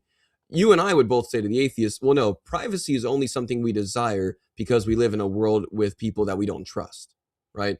So or we have things to hide, or more likely than not, we live in a world where we don't trust people with information. And so that context is the reason that humans currently see privacy as a good thing. But obviously in a perfect world, we wouldn't see that. So you and I would probably say that to the atheist, right? I mean, there's a lot of things I would say to the atheist, to be honest. Well, yeah. I mean, there's a lot of issues with atheism, obviously. But yeah, but for me, it's not only about privacy, but even if I granted that, right? Going back to your example, right? You said that the idea of the Trinitarian God being in this relationship, what explains why that relationship is the case? You said that it's a brute fact, right? Well, yeah, God just exists as a Trinity, right? And that's just like, God has the maximal state of relationality and in the most simple form there. Why is that the case? Why is it the case, and why does he exist as three persons? You said earlier because it's a brute fact. That's what I understood you said. Okay, yeah. So if it's a brute fact, that means there is no deeper explanation for that. There's no deeper explanation. Well, yeah, for the fact of God existing eternally as a relationship, but the fact of God therefore enjoying or seeing relationship as a good thing would flow from that. So that wouldn't be a brute fact, right? The brute fact is his existence. In the same way you would say Allah, his existence is just like a brute fact, right? I would say the existence of God as such, as triune, is just a brute fact. His eternal understanding of that is a good thing, because God sees all things about himself as good and perfect, would flow from the brute fact of his existence. Right. So it flows from the brute fact of his existence. And I can just say in a like manner that Allah's brute fact of desiring a relation with created beings is a brute fact. And the fact that he does actually have that relation with them flows from his brute fact of that desire. Now, so I understand there's nothing's changed here. One is a brute fact based upon an eternal desire that Allah has.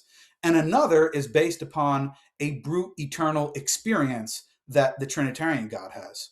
There's no further explanation for why we should prefer one brute fact over another, because from both brute facts, the same result occurs. There's no difference. No. So the big issue, and you even said it in your wording, right, is that God's understanding in the Trinitarian concept, God's belief or view or evaluation that it is good to be in relationship is grounded in the brute fact of his existence. He doesn't have to look to the future, or he doesn't have to look to creatures as an explanation for why he would see that. It's also in Allah's brute existence. So you're saying the fact of the future existence of creatures is a brute fact? I'm saying that God's disposition to be related to other creatures is a brute fact. Okay, but like where? So it's just eternally then there. You're asking where does that come from, or what's the grounding for that? But there's no further grounding. That's not what I'm. No, so now I just have to ask. Then that means he is dependent on his creation for that brute fact to like be actualized. That for him to finally, he's like, oh, it's just a brute fact in my existence that I want to be in a relationship, but now I have to wait for these creatures to exist. It doesn't have to wait for anything. There's no waiting period going by. There's no waiting period going by. I thought he had like actual non-timeless instantiations and actions. That's the whole argument. You said I was wrong at the beginning, is by claiming that he's timeless and static. There's two different views, right? So if you're familiar with Ryan Mullen's view, there's God when he exists alone by himself. And then there is the second moment, which is the act of creation.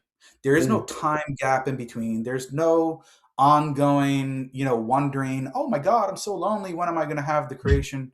No, it's one moment, and then there's the second moment. There's not these infinite series of moments in between. That's one view. And then you could also take another view that there could be an infinite regress of moments, and that God was always related to creation.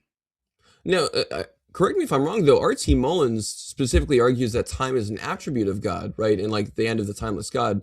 So he says that time is just always like a present reality with God, not so much like one moment God exists and the next moment is creation, but that just like time is this eternal attribute of God. Isn't that what he argues? No, so time is an attribute of God, but by it being an attribute of God, he means that God is and I'm just citing this from memory, so it might not be verbatim, but God is the source of all moments. God is also the source for the ordering of all moments and all change. Okay, and in light of that, he's not saying that there's not different moments of time, but the way he sees it is moments are like states of affairs, right? So like moment one is the state of affair where God is existing alone by himself. Moment two is God and creation. And moment three is whatever develops after that first aspect of creation, so on and so forth. That's his view of moments of time. So he doesn't deny moments of time. God is in one moment of time eternally, if so to speak, and then there's a second moment of time and a third moment of time. So I'm saying you could defend that view if you wanted to, which you said you were somewhat sympathetic to. And in that case, if I took that view, there's no like major gap of time where God is like waiting and wondering like, oh my God, when am I going to be related to creatures? No, there's one moment, second moment. And then also, you could also take the other view where there's a infinite series or regress of moments, and God is always related to individual creatures. Okay, so which view do you think then you would be most sympathetic to amongst those two? Well, I think there are other factors. What would fit best, do you think? I think there are other factors related to this question, but I prefer the second view. Okay, like eternal regression of moments. So you would say that there's like this kind of infinite regression of moments prior to there being creatures in the life of... My position is that God has always been creating one thing after another, and that there was not a first thing created, so to speak. That's my personal position. Wait. Okay, so like how does that relate to the Quran and the descriptions of creation in the Quran? Like what, for example? Well, I just thought that, I don't know, there was like a point where the heavens were made and the earth and then, the waters. Sure. So the view is that every particular thing that's created has a beginning in time, but the regress or the sort of abstraction of creation, it doesn't. There's not a first thing created in that sense. It just goes back and back and back and back. God's been creating one thing after another. So like the act of creation is like an eternal thing. Again, each individual act is temporal, and each effect of that temporal act is temporal. But God has always been creating. All right, I'm gonna have to like... I don't know. This is not also, by the way, this is not an obscure view. This is actually Ibn Taymiyyah's view. So, David, I think you're learning some things. Maybe it'll be some future ammo for you. I don't know. But this is actually Ibn Taymiyyah's view that, and it actually gets around everything you said. And I think it's superior for other reasons, but that would go into things related to arbitrariness and anyway, I don't want to get too far down the line, but the point is that this is a view in the Islamic tradition where God has been creating one thing after another. The series, so to speak, which is an abstraction in the mind, is eternal, but no individual particular thing is eternal. Each thing has a beginning in time. And if you're familiar with, his name is escaping me at the moment.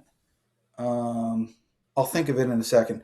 But there's a Christian philosopher. Oh my God, I don't know how I'm not remembering his name. There's a Christian philosopher who wrote on this topic about infinite regresses.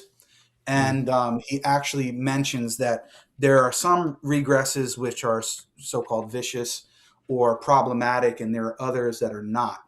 Now, he doesn't hold the particular view that I mentioned, but he doesn't think that the typical arguments that are used against infinite regresses are successful against the model that I mentioned.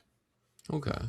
So at least in like Allah's perspective, there has always been something with him, since in like the abstraction of Allah's mind, there's always been a thing he's been creating. Like there's never been a point where he hasn't been creating something. So even if things are made in time from Allah's perspective, there's always been something with him that he's created. I'm just trying to find this book really quickly. Can you say that again? Sorry. Yeah.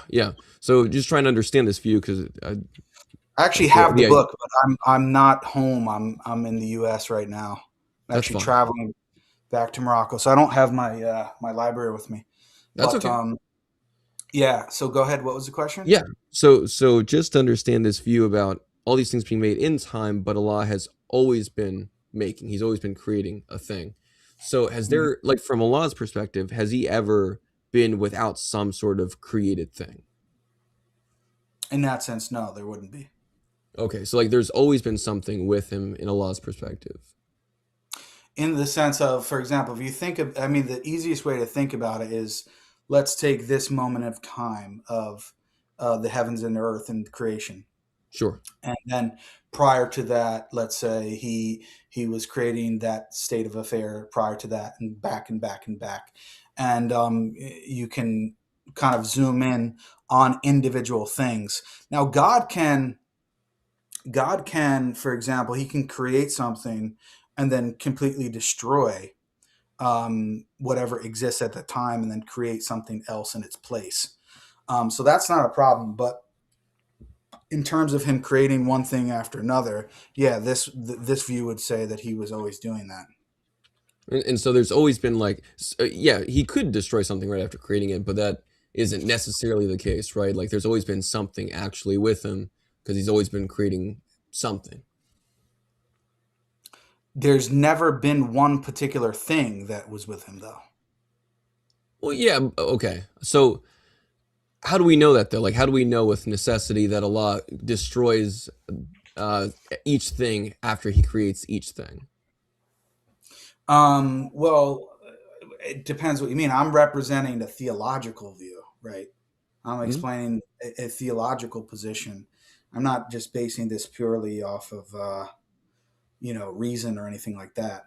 The claim is that God creates things through other things. So he can create one thing and then through that destroy that prior creation and create something else out of it. And the thing that exists afterwards is totally different than the prior thing that he created from. And there's nothing that's sharing anything similar in between. Okay. So, I don't see any problem with that. You can just think of it as a chain, right? There's a chain of creations going back and back and back. And each point in the chain, or each break in the chain, is created and has a beginning in time. I don't see any problem with that. It's just God is creating one thing after another. Yeah, it just... But anyway, this is just one view. What I'm saying is you still have the Mullins view, which also escapes your problem. There's no kind of waiting in between. There's just one moment God by himself, second moment God in creation. Yeah, I think the Mullins view, though, does say that there's like real moments, real like succession, right? And so there is still like there's no succession. There's no succession in the moment, right? The moment is like a screenshot. It's like a snapshot. There's no succession in between the first moment and the second moment, because if there were, then that second moment would have to be prior. You're just going from one moment to the next moment. There's no time gap or succession of moments in between the two moments. Okay. So there's no waiting. I'll have to put that in my head. I'll have to look that up later. I really thought he had a different view that would have allowed for like time to just be this eternal attribute of God, and therefore making him like purely active without any change, sans or post creation. So Mullen's view is that time does not require change, that you could have time without change. That's his view. And so God existing alone by himself without any change, that is one moment of time, because it's a state of affairs. He cashes it out in states of affairs. Okay. And then the second moment of time is the second state of affairs, where it's God and creation. That's it. Okay. There's no, in the first moment, there aren't other moments going by. It's just one moment, God existing alone by himself. No succession. There's no succession whatsoever. Okay. All right. I think I can see how that works, but of course yours would be more towards the second view, which still leads to I'm saying both views escape any sort of problem about God being lonely and waiting, like a long time to have a friend or something like that. Astaghfirullah, but there's nothing like that. Yeah, I'll have to think on that further. I mean, I think we've had a pretty good set of conversations here, but I think my main problem with you, David, was that you were representing the so-called Wahhabi view as a seemingly let's say timeless view and immutable view of God, and almost making it seem like a divine simplicity type of view, and it's totally the opposite of that. That's the thing that I really wanted to talk about. And also, go ahead. Yeah, and I can understand that. I tried to avoid holding to some sort of divine simplicity in the critique, really just saying that it seems as though if this is a will that must occur, right, this universal will, as we showed in the slide, and that's like something that you agree about, that Wahhabis agree about, then that means that his will, since it must occur, is like an immutable will. And as you said, while we talked about that, it's an eternal will, which means it's an eternal immutable will. But if it's an eternal immutable will, then it would seem to imply the exact critique that I was saying by your very definition. I don't see that, because I mean, everybody's, unless you're holding to some type of let's say knowledge of God that is dynamic, in the sense of God doesn't really know what he's going to be doing at any moment. Everybody agrees that God's knowledge and his will in terms of what he's planning to do is eternal, right? That's just a standard view of God. So I don't see how that's problematic. Well, it was just like you said it's wrong for me to say that there's like this immutable view of Allah or his will, but then you also affirm that there's like this eternal immutable will of Allah, which is the very thing. I wouldn't use that word at all. I wouldn't use this word of immutable in the sense of when you, do you think when will changes? To me, it means there's no quote unquote change. There's no succession, nothing. There's no kind of outworking of the will. I don't believe in that. I believe that God has an eternal plan, and then at moments in time, he is actually carrying out that plan. I mean, to me, it's just pretty straightforward. Yeah, just again, if it's like eternal and cannot be other than what it is, then that would imply the very thing that I was like critiquing, right? What do you mean by eternal and other than what it is? It's eternal in the sense that God knows what he's going to do, and then he does it. Like how? Yeah, exactly. Like in a determinative sense, right? And so he like eternally willed that these different acts of speech, instead of working together to point to the Quran, they went against each other, or they became corrupted, or instead of willing what would have been the most like perfect, most wise. Acts went against the Quran? What do you mean acts went against the Quran? Well, he eternally wills that the Torah and the Injil would be corrupted, such that they can't actually be appealed to point to the truth and veracity of the Quran, right? But well, now this is going to something totally different. Well, I mean, that's what like all this was in the original presentation. It was all building towards the Islamic dilemma, like as such. It was very contextualized specifically on the Islamic dilemma and how I see issues with the type of willing in Allah, if he's by his own hikmah, by his own wisdom, eternally willing the preservation of an attribute of speech, right, namely the Quran, but not doing so with his other acts of speech while appealing to them. What's the conflict with Allah willing not for a particular revelation to be preserved on earth and another one to be preserved on earth? How is that contradictory? That's great. So they would all be in the same like ontological category, right? They're like divine speech revealed. Yeah. And so Allah's will is one towards his own attributes and towards, these manifestations, right? So towards the attribute of speech and its manifestation towards like the same ontological category, Allah's will is one, correct? I'm not sure what you mean by that. Sorry. Well, if Allah's will is one towards himself, towards his own attributes, right? Then his will be like just one specific way because it's all in accordance with the same hikmah, the same wisdom.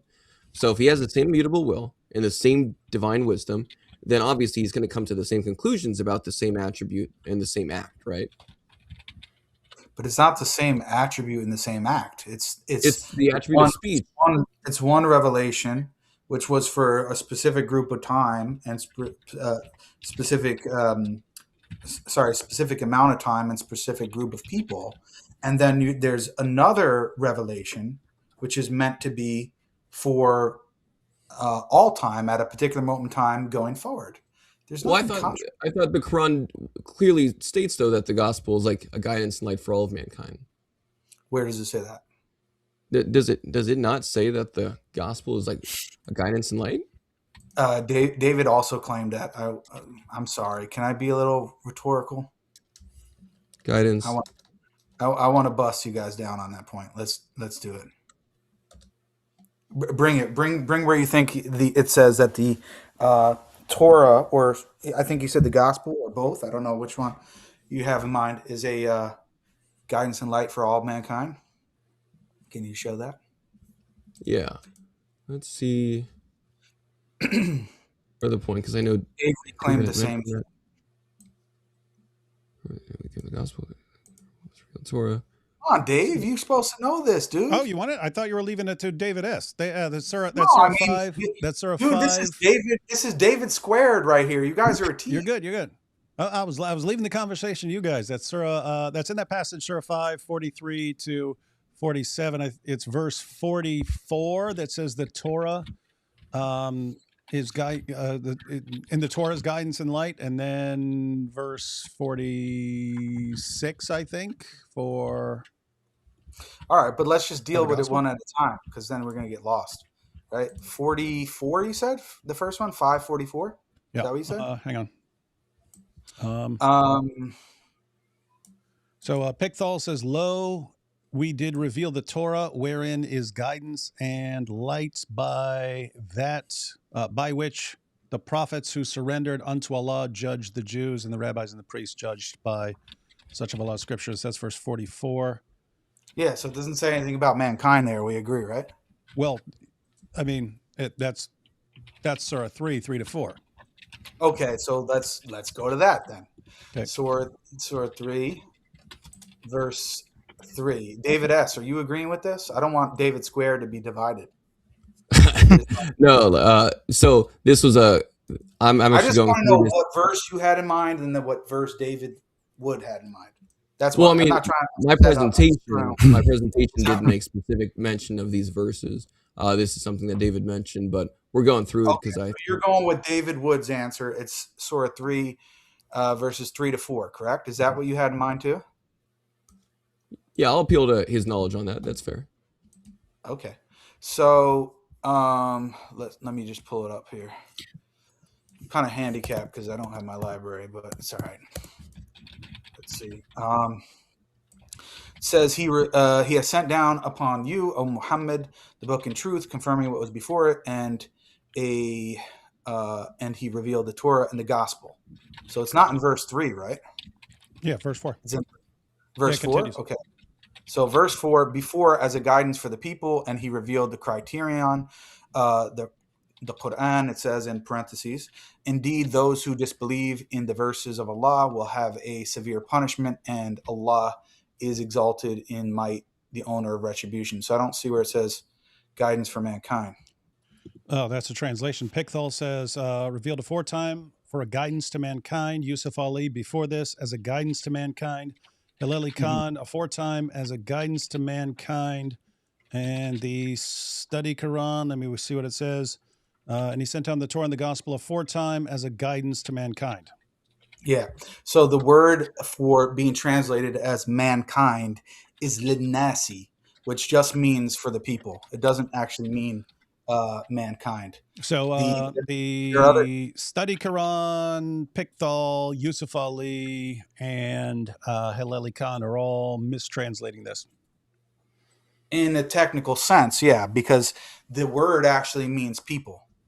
It doesn't mean mankind. What's the word for mankind? So, for example, you could say lil alamin would be all of the worlds, or which actually not worlds. What would a word for mankind be? It could be you could say insan.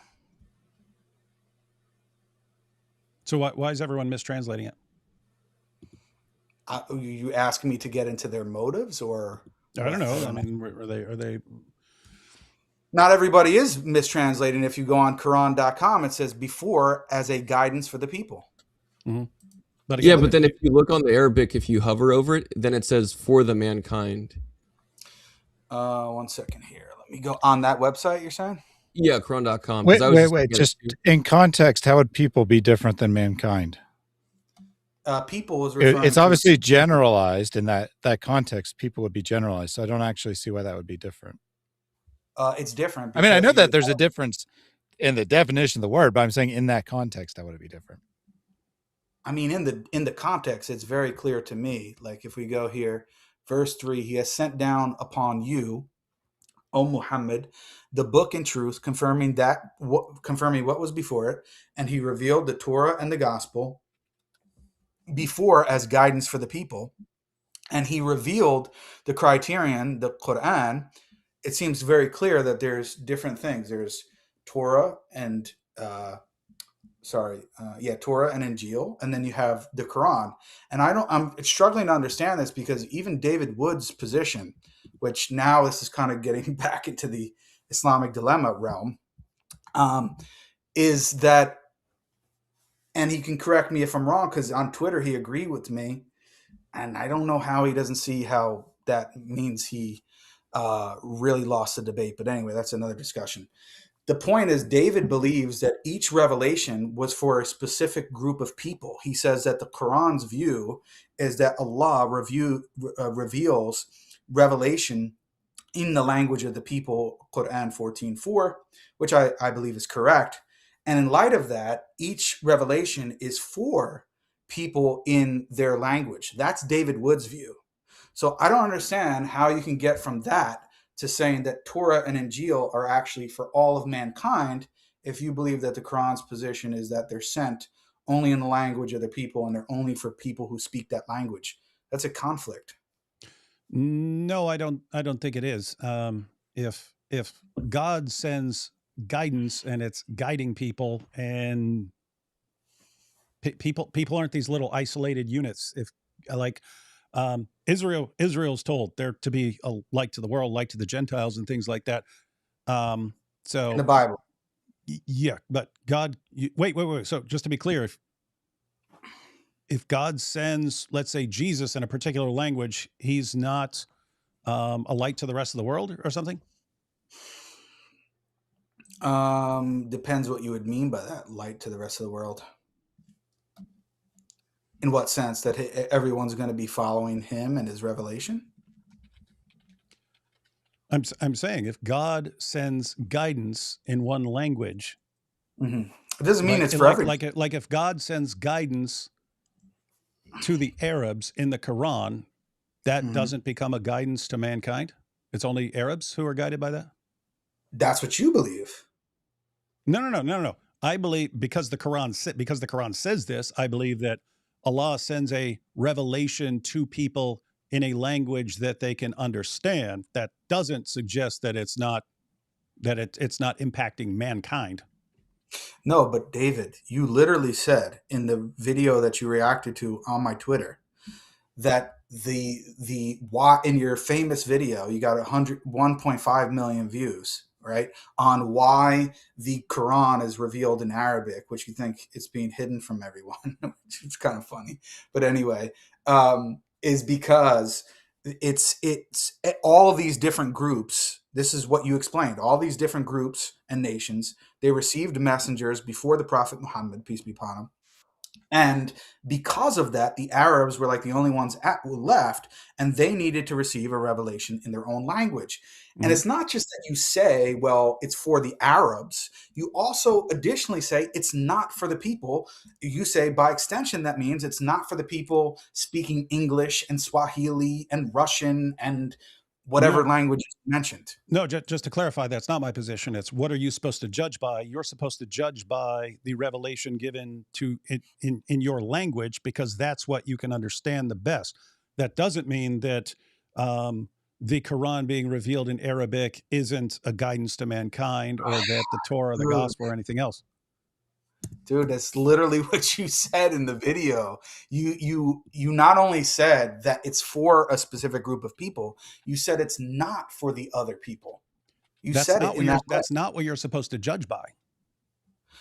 Okay, you're supposed to judge by the revelation given to your group in your language. Okay, so if it's not what you're supposed to judge by, then how is it for all of mankind? These things, look, if I'm just talking to you in English, and suppose I get a revelation, and it's to all these English speakers here who are watching, that still impacts mankind. If people end up following it, that ends up impacting mankind. It's not there's not this like oh, your group that only speaks your language is this completely isolated group that doesn't interact with other people in the world. So when you say that the Torah and Injil are for all of mankind, what do you mean by that in the context of those verses? I'm just the only point there is that's what the Quran is saying. No, but what do you think that means? How does that cash out? What are the practical implications of that? What do you think it means? That, I mean, if I'm going with the Quran's perspective, it's Allah sends the Torah, and the Torah, even though it's revealed in one language, it still is a guidance for mankind. So is the gospel. So is the Quran, according to the Quran. Yeah, but in what sense is it a guidance for mankind? Because you said these groups are not isolated; they're talking to different people. Their scriptures are being just think about in the history of Islam, Muhammad and his companions and so on. They start hearing about the Torah. They start hearing what the Torah teaches. They hear stories about what's in the Torah. They still don't have a revelation in their own language, but this stuff, these things circulate in the world. Yeah, I don't have a problem with things circulating in the world and being translated and there being guidance and light in them in that sense. There's not a problem with that. But in the sense of them being followed and for all people to be following, then no. Yeah, I mean, the Quran just says guidance for mankind. So making Yeah, that what the you way will. you explain guidance, I don't have a problem with that. If by guidance you mean it can have a positive influence on people and people hear stories about it, which have truth in them and they can be translated into other languages, sure, there's no problem with that. But in terms of it being followed as an ongoing authority to be followed by everyone that comes in contact with it in an ultimate sense, then no, I don't agree with that. And if you're saying that's not what the Quran is saying when it says it's a guidance and light for mankind, then there's no disagreement. It's only a semantic dispute. Yeah, I don't think I would be interpreting what the Quran says about the Torah and the gospel being a guidance for mankind along the lines of revealed for this group of people, but because people interact and because teaching spread and so on, it becomes guidance. But as far as what you're to judge by, according to the Quran, that would be the revelation given to your group in your language. Okay. Do you translate judge as follow in that context? Judge and follow are similar? The Quran says judge. So if you want to translate it, I mean, if you want to say something else, then yeah. I guess it means to follow it as a standard for judgment, right? Like yeah. So a standard for judgment. So, and is it that's the only thing that they're supposed to be using as a standard for judgment? No, obviously, I don't want to use a word that the Quran isn't using and say this is what the Quran is saying. It says judge, so I can say the Quran says judge by this and the Quran says judge by that. As far as follow, I mean, as far as I can tell, in a sense, all people are supposed to be following all the prophets. In a sense, you're supposed to believe in all the prophets, and if you find out they said something, you're supposed to take it seriously from any of God's prophets. But okay. what you would be supposedly like judging by is the revelation given to your group in your language, as far as I can tell. Okay, but so in that case, judging by means what? Is that in terms of legal authority, or is that all-encompassing judgment? The Quran says judge, so it. I don't know what to tell you. Right. Anything else I'm going to be giving an interpretation which you might disagree with. So all I can say is the Quran says, judge by your scriptures. And so if your scriptures include all kinds of stories, actual legal judgments, doctrines, it seems you're supposed to judge by that. It's a collection of things. In other words, it would be weird for me to tell Muslims, hey, judge by the Quran, but I only mean like legal judgments. And I don't mean the rest of the Quran or something like that. Right. Exactly. It's a whole book. It contains various genres within it. And so if you're judging by that, if God just says judge by that book, it seems like take all that book and judge by it in various ways. Right. So it's all encompassing. There's not a distinction. It's just saying judge by it in the most general sense. The Jews judge by the Torah, Christians judge by the Injil, Muslims judge by the Quran. That's how I understand what you're saying. If Allah means only judge by one particular thing, then I'm just trying to understand. I'm just saying, as far as going with this general sense, if Allah really meant something far more specific, like only judge by this, then not clarifying would leave it just open to massive misinterpretation. If I just say judge by the Quran, but I only mean like judge by chapter 2 or judge by this genre or something like that, that would be kind of weird. Okay. So, and this is where I think I don't know if there's a total disconnect. I'm going to assume that you guys are just being honest and misunderstanding, right? So, your view, okay, what I represented on Twitter, and you seem to agree. I mean, you were mocking me, but you basically agreed with my interpretation of what you said, at least how I understood it. Jews judge, according to the Quranic view, Jews judge by the Torah, Christians judge by the Injil, Muslims judge by the Quran.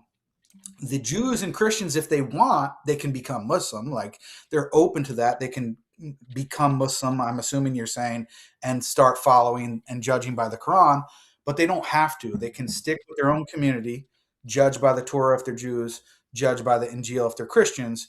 And if they do that and they do it faithfully, then they will be granted paradise. Is that your view? You have some of the Quran that really, really sounds like that. The question would be, since you also have Surah 3, verses 31 to 32, and then 98:6 and so on, if Islam is preached to them and they say we're rejecting Muhammad as a false prophet, you also have again, like Surah 3, 31 to 32, which sounds like, nope, you're doomed for that. But what if you accept him in the sense of accepting him as a prophet? He's not a liar or sent by Satan or something like that. He's a true prophet, but you don't judge by the Quran. You judge by the Injil if you're a Christian, and you judge by the Torah if you're a Jew, while at the same time recognizing him as a true prophet. According to the Quran, is it okay to do that after being invited to Islam and not and making it to paradise based upon that? I would interpret the Quran as saying you have to do that. If I believe in Muhammad, I say, okay, what revelation has he received? Jews judged by the Torah, Christians judged by the gospel. Okay, so then, so you would go, let me see if I'm understanding you.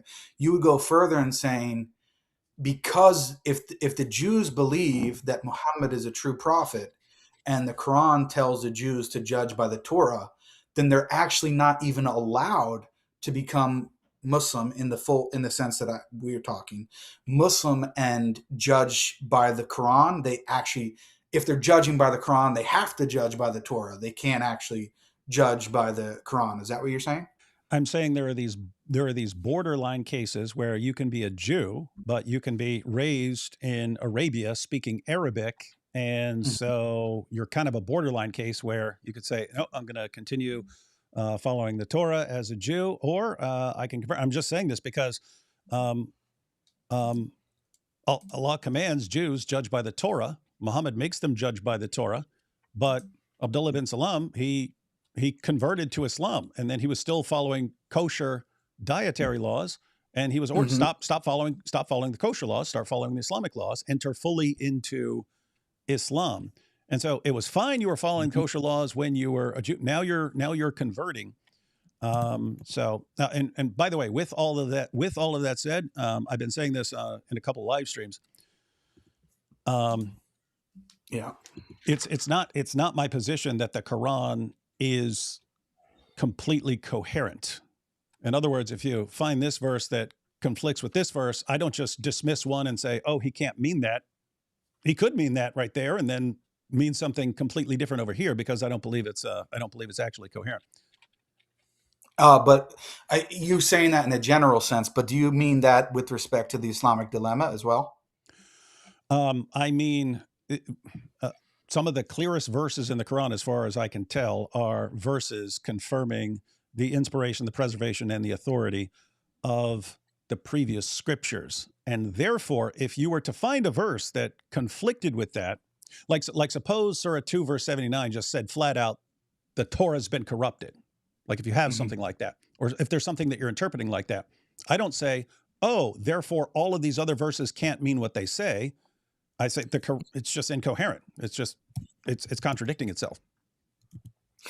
Yeah. So that's something that I brought up in our debate, and also with Avery as well, is that your position in that situation, rather than give pause and think, maybe I misinterpreted these other verses that are causing this contradiction with these other verses, I'm just going to say the Quran is just contradicting itself. And that's why I brought up to you in the debate, which I think is really important for people to know. And you said that you're going to stress this point more as time goes on, even if, per impossible, because there's not a verse that I'm supposed to be bringing, but even if the Quran were exactly the same, and there was one additional verse that said the original Torah and Injil are corrupt, textually corrupt, no longer fully preserved, and no longer fully authoritative, that even if it was in that verbatim case, it wouldn't give you pause to say, maybe I misinterpreted those other verses that I think are conflicting with that. You would just say, no, the Quran is just contradicting itself.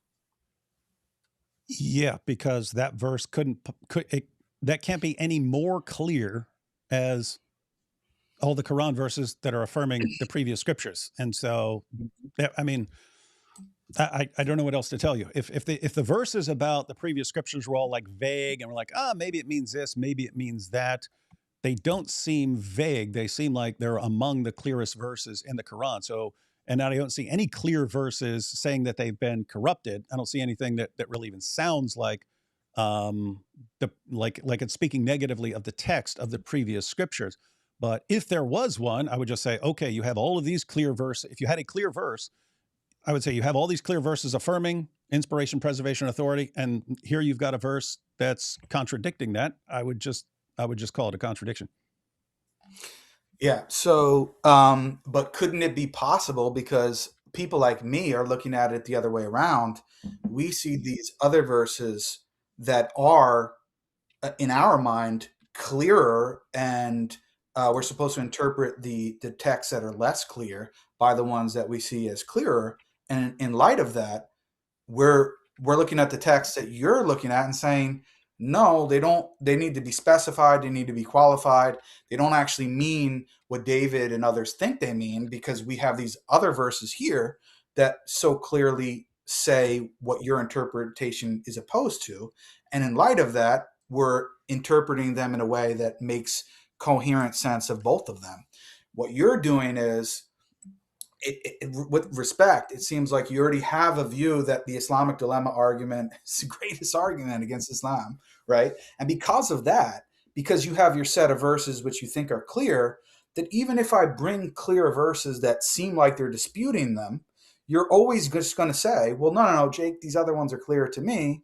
And so if that means that, then there's a contradiction. We can't make them work, right? So you're not really operating on what's called a principle of charity. You're not actually assuming that a singular author, whether you think it's from a divine source or not, is not just hopelessly contradicting himself. And that's why I brought up examples of that in the Bible, because if I interpreted the Bible that way, I could make all sorts of kind of silly contradictions as I tried to do. And I don't think that's really a fair way of dealing with a text, whether or not you believe in it. You know, it's not really an honest way of trying to reconcile and deal with the text. It's just saying, oh, I have this view of these verses. Anything that seems to oppose it, I'm always going to take that, and I'm just going to say, oh, it's contradictory. So really, in principle, there's no way to falsify your position. Like even if I brought you a verse that said David would, hey dummy, you're actually wrong. Those other verses don't mean what you think. Like I can make the craziest hypothetical example, and you would still say, no, Jake, those other verses are clearer. Like how could you get any clearer than a verbatim verse that literally says the Torah and Injil, the original Torah and Injil, are corrupted and no longer authoritative? I know that such a verse doesn't exist. I know that.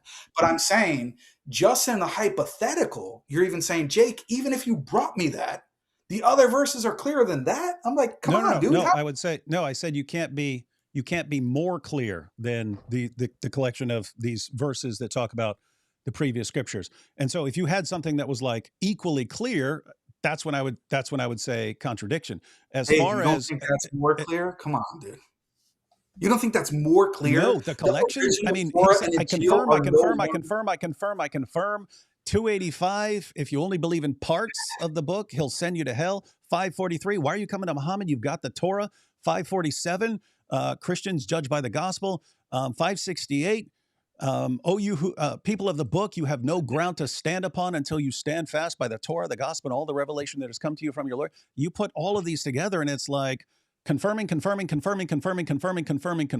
something comes along and says, nope, not confirming because it's been corrupted, that would just sound like a contradiction to me. As far as you guys believing that there are clear verses, there are no clear verses saying that the previous scriptures have been corrupted or even suggesting it at all. I mean, the go-to verse, the only one that even sounds like it's talking about a text is 279, and your Muslim commentaries are all over the place. You got some saying that this referred to writing blessings and selling them and so on. You got ones that said it referred to writing some additional book and then treating that as if it's from Allah. And then you have the ones that say, nope, this is them doctoring the Torah. You have ones that saying that it's just taking out the prophecies about Muhammad, which is amazing because that's like the opposite of Dawah today.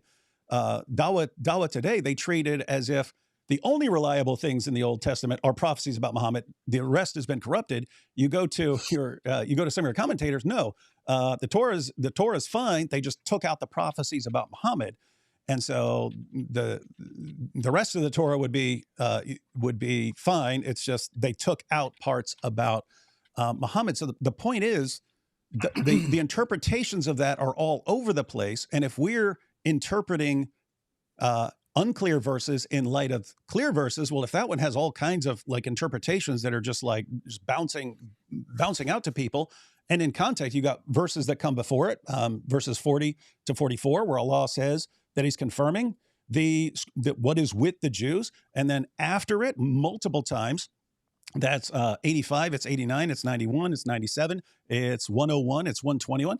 Allah says he's confirming what the Jews have with them and that they have to believe in all of it and not just parts. The idea, again, if 279 were somehow saying that the text of the Torah had been corrupted, I would just say that the entire passage makes no sense. But the idea is you've got a verse that's open to, let's say, half a dozen interpretations, and the rest of the verses there all seem, especially when you combine them, are all really clear.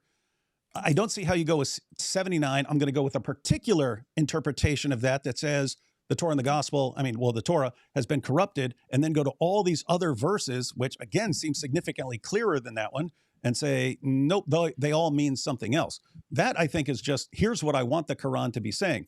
So anyway, the point is, I'm not saying, you guys have the verses that you think are clear, and I have the verses that I think are clear. It's the verses that if you're appealing to a verse of the Quran to say, nope, this is saying the previous scriptures have been corrupted, I would love to see a clear verse on that, because I've never seen one. Mm-hmm. Yeah, I I understand that, but I'm trying to establish hermeneutical principles, and I'm giving you an insane hypothetical that we know doesn't exist to establish a wider point, which is that you are so absolutely convinced, based upon all of the verses you just gave, right, that this is what they mean, such that even if, and in my mind, everything you say, I could say, oh, yeah, David, it sounds like, oh, those verses kind of do portray what you're saying. And yeah, I see what you're saying.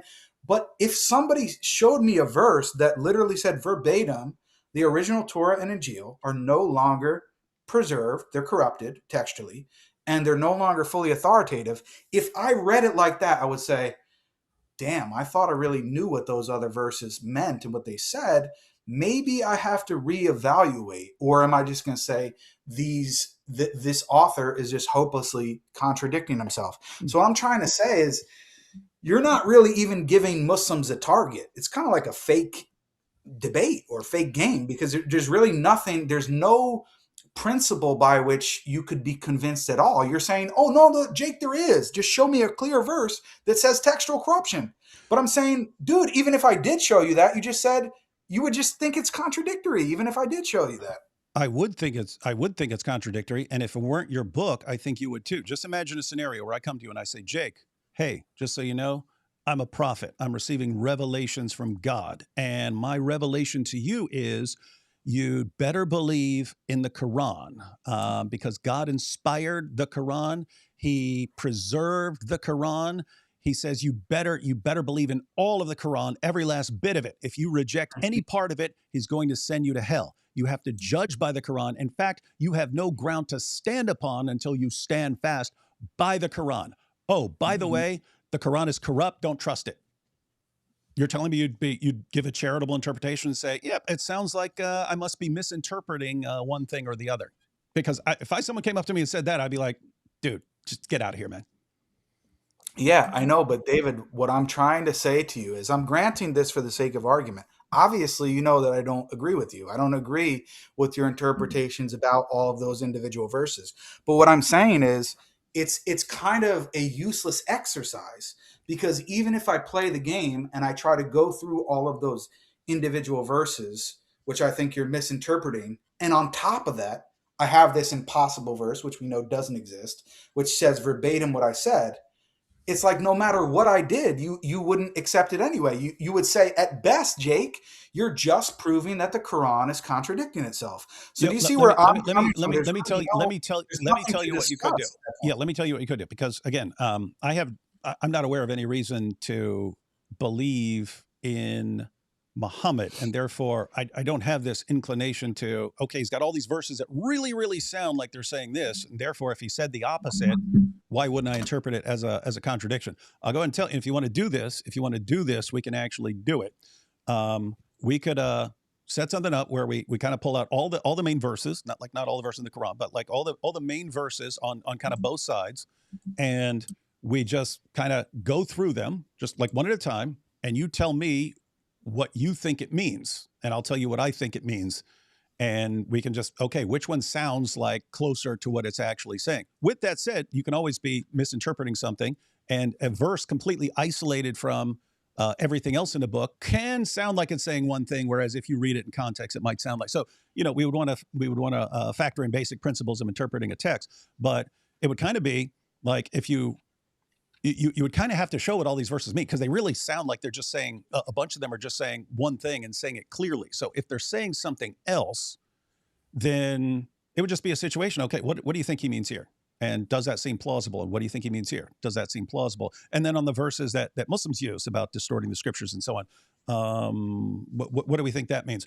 That, if you could actually sort of maybe shake my confidence in, you could shake my confidence in certain verses, like the way I'm interpreting them, by saying, why haven't you thought of this? Why haven't you thought that maybe it means this? So I'd be totally open to that. But yeah, so I would say if the Quran did say the previous scripture somewhere, hypothetically, that did say the previous scriptures would be corrupted, I would say that kind of that would do away with the Islamic dilemma, because now you can't say the Quran is confirming the previous scriptures, but it would just switch the problem to one of contradiction. But I think you could resolve the contradiction by showing that there are better interpretations of these verses, because what it seems like to me is Muslims just, this is what we've been taught about the previous scriptures, and we're just going to read that into the text, even though we're reading the verses going, that really, really, really, really doesn't sound like what any of this is saying here. So anyway, okay. So the point is, I don't think I'm not being unfalsifiable. There is a way you could show, and you don't even have to show, hey, this is the obvious, clear meaning. If it's just these verses are more ambiguous than I'm aware of, and there are these other interpretations that are completely plausible. If you showed that of like all the verses in the collection of the verses that we use, okay, then that would cast doubt on the Islamic dilemma for me. Okay, so in your typical presentation of the Islamic dilemma, you give inspiration, preservation, and authority. Mm-hmm. And you typically, at least in your format of videos, and even the debates, you usually give a set of verses under each category, right? These are like inspiration verses, these are preservation, these are authority verses, and sometimes there could be overlap potentially, but you have these three categories. Do you view, are you, as your position and how you understand the inspiration verses, preservation, and authority verses, are you equally confident in your interpretation, generally speaking, in each category? Or do you think one category or another is actually stronger, or there's more wiggle room for a Muslim to argue against in terms of a category? I think the three categories are pretty solid. Some of the points, and some of the verses I quote underneath, like for example, Surah 6, 114 to 115. Verse 14 is talking about a book, and it's the next verse that says, there is none who can change his words. So especially in 1827, where it just mentions a book, but there are all these other verses in the Quran that are talking about like Allah's decree, and no one can change that. So, I look at 1827, I look at 6, 114 to 115. Sounds to me like it's talking about a book in the context of the verse. Mm-hmm. But I'm, because there are other verses that say otherwise, it could just be, okay, he's saying the same thing as he is in other verses. It's just, it sounds like a book because he's mentioning a book here in this verse. But the point is, it's not something I would say I'm like 100% solid on. They sound like they're saying something. I'd be open to another interpretation of those verses. If you're asking ones that, there might be some wiggle room on. Mm-hmm.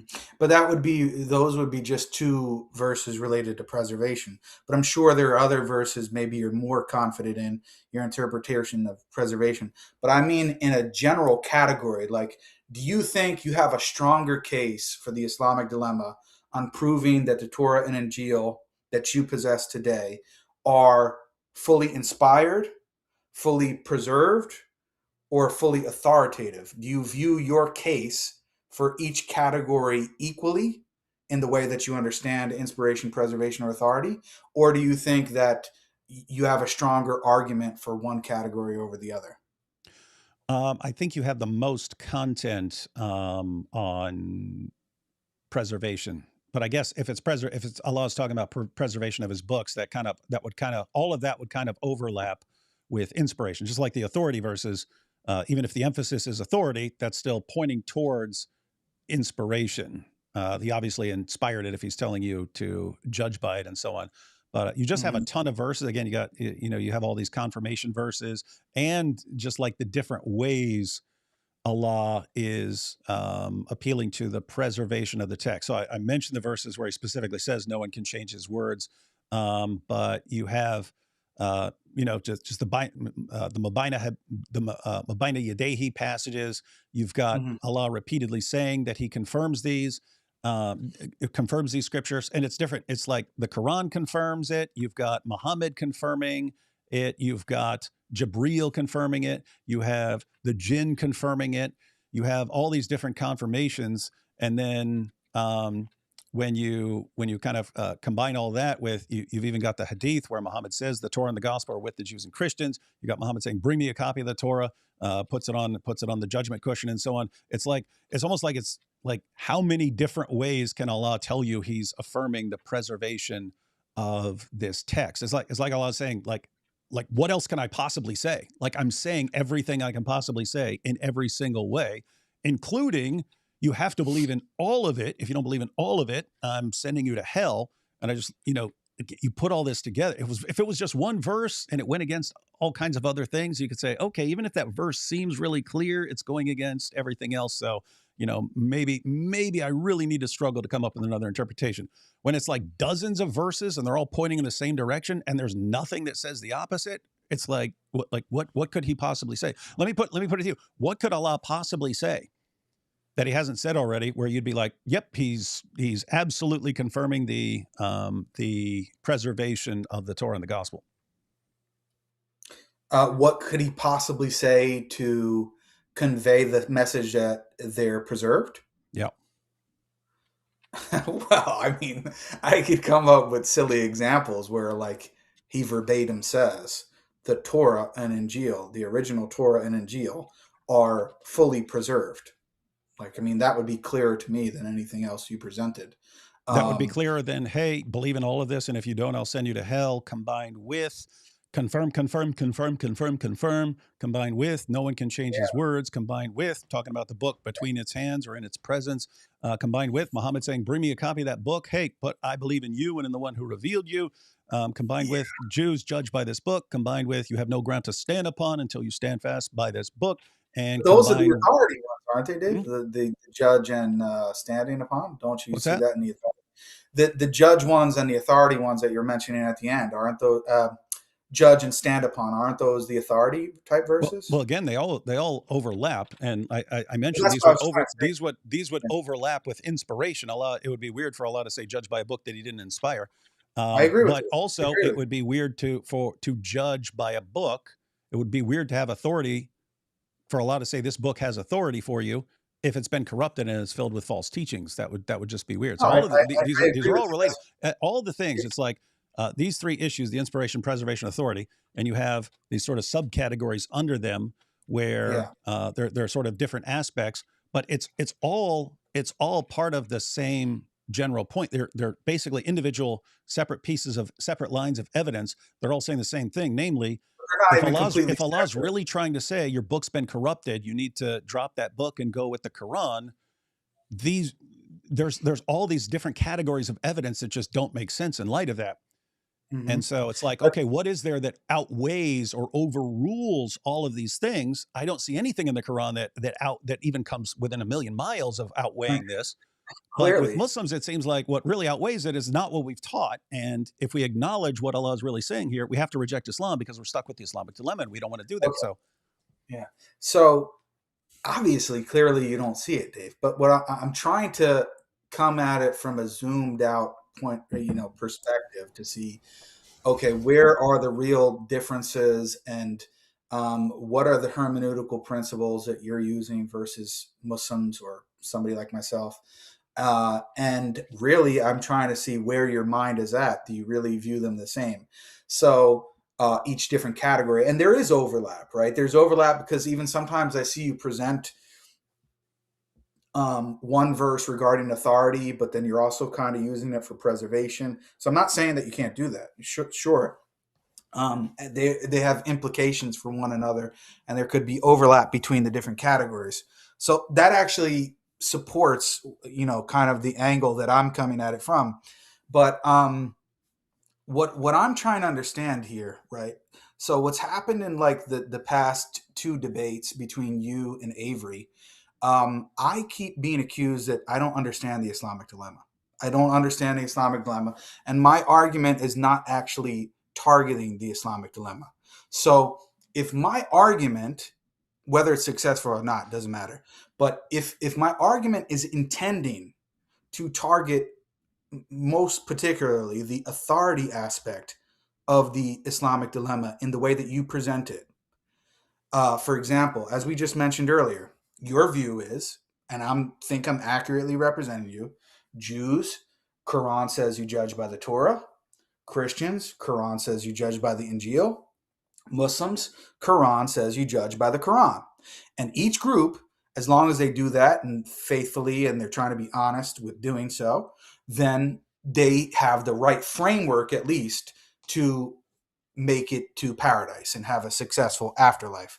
That's the way I understand you presenting it. Now, if my argument, right, if I am targeting that, if I'm targeting that claim and I'm saying, no, the Quran is actually demanding that Jews and Christians judge by the Quran instead of the Torah for the Jews and instead of the Injil for the Christians. I'm not saying whether or not you agree. Obviously you don't. But if my argument is intending to show that your claim regarding the authority is wrong, how is that not attacking the Islamic dilemma? Because it would be completely irrelevant. In other words, if the Quran said right now, if you found a verse that said, oh, by the way, when Allah said Jews judge by the Torah and Christians judge by the gospel, that's officially canceled right now as of the final message of the Quran, I would be running pretty much the exact same argument with just clarifying, oh, and he changed that. The point of when Allah says, the point of the authority is if Allah says judge by the Torah, that he's obviously confirming the authority for the Jews. If he says Christians judge by the gospel, he's obviously affirming the authority for the Christians. If he says, Muhammad, if you're having doubts, go to the people of the book, that's obviously an authority. Could it mean authority in a different way and even be abrogated and so on? Absolutely. Like it wouldn't change it at all if Allah said, oh, by the way, you know that now that the Quran is finished, final verse of the Quran, now it's finished. Now everyone has to judge by the Quran. Don't judge by the previous books. You're still stuck with the Islamic dilemma because what you need is like massive corruption of the previous scriptures. And none of that would make sense, even if like 2 years earlier, he was saying Jews judge by the Torah, Christians judge by the gospel. He should have been saying right then, guys, do not be judging by those books. They're filled with false teachings. You need to be judging by the Quran. In other words, if you've got Muhammad and he's a prophet right there, and you've got corrupt books and he's bringing the fresh revelation, why would his fresh revelation be, yeah, guys, go back to your books. You're in trouble. You're going to go to hell if you don't judge by your books. That's what I mean. It's all like, if Allah had claimed to be like a really like poor communicator or something, that would be one thing. But when he claims to be clear in his communications and it's just dozens of verses all saying the same thing and not one verse saying the opposite. No, but what if I'm saying to you, I'm not saying you obviously don't agree with the success of the argument. I'm saying if my argument is targeting the authority aspect and saying, David, you're wrong about all of these verses when you think that the Quran is telling the Jews to judge fully by the Torah and for the Christians to judge fully by the Injil, and that they're not supposed to judge by the Quran. They're supposed to judge by their different scriptures. If I present an argument to undermine that, to say that that's wrong. And here are all of the verses in the Quran which say exactly the opposite. Whether they're successful or not, if that's my intention to do that, how is that not attempting to deal with the Islamic dilemma? It's still attempting to deal with it. Now you can say, well, Jake, even if I completely throw authority out, and now I just want to run the Islamic dilemma based upon inspiration and preservation. The Quran is saying that the Torah and the Injil that we have are fully inspired and fully preserved.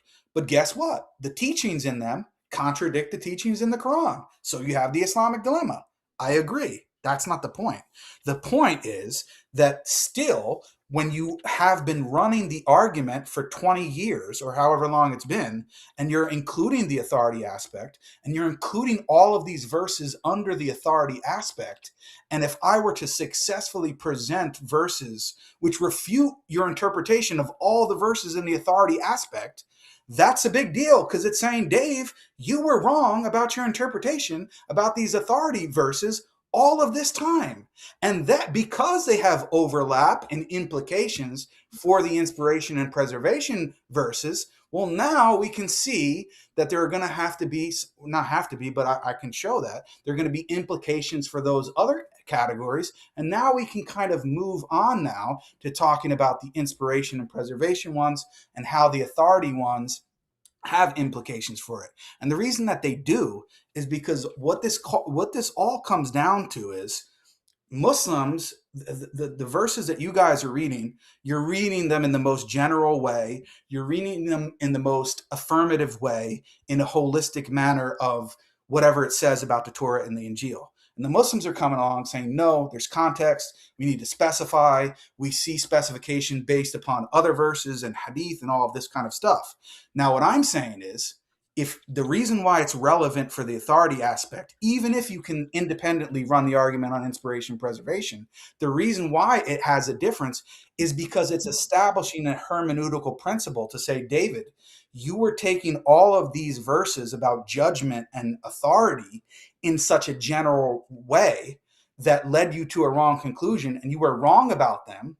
So the same type of verses that you're using for preservation and inspiration, when you're also using them in the most general way, you can also be misinterpreting them. And here's why. So it's establishing a hermeneutical principle that the same way that you're going wrong, pretty much, in reading those verses is the same way in which you're going wrong in the preservation and inspiration category. So one, it's establishing, dude, you've been using these verses for 20 years and you've been interpreting them wrong. So you can't just say, oh yeah, we'll just throw out the authority thing and act like it never happened. I mean, that's not really fair. That you have to at least concede, okay, Jake, you made a point. I know that you don't believe that, but I'm saying if it were to be the case, it would be significant, because under authority, you have 543 to 548, you've got 285, you got 1094, you got all these verses that you guys love to use. So if you were to admit that you were wrong about them, that would be a big deal. I mean, it wouldn't be like, oh, we just got one little word here wrong or something like that. It would be something significant. Okay, so that's the point. And then secondly, it would be establishing a hermeneutical principle that because you went wrong with these and taking them in the most general affirmative way, and you're doing the same thing with inspiration and preservation, maybe you're getting those wrong, and we can go to those too. Now, I know you don't agree with the argument, but I'm saying, do you understand where I'm coming from and what I'm trying to do with the argument? Wait, before you answer, I just gotta say, I'm sorry. I gotta prepare for an anniversary tomorrow, so I gotta dash. What are you doing here? Yeah, no, exactly right. Yeah, Jake, I'll check out that video you made. So I appreciate you making that video. I'll check it out. I didn't actually make a video. I thought you made a video that you responded to the presentation. No. I made a highlight clip video of your and David's interaction. It's like 20 minutes long or so, 25 minutes. And I was planning on reacting to it. I don't know if I'm going to do that now because we had this long conversation, but sure. So I made the clip video, but I didn't react to it yet. No, that's all right. That's right. But I appreciate the conversation. I am exhausted. That narcolepsy's kicking in. So y'all have a great night. And again, Jake, thank you so much for actually having such a conversation. This is the best and most controlled conversation I've ever had with a Muslim teacher. So I really appreciate that. Okay, Really do. thank you. Yes. And yeah. All right. Also, good night to all the people in the chat. Thank you guys so much. And I am gonna prepare for a very long day. No, go to sleep and do it tomorrow. Yeah. All right. And I will put the link to David's book in the chat for people who are interested in checking that out. Yeah. Sure. Love y'all. God bless you. Take care, David. So go ahead, David. Go ahead and respond. So hypothetically, if you were to show that Allah is not confirming the authority of the Torah and the gospel, and that I've just been radically misinterpreting some verses, that could have implications for understanding those verses. I just don't see anything that comes even close to what you would need to affect the argument like that. So you've got, again, Allah saying, judge by the Torah, judge by the gospel. You have no ground to stand upon until you stand fast by the Torah, the gospel, all the revelation that has come to you from your Lord. Muhammad, if you're having doubts, go to the people of the book. Jews, you have to believe in all of your book, not just parts of it. So these verses, like, regardless of whether something came along later, these verses are clearly affirming the Torah, the authority of the Torah and the gospel, at least for a time. Even if something hypothetically came along later and said, you know what, now you all have to judge by the Quran. Even if that happened, that wouldn't affect that they were authoritative, that he was declaring that they were authoritative before. And the idea is, if these were corrupt texts, none of the stuff about the preservation makes sense. None of the stuff about the authority, even if it was overruled later on, would make sense, even for a short amount of time. So, but what if it was not about? And then what you're appealing to is like 929 and so on. It's like, I can come up with a couple different ways to interpret that. And so it's like, yeah, hypothetically, if you just showed we're massively misinterpreting this stuff, yeah, that could have implications. But there's just nothing like that in the Quran. There's nothing that does what you need it to do in the Quran to undermine this argument. And that's the point. There's nothing that really undermines the argument. And even if you wanted to say, even if you came up with something that, no, the Torah and the gospel are not authoritative for Jews and Christians after this point, would not affect the argument at all. No, what if I'm saying that you were interpreting them wrong from the beginning, and they were never authoritative? If you showed we've been matter of fact, that's exactly what I said. I said, if you wanted to do something that could actually sway, it would be, here are the verses. Let's go through the verses. Let's just one at a time. Tell me what you think it means. I'll tell you what. Matter. We could like limit it to a couple minutes or something like that. You tell me what you think it means. I'll tell you what I think it means. We'll kind of maybe discuss it for a minute and then go on to the next verse, and then at least people would understand where the dispute lies about these various verses.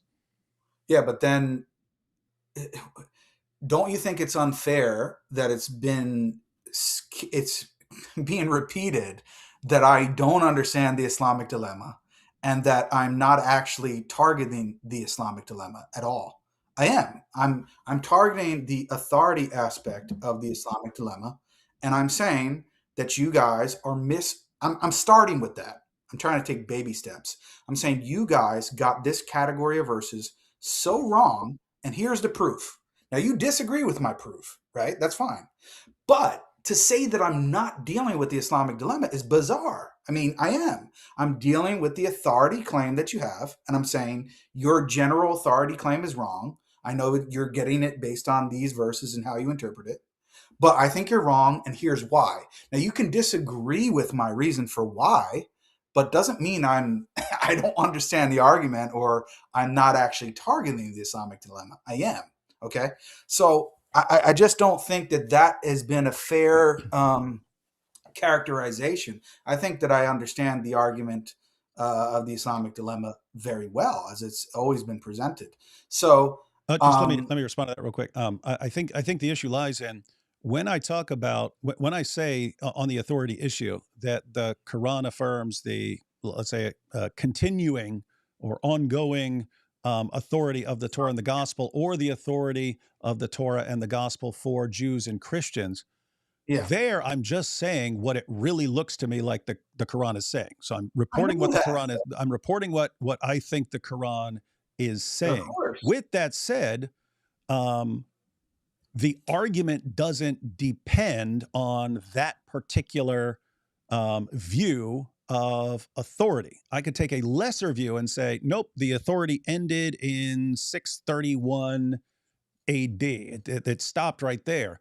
Or it was, or these were abrogated at this point, or something like that.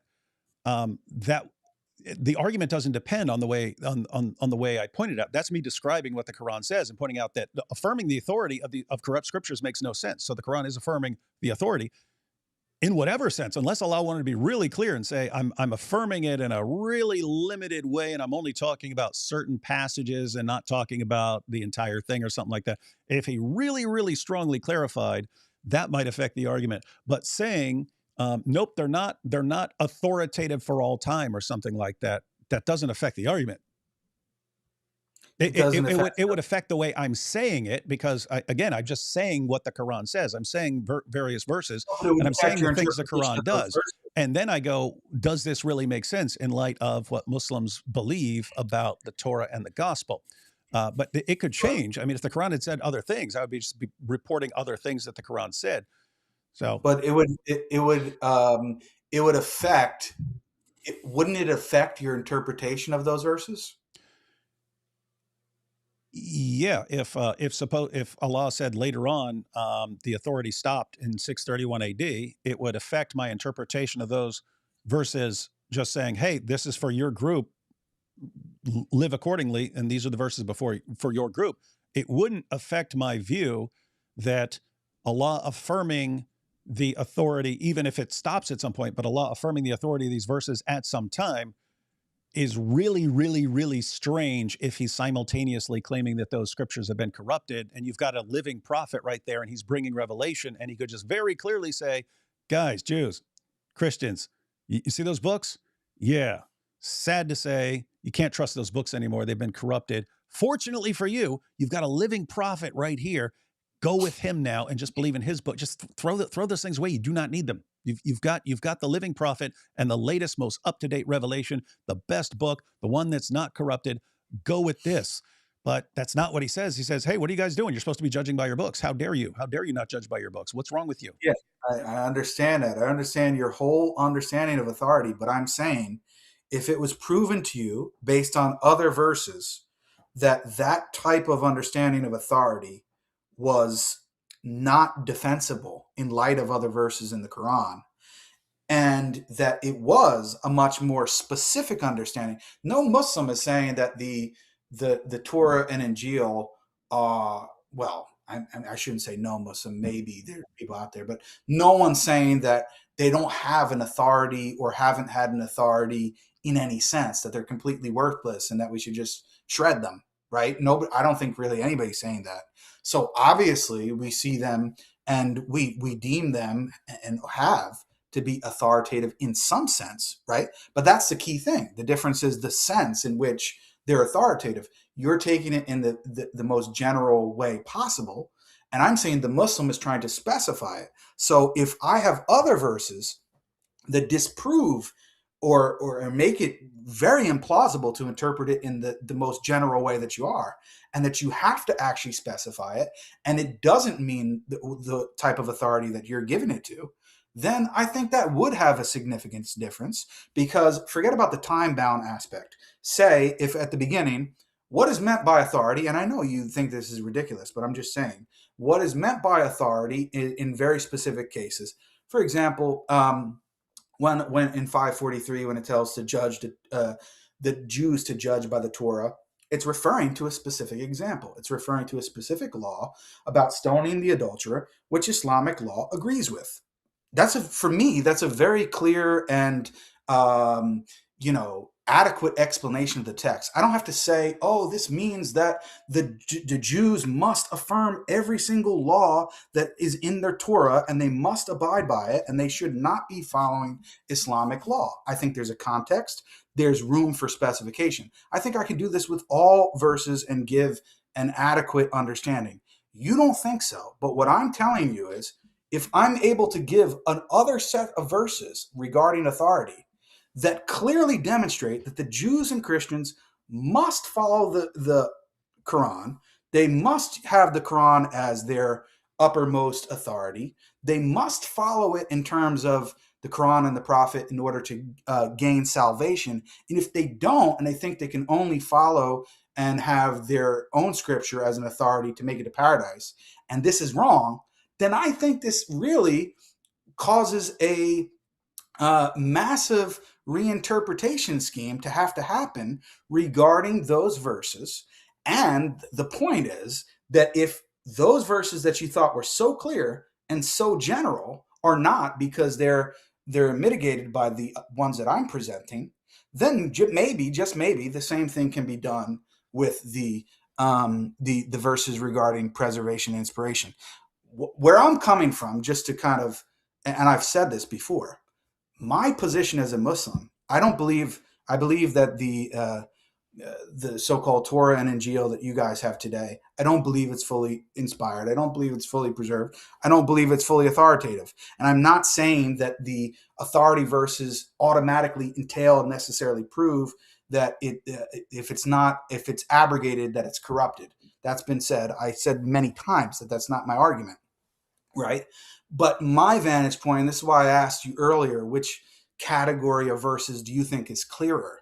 As a Muslim, and dealing with this argument, I would be honest and say that I believe, if you gave me two options and you said, Jake, what is more numerous and more clear in the Quran, that the original Torah and Injil are textually corrupted, or that Jews and Christians must follow the Quran and not their previous scriptures, must follow the Quran and the Prophet Muhammad for salvation? I would say undoubtedly the latter. Undoubtedly the latter. And that's why I'm focusing on the authority aspect and presenting that case against your interpretation of the authority verses in that category, because my reasoning is, if I can't get a Christian, or, and not just you, because we know this is really for the audience. I don't think David Wood's going to have an epiphany moment. I hope he does, but I don't doubt it. But the point is, if I can't get lay Christians or even Muslims to see my point about the Quran being the ultimate authority and that Jews and Christians must follow it if they're presented with it in order to have salvation, if I can't convince you of that, I'm definitely not going to convince you that the Torah and Injil are textually corrupted. There's no possible way, because as a Muslim, the verses in that category for me are so more numerous, and the Hadith as well, and so much clearer than anything that I can present to you about textual corruption. That's why I'm focusing on the authority aspect. And I think any honest Muslim would say the same thing. They should say the same thing. I mean, how many verses are there to go to about textual corruption in these verses? What do Muslims go for? They go to 275 to 79. They go to 513. Some people want to go to 378, different verses. I can think of maybe 5 different, I don't know how many verses you would think of. But for me as a Muslim reading the Quran and reading Hadith, authentic Hadith from our perspective, I can think of literally hundreds of examples of the Jews and Christians needing to actually follow the Quran, the Prophet, and Islamic law in order to have salvation, and that they're not just to follow the Torah for the Jews and the Injil for the Christians. So that's why I'm coming at it from that angle. So maybe this will be helpful, Jake. I think the reason why people say you don't understand the Islamic dilemma, and this might be unfair, but I got the same impression again as you were talking there, is that you seem to be describing authority in terms of legal authority, but we actually mean it much broader, right? We mean it theologically, factually, historically, right? So laws under the Islamic paradigm can be abrogated. And so we could possibly accept that, laws have changed. But matters of fact, those can't change. Matters of theology, those can't change. And that's where the heart of the contradiction comes in. That's what we're most interested about. And you seem to be focused primarily on legal things, which are secondary. They could be a part of the contradiction, but they're not like the heart of the contradiction. Yeah, no, let me go ahead and respond, and then Jake can respond. I'll respond to Jake's point. Yeah, I really don't see verses in the Quran about Jews and Christians needing to follow the Quran would even come close to outweighing the other verses. But there's a deeper problem there, namely the main argument for why we're supposed to believe in Muhammad is that he's confirming our scriptures, which when we find out, oops, no, actually he's not confirming our scriptures, that sort of reason goes out the window. But then in addition to that, okay, we need to follow Muhammad. What does he say? Oh, that we have to believe in all of the Torah, that he's confirming our scriptures, that we have no ground to stand upon unless we stand fast by the Torah, the gospel, all the revelation that has come to us, that Jews have to judge by the Torah, that Christians need to judge by the gospel, and so on. And you say, okay, well, if he doesn't mean any of that, how are we supposed to take this guy seriously on other revelations? It's like he says this, and this, and then we're told by Muslims, oh, by the way, he doesn't mean what he really sounds like he's saying in all of these verses. Yeah, but we're He saying really means you need to follow him. Well, how in the world are we supposed to follow a guy that we don't think can possibly speak clearly? Yeah, but that's the whole point, David. I'm saying, okay, so you are not willing to grant that there's more of a case to be made from the Quran and authentic Hadith from our tradition. Let me clarify. I haven't seen that. You could, in theory, sit down with me and start going through verses, and I could go, good point. And yeah, and now that you put them all together, that is you even seem to have you even seem to have admitted this already, because not in this direct part of the conversation, but from what I've heard you say other times when you were reviewing, I forget what stream it was on, because there's been like 20 hours of different stuff on this. But I know Avery was on there with you. I forget who else was on there, but you were kind of trying to break down my argument, and you went to 929, and you were like, oh, Jake, well, I'm paraphrasing, but something to the fact of, oh yeah, 929, I could see maybe that's like the strongest point, because the verse is saying that the Jews and Christians have to pay the jizya. And one of the primary reasons is because they do not consider what Allah and his messenger declare and consider to be unlawful, right? So this is directly related to legal rulings and what is supposed to be followed, or what is supposed to be viewed as an authority. And you're sitting there saying, and you said basically, yeah, I could kind of see that. But then your response was, oh, but then I'll just say that this is a contradiction, because this is contradicting all the other verses about judge by the Torah and judge by the gospel and judge by whatever, all the other verses you want to cite.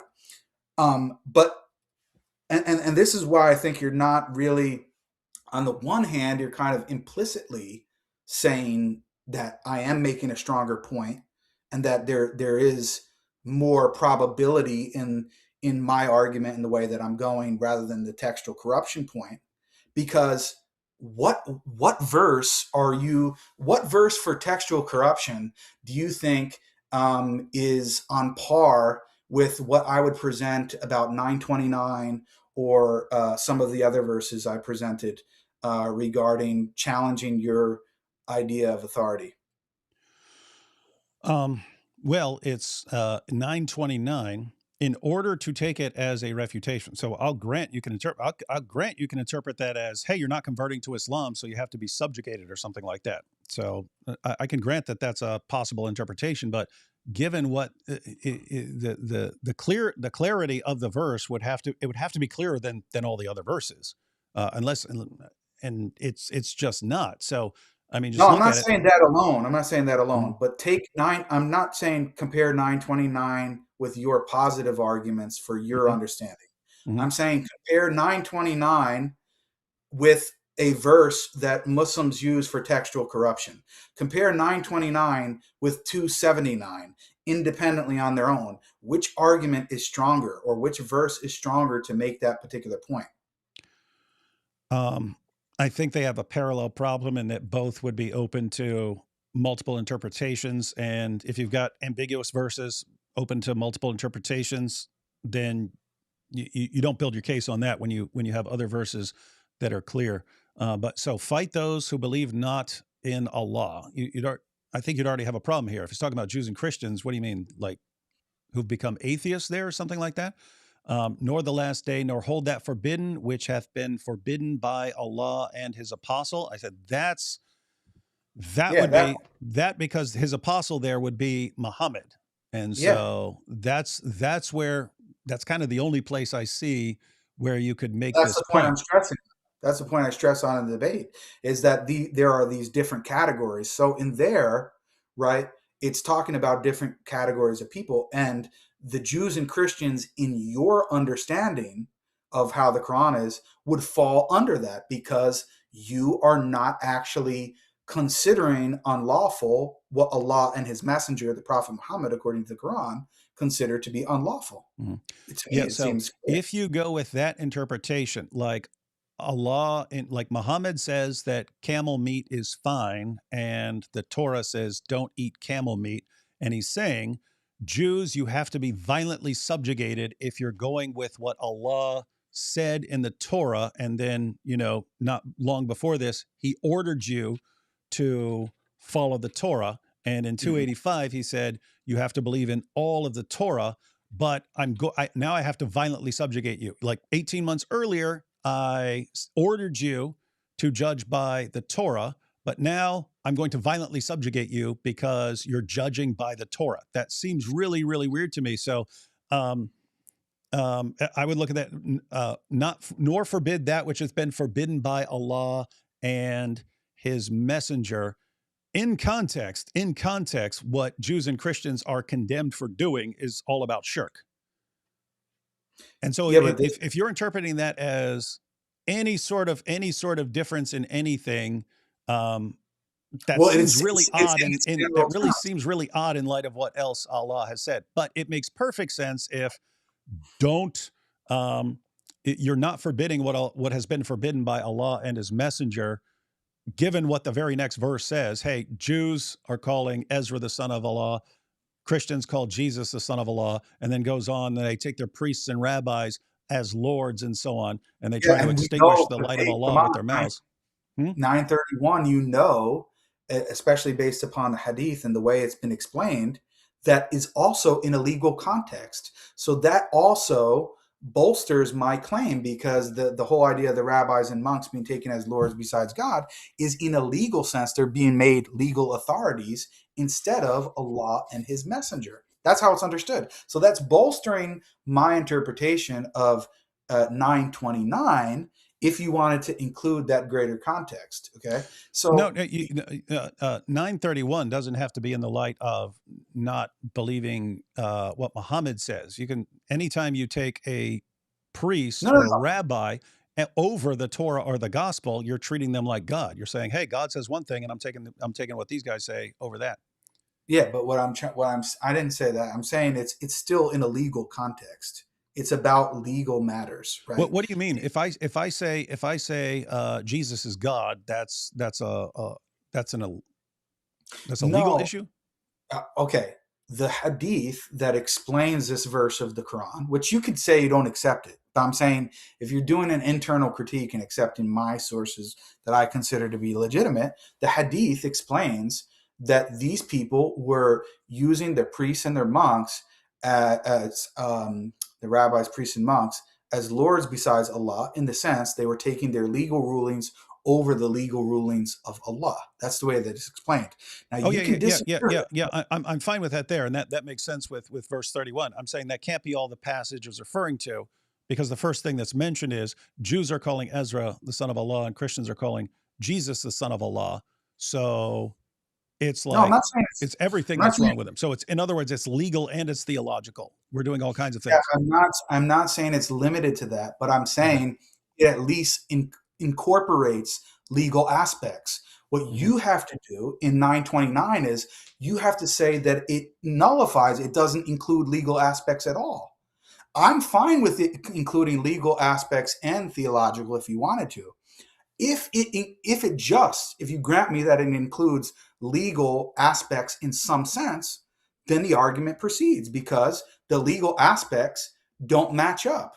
There are aspects even that the Quran acknowledges that were revealed in the Torah that are different than what are in the Quran. So if it's telling you that you have to follow what Allah and his messenger have declared unlawful, which is different than the Torah, and that includes legal aspects, then that's the case that's being made based upon that verse. No, because what does it say as far? I mean, you're going with the Hadith, and I'm fine with going with the Hadith as far as giving more information, but the condemnation isn't simply, oh, you're doing bad things. It's that you're committing shirk when you do this. You're committing shirk when you take what this guy says over what your book says. Your book says one thing, and then this guy tells you, no, actually, you can go ahead and do that. And that's you taking this guy as Lord instead of Allah. Yeah, but you're taking him as a Lord in the context of you're making him a legal authority instead of God and his book. Yeah, but for Jews and Christians, this would have been the Torah and the gospel. Exactly. But Because now I'm saying Jews and Christians supposedly been doing that for centuries. They've been taking what priests and rabbis say over what God says, and that's why their religion's all distorted. Right. And that's why I'm saying in 929, now it's saying the same thing is happening because now you're rejecting the new revelation and in terms of following the authority of the new revelation and the new laws being brought in the Quran. You're choosing not to follow that, and you're being told that you must follow it. Look, hang on, just to be clear, your view is Allah said to the Jews, "Judge by the Torah," and the Jews say, and a couple of years before that, he said, "Hey, you better believe in all of the Torah and not just parts, or I'll send you to hell." Tell me what you mean by that? No, hang on. Just quickly. What's that? You keep mentioning this. I really want to know. When you say, I think you're referring to 285, that the Jews have to believe in all the Torah, right? Is 285? Yeah. Okay. What are you interpreting believe in that context as? Whatever you want to. If I say you believe in all the Quran, you better believe in all the Quran. Oh, so you see it in a similar way. Okay, go ahead. Yeah. So right there, he says that do you only believe in parts and not in all of it? What's the recompense? But disgrace in the life of this world, and on the day of resurrection, they shall be consigned to the most grievous chastisement. But then in 543, Jews, why are you coming to Muhammad? You've got the Torah. Notice that verse by itself, that doesn't say anything about, this is about stoning an adulterer and an adulteress or something like that. It's just, why do they come to you when they have the Torah, in which is the judgment of Allah? If he's saying, hey, no, this one judgment is accurate, but the rest of it don't follow, it's a very strange way of saying it, especially when just a little later in 568, it's, you have no ground to stand upon until you stand fast by the Torah, the gospel, and all the revelation that has come to you from your Lord. And so if you're saying Allah tells the Jews, hey, believe in all of your book, judge by your book, you have no ground to stand upon unless you stand fast by your book, and then turns right around and says, what? You're not eating camel? I have to violently subjugate you. That's seriously true. That's seriously screwed up, I would just say. If that's what he means, judge by your book, judge by your book, judge by your book. Oh, you're judging by your book? Now I have to fight you. That's some seriously weird stuff. And that's why I would think it's a weird, I see, you're talking about not being charitable. I think that's not a charitable interpretation. I think your interpretation is not charitable. It's just, Allah's just saying, hey, you better do this. What, you're doing this? Now I'm gonna beat the crap out of you and destroy you because you're doing exactly what I just told you to do. Mm-hmm. In other words, but if you like that I would regard as an uncharitable view. I really think my view, apart from the fact that it leads to the Islamic dilemma, I think I'm being significantly more charitable in every way, in that if the condemnation we see throughout the Quran, up until you get to Surah 9, is Jews and Christians, you need to follow your books. You're not following your books. You're listening to other people. People are distorting the scriptures. You need to go back to your books. You better judge by your books. You need to obey your books. You're in a lot of trouble with Allah if you don't believe in all of your books here. You got a really big problem. And I would interpret Surah 9 in light of all of this stuff. But yeah, I have to say, if you're just, nope, Allah told him, you better do this, you better do this, you better do this. Oh, you're actually doing it, I'll destroy you. Whereas my interpretation is, he's saying, you better follow your books, you better follow your books, you better follow your books. Oh my goodness, after everything I just told you, you're still saying Jesus is Lord, and you're still saying that Ezra's the son of God, and you're still taking your priests and your rabbis as the authorities who are leading you astray and distorting the words, instead of going to the word, you know what, I'm just violently subjugating you now because I'm not going to let you guys spread this nonsense around the world. That's how I interpret it. I think that all fits together. That all fits together. Allah orders you to do one thing, and then he punishes you for actually obeying him and doing what he says. That seems like an uncharitable interpretation. Okay, so what about Quran 447, which you also frequently cite? Mm-hmm. You want me to read it, or you know what it is? It says, people of the book, that Allah confirms your scriptures. Yeah, but what does it say before that? And you read it in some of your opening statements and videos. It says, "Oh, you who believe, oh, you who have been given the scripture, believe in what was sent down to the Prophet Muhammad, confirming that which is with you." Mm-hmm. Right? Yep. So Jews and Christians, according to this verse, are being told to believe in what the prophet was given. I agree. Okay. And that, by the way, that's the thrust of a bunch of the confirmation verses. He's confirming your verses. Why would you reject someone who's just confirming your book? Why? Why? He's coming along. He's coming out of Arabia. He's saying, "I confirm your book." Why are you rejecting him? What's wrong with you? Okay, but the verse says, it's speaking to the people of the book specifically. Mm-hmm. They must believe in the Quran. Correct? Yeah, they're supposed to believe in the Quran. Yeah, everyone is supposed to believe in all. Everyone's supposed to believe in all the books. Yes. Okay, so Jews and Christians are supposed to believe in the entire Quran, but they're not. Are they supposed to only? They're supposed to believe in the entire Quran. To be clear. Mm-hmm. Yeah, they're also supposed to believe in the entire Torah and in the entire Gospel. Okay, so but they don't line up. That's the problem. But hold on a second. Believing in the entire Quran, does that mean that they are supposed to follow the entire Quran? Not when Allah says in 548 that he's given a different law to different groups, and therefore, you're supposed to follow the laws of your group. And he wants you to remain. I don't know why you're laughing at what Allah says. He's flat out says it. He didn't want one big group, and you're reading it as somehow he wants one big group. He says he gave a different law to different groups to keep them different groups so that they compete with each other in good works. You're saying no, he wants everyone to be one big group. What? It's the opposite of what he says over and over again. It's the opposite of what he says. So in 285, when Allah says that the Jews have to believe, and that's why I asked you, mm-hmm. and I think you know where this is going.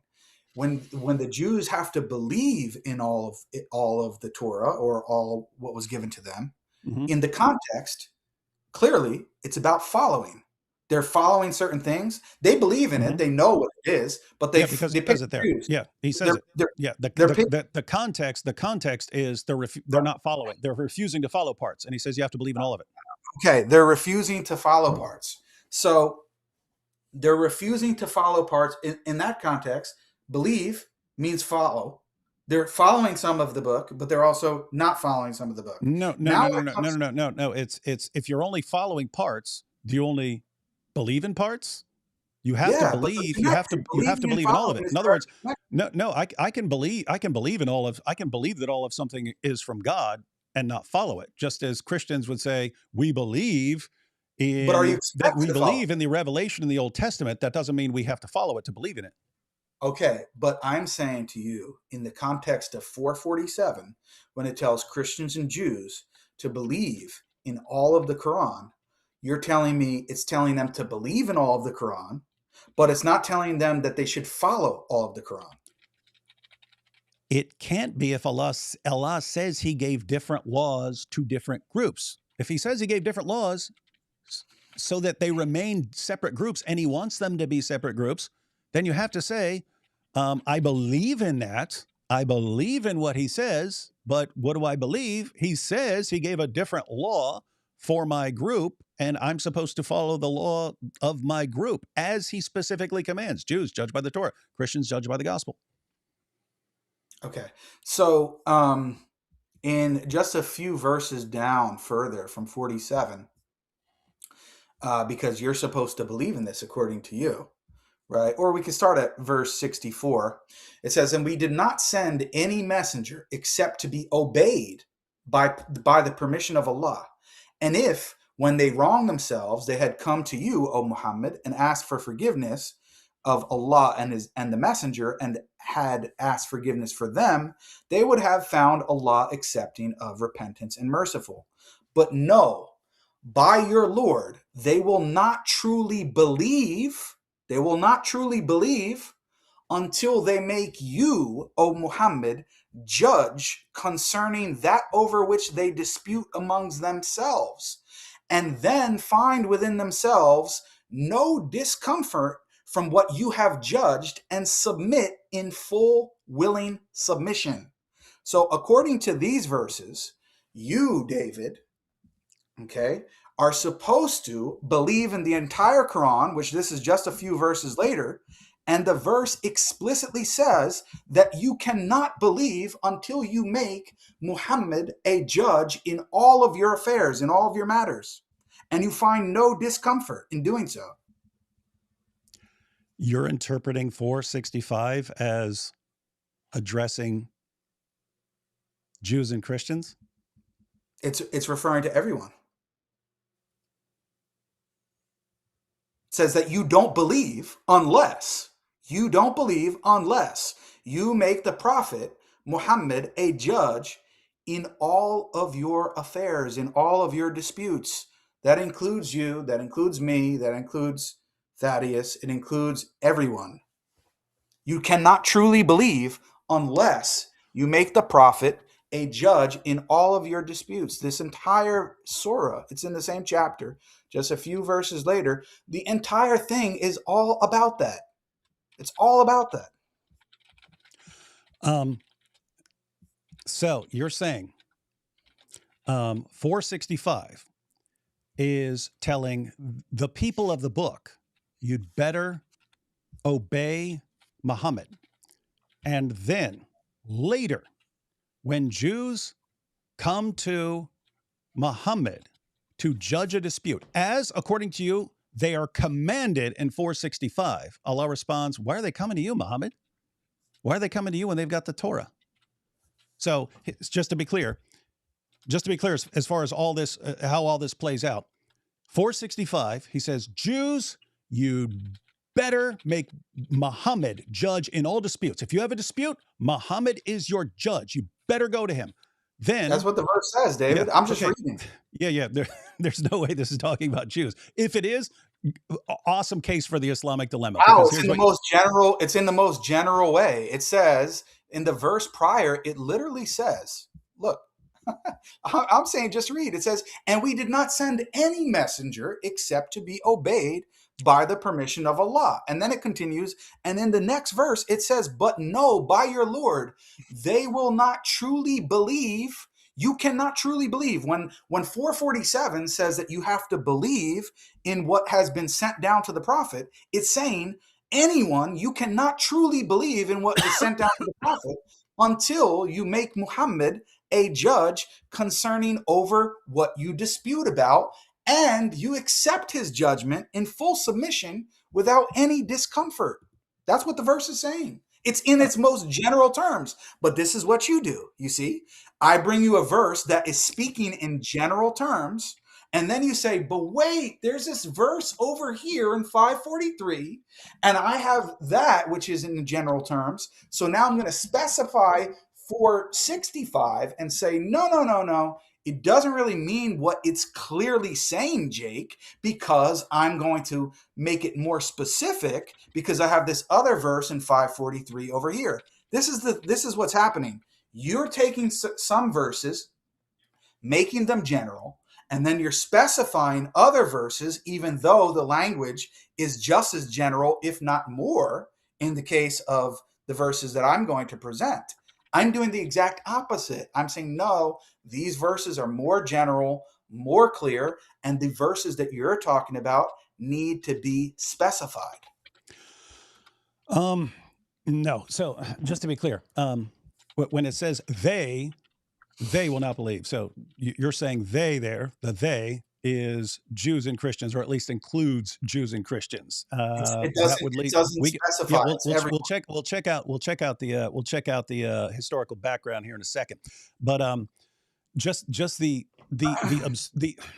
let me put it this way: if that's actually what Allah is saying, oh my goodness! Again, you're telling me He comes along, He reveals chapter 4, and He's talking to a bunch of people, but definitely including Jews, and says, Jews, you cannot believe until you make Muhammad judge in all disputes.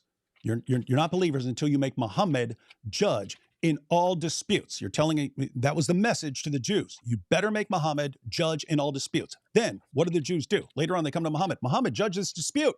And Allah says, why? In the name of common sense are they coming to you, Muhammad? They've got the Torah. Judge by the Torah. That's what you're supposed to judge by. So they judge by the Torah. And then he comes along in 929 and says, oh my goodness, they're judging by the Torah and not by the Quran. Grab your swords, everyone. We have to fight these guys and subjugate them and make them pay jizya. I mean, this is amazing. I don't know. This is wild stuff, man.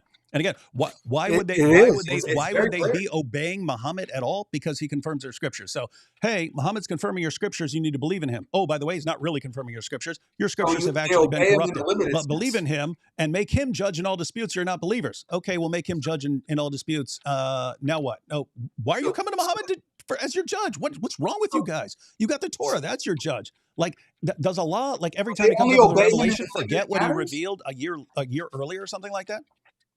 So wait, you're saying to me that they're only supposed to obey him in limited manners? I don't think that's about Jews at all. No, I'm saying generally the Jews and Christians are only supposed to obey the Prophet Muhammad in a limited sense, not in a full sense. If you obey him, you have to go with your own scriptures. No, you have to obey him when everything he says. You're going against your own scriptures. Matter of fact, it's impossible. Here's the Islamic dilemma. You can't obey everything he says because he tells you to judge by your own scriptures and follow your own scriptures and follow them all. And if he's simultaneously saying obey him in everything he says, then it's impossible. You can't simultaneously follow don't eat camel and eat camel. You can't simultaneously follow those things. I agree. So one of the verses can't be interpreted correctly in that way. And I'm saying your verses that you're using are incorrectly being interpreted. In the same chapter, there's so many verses in chapter 4 that mention this. If you go to the very last verse in the chapter. Hang on. We want to go to the historical background. Why don't you pull up Ibn Kathir on that? Historical background of what? Sorry. Surah 4, verse 65. I can pull it up if you want. 1 second. But I don't know why you're appealing to tafsirs. I thought you don't appreciate them. I'm saying if he says they will have no belief until they make you judge in all disputes, if it's saying your followers, then whose followers? Does that include everyone in the world? If he says they, if the historical context is these guys are not doing it, and you're saying, well, how do you know the historical context? How do you know the historical context? If we didn't know the historical context, who is they talking about? If every time the Quran says they or something like that, you say that's talking about Jews and Christians, you're going to run into some problems. David, I'm saying, how do you know the historical context? It's based upon our tafsirs, but you pick and choose when you want to use one. And no. I'm saying if you're saying this is addressing Jews and Christians, I'd like to see that it's addressing Jews and Christians.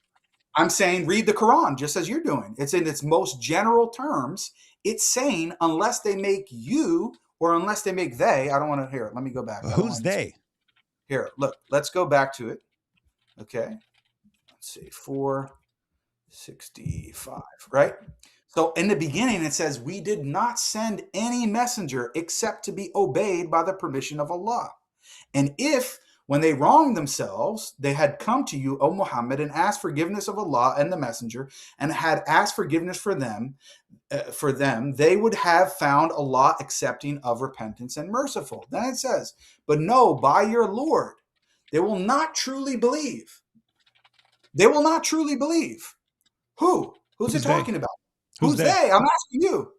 Where does it say? Does it say it's only speaking about a specific group of people? No, some people can come along and they will truly be believers if they don't make Muhammad as a judge. But then there's this other group of people that unless they make Muhammad as a judge in all matters, they will not be believers. That's what you believe? Some people can come and not make Muhammad a judge in all matters, and they're still believers. And other people, they don't have to make him a judge in all matters, and they're still believers. That's your view. If you say that every messenger has to be obeyed, you've already undermined your point. They can't follow all the messengers if they gave different rulings. But two, give the historical background of this. Who's the they here? Who's the they here? Everyone. If you're saying anytime the Quran says they, it's referring to all people, we're going to run into some interesting problems. Why are you objecting to going to the historical background? I'm not. I'm displaying. Let's do it then. That you do not have a consistent methodology. That's the whole point of my argument. You want to go to a particular exegesis of a particular verse when it suits your opinion. But when I want to do the same thing, hold on. When I want to do the same thing. I'm saying if the Quran says they, and it's addressing a specific group of people, the hypocrites. Okay, and you want to so say that's talking to Jews and Christians, and it completely contradicts what he says to Jews and Christians. This would not be, I must be misinterpreting those verses. It would be the Quran's incoherent again. This is the Islamic dilemma. Based on your understanding of 543 and verses like it. Just give the historical background here. When it's exactly, this is the point I'm making. Do you want me to read the historical background? Hold on, I'm displaying your hypocrisy. 543. It's not hypocrisy if you're saying a verse is talking about Jews and Christians, and it's not talking about Jews and Christians, and we know who it's talking about. 543 has a specific context. 543. So 20 some verses. You're saying because it says 20 some verses later, it's talking about Jews and Christians. That therefore this verse is talking about Jews and Christians. I'm just saying, say what it's about. No, you're not read the listening commentary. to what I'm saying. You're not getting it. I'm saying that 543 has a specific context about the Jews judging by the Torah. It's for a specific matter, a singular law. He just says, why are they coming to you when they have the Torah? Let me finish. But notice when he says that, you're saying, no, he just means something very narrow and specific. It's not what he says, but over here it says they. That means all Jews and Christians. We know it in the context. In the context, and the reason for revelation behind the verse is that they were not ruling by a specific law. So that one law. Why would they judge by that one law when their scripture has been corrupted? And if they, since they wouldn't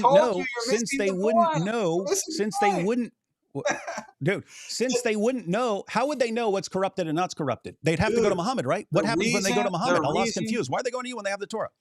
The reason is because do you think it's an anomaly that same legal ruling, which they're being told to judge by, Islamic law actually agrees with? There's no difference. If there was a difference in the law, how would they know? How would they know? So you're saying it agrees with Muhammad. How do they went to Muhammad? Muhammad, what are we supposed to do?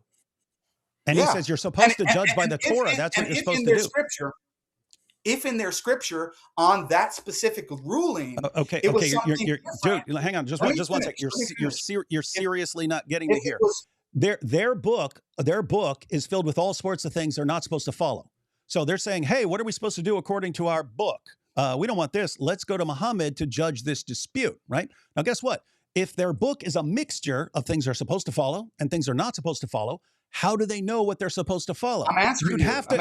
You would have to go to Muhammad to say, Muhammad, what are we supposed to follow here? Tell us, is this what we're supposed to follow, or is this part of the corrupt book? And instead, when they go to Muhammad, it's, why are they coming to you? They got the Torah. You're supposed to judge by the Torah. And you're saying, no, it's only on this one thing. How would they know that one thing is what they're supposed to follow?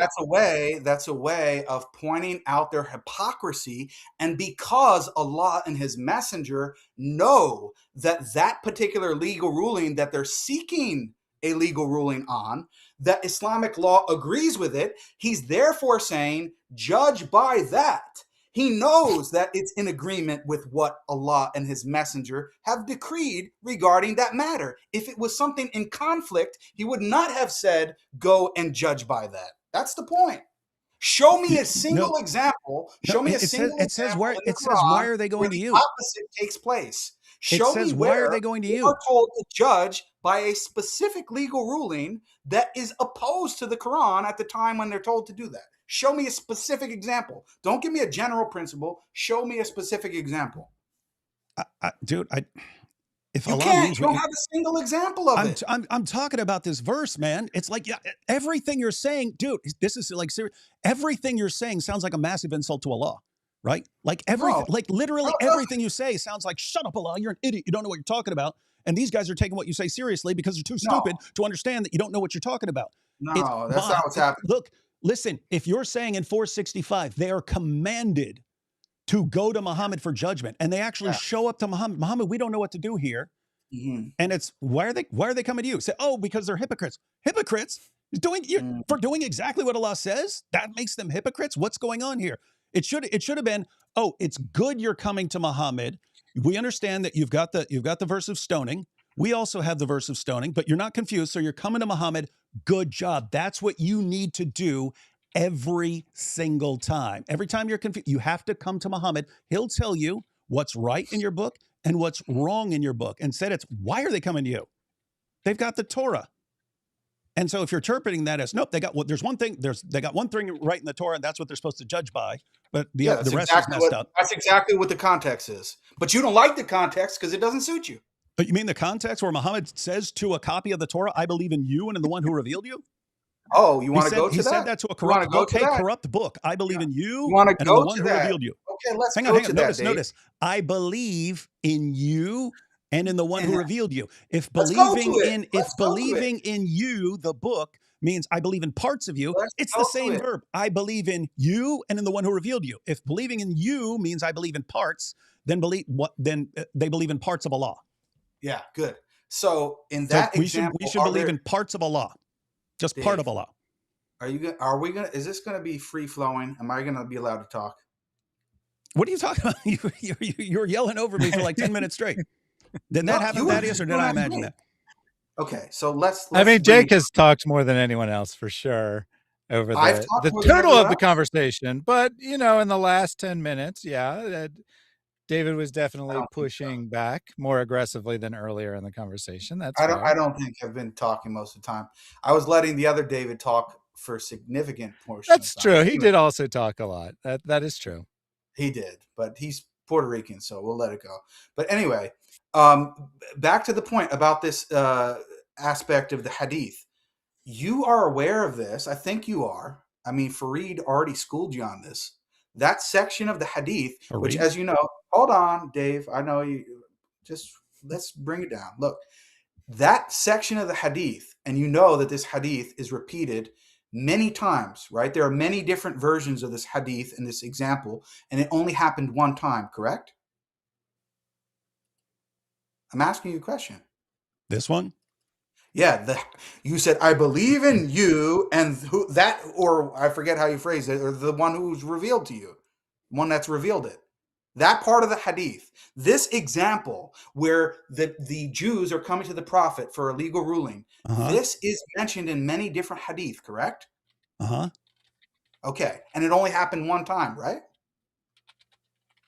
What are you talking about, man? Dude, are you going to say that's not authentic? Is that where you're going? I'm trying to figure out where you're going. Oh my!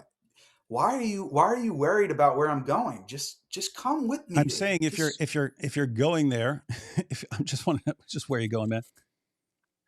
Where I'm going is aren't most teachings only up a found in long one time. hadith? I've been up a long time. It's almost 3 a.m. Where are you going with it? Are you saying if you're saying it's not authentic, just say it's not authentic. I'm saying that part of the hadith is not authentic. Okay, even though, so you're going to play the scholar game now. This scholar says it's not authentic. This scholar says that it's authentic, but I'll pick we and go choose. based upon the evidence. Fareed made an entire video about that. He presented the evidence. And do you remember when he told Daniel that he what did he say? He got caught with his pants down or something like this, and Daniel responded. He goes, "Is that what you seriously thought I should do? I should say, oh no, that's not reliable according to this scholar." And David would have come right back and said, "What? We don't care what Daniel. We don't care what Daniel says. He's retarded. We don't care about. I'm just saying he was completely correct. He was completely correct. He was No, completely he was not, correct with how he would respond. You're He was going off of completely that. correct with that would not have worked. That would have been an embarrassingly terrible response. Yeah. That's what low IQ people like Daniel say, who promotes low IQ, by the way. That's what people like him say, as opposed to people like Fareed, who have actually studied hadith literature. Daniel can't even read Arabic. Unlike Albani, unlike Sheikh Albani. Did you just say exactly? What's that? Did you say exactly? Huh? He said exactly to something else. It wasn't I don't know what you said. Anyway, my point is that aspect of the hadith is not authentic. Why is it? Hold on a second. Albani said it's authentic. Let me respond, dude. Why is it the case that out of all of the ahadith that tell this story, this is the only example where this is mentioned, and you're saying, David Wood, this is the most authentic version of the hadith?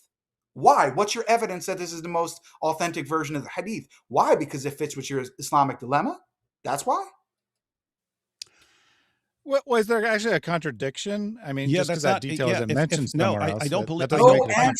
What is your evidence that this is the most authentic version of the hadith? It doesn't have to. It doesn't have to be. It doesn't have to be. You need another more reliable hadith saying, "Oh, and by the way, he never said this." But just leaving something out doesn't mean it didn't happen. What are you laughing at, dude? Oh my God! Wait, hang on. Man. Just to be clear, if two hadiths tell the same story and one doesn't include something, you're saying that means that the other one is false? What the scholars of hadith do is when there is a single story and a single situation that happened, they look at the narrators and the different chains of narration in these different hadith, and they look at the different wordings that are mentioned in there, and they have a criteria by which they judge and determine which wording is the most authentic. If I have 10 hadith, for example, if I have 10 chains of narration of hadith, and none of them, and they're all different, coming from different sources, and all of them telling it the same way with a very similar wording, and none of them have the addition of this one verse, what is more likely, that all of these other hadith removed it, even though they're coming from different sources, remove that one portion? Or is it that this narrator, in this particular situation, added that portion? So they're adding stuff. Why would they add, "I believe in you and in the one who revealed you"? Why would they add that? Because I would be operating on the principle of embarrassment. If the Muslim community understands the Torah has been corrupted, you wouldn't want to make up a story about Muhammad saying, "I believe in you and in the one who revealed you." And if someone did make it up, I certainly wouldn't pass it on. And if it was clear that someone made it up, I wouldn't expect like Albani, one of the greatest hadith scholars of all time, to say this is solid. It doesn't have to be made up. It could be misremembered. It could be a fault of another matter. It doesn't have to be a complete lie, intentional. Doesn't matter. The point is the evidence is stacked against your particular reading. You don't have any argument. You do not have any argument for, based upon hadith sciences, why we should actually accept this hadith as more authentic than every other version of the hadith, which none of them. You don't have to accept it. You don't have to accept it. If there was a contradiction and you said there are all these people who gave the contradictory version, yeah, you'd go with the contradictory version. They're all giving a different version that leaves that out. You can. Yeah, but it's not contradictory. Yeah. Hadiths do this all the time. What accounts for the difference between them? Different narrator, remember different details. Different people transmitted the same story. Matter of fact, going with the principle of embarrassment, you could say some of the transmitters of other versions of the Hadith were like, we don't want this affirming the Torah because that would lead to some problems. So let's just get rid of that story. Okay, so they all just conspired and just wanted to remove that portion of the Hadith. That's your view. That's not what I'm saying. If you're saying, it's a real mystery why Muslims in some of the stories wouldn't include this thing that was very problematic for them. No, I could see that. Someone just adding it, that's weird. Someone adding it when Muslims are understanding, hey, the Torah doesn't line up with the Quran, but then adding Muhammad says, I believe in you and in the one who revealed you, that would be surprising. Okay. Since it's almost 3 a.m. and we do have to, it's almost 3 a.m. for me, and I'm traveling tomorrow, so I do have to wrap it up. Hey, you want to check out Super Chat? You want to check out Super Chats, Jake? Just give me like 15 more minutes. Look, what I'm saying to you is, I just want to know if you truly believe this. It's not really conceding any argument. I just want to really understand where you're coming from. I asked you before. I just want to see if you're giving the same response. You legitimately don't think that, and based upon your reading of the Quran, and not even just what I've presented, but other things you may have think of from the Quran and authentic Hadith from our tradition, because now you're appealing to Hadith, so it's fair game. You legitimately think that there is no more of a case to be made potentially about, let's say for the sake of argument, that the Islamic position is that the Torah and Injil are inspired and preserved, but not meant to be fully authoritative to be followed going forward, because the Prophet Muhammad is a new messenger and he's for all of mankind. And the Jews and Christians should follow him in terms of his legal rulings. You think that that is just as absurd reading of the Quran and authentic Hadith as the reading that no, the Torah and Injil are not fully inspired and are not fully preserved. You think they're equally absurd? My brain is fried. Just repeat the options. What was the first option? We'll call this the first option is basically perennialism is false, that the Jews and Christians need to follow the Quran, Islamic law, and the Prophet Muhammad as an authority to make it to paradise. Okay. Do you think that is equally as an absurd a proposition based upon the Quran and authentic Hadith as the proposition that no, while taking that, saying that the Torah and Injil are preserved and inspired, but we're not supposed to follow them anymore because now we have this new messenger. Yeah, okay, I got that one. What's the other one? That, or saying no, the Torah and Injil are not fully inspired and not fully preserved. Based upon the sources, are you saying both of them are equally absurd, or one is more absurd than the other? The second one is massively more absurd. And I think that's what you're going for. The second one's massively more absurd. So if that's what I'm arguing for. Yeah. So if what you're saying is you're taking a better approach because you're going after this one when Muslims are arguing, lots of Dawah guys are arguing for something that's more absurd and more implausible. I would agree with you on that. The claim, the idea that Jews and Christians are supposed to follow Muhammad would be eminently more plausible from a Quranic perspective, because at least I can think of some verses that you're pointing to on that. That would be significantly more plausible than reading the Quran and saying it's denying elements of inspiration and preservation. Yeah, right. So because of that, and because I'm an honest Muslim, you guys are starting to get that I believe the same thing. I believe that the amount of verses that I believe, and you can think I'm wrong, but the reasonability and the amount of verses that I think I can present, and also Hadith, to support that claim, versus what I think that the amount of verses and the amount of clarity in which they come with, that I can present textual corruption. And I don't want people to misconstrue this, saying, oh, so Jake believes the Torah and Injil are fully preserved. No, that's not what I'm saying. What I'm saying, it's not what you're attacking. Right. And the reason is because I truly believe that I have more evidence, more You have a verses. stronger case. You're going to argue the stronger case. Stronger case. And if I can't convince you of that, how the hell am I going to convince you that the Torah and Injil are textually corrupted? It's not going to work. So if a Christian in the audience, and you, well, I'm not really trying to convince you, but a Christian in the audience or a Muslim listening who may be confused by this thing, okay, if they're not convinced by the arguments and evidence that I'm presenting that Jews and Christians must follow the Prophet Muhammad for salvation, then dude, they're not going to be convinced by anything I'm presenting regarding textual corruption, okay? Because the sheer number of evidences I can present and the clarity of which I can present them, and from the Muslims that I've spoken to, all of them who deal with the Islamic dilemma in different ways and different responses, all of them, the same question I just asked, all of them have answered it the same way.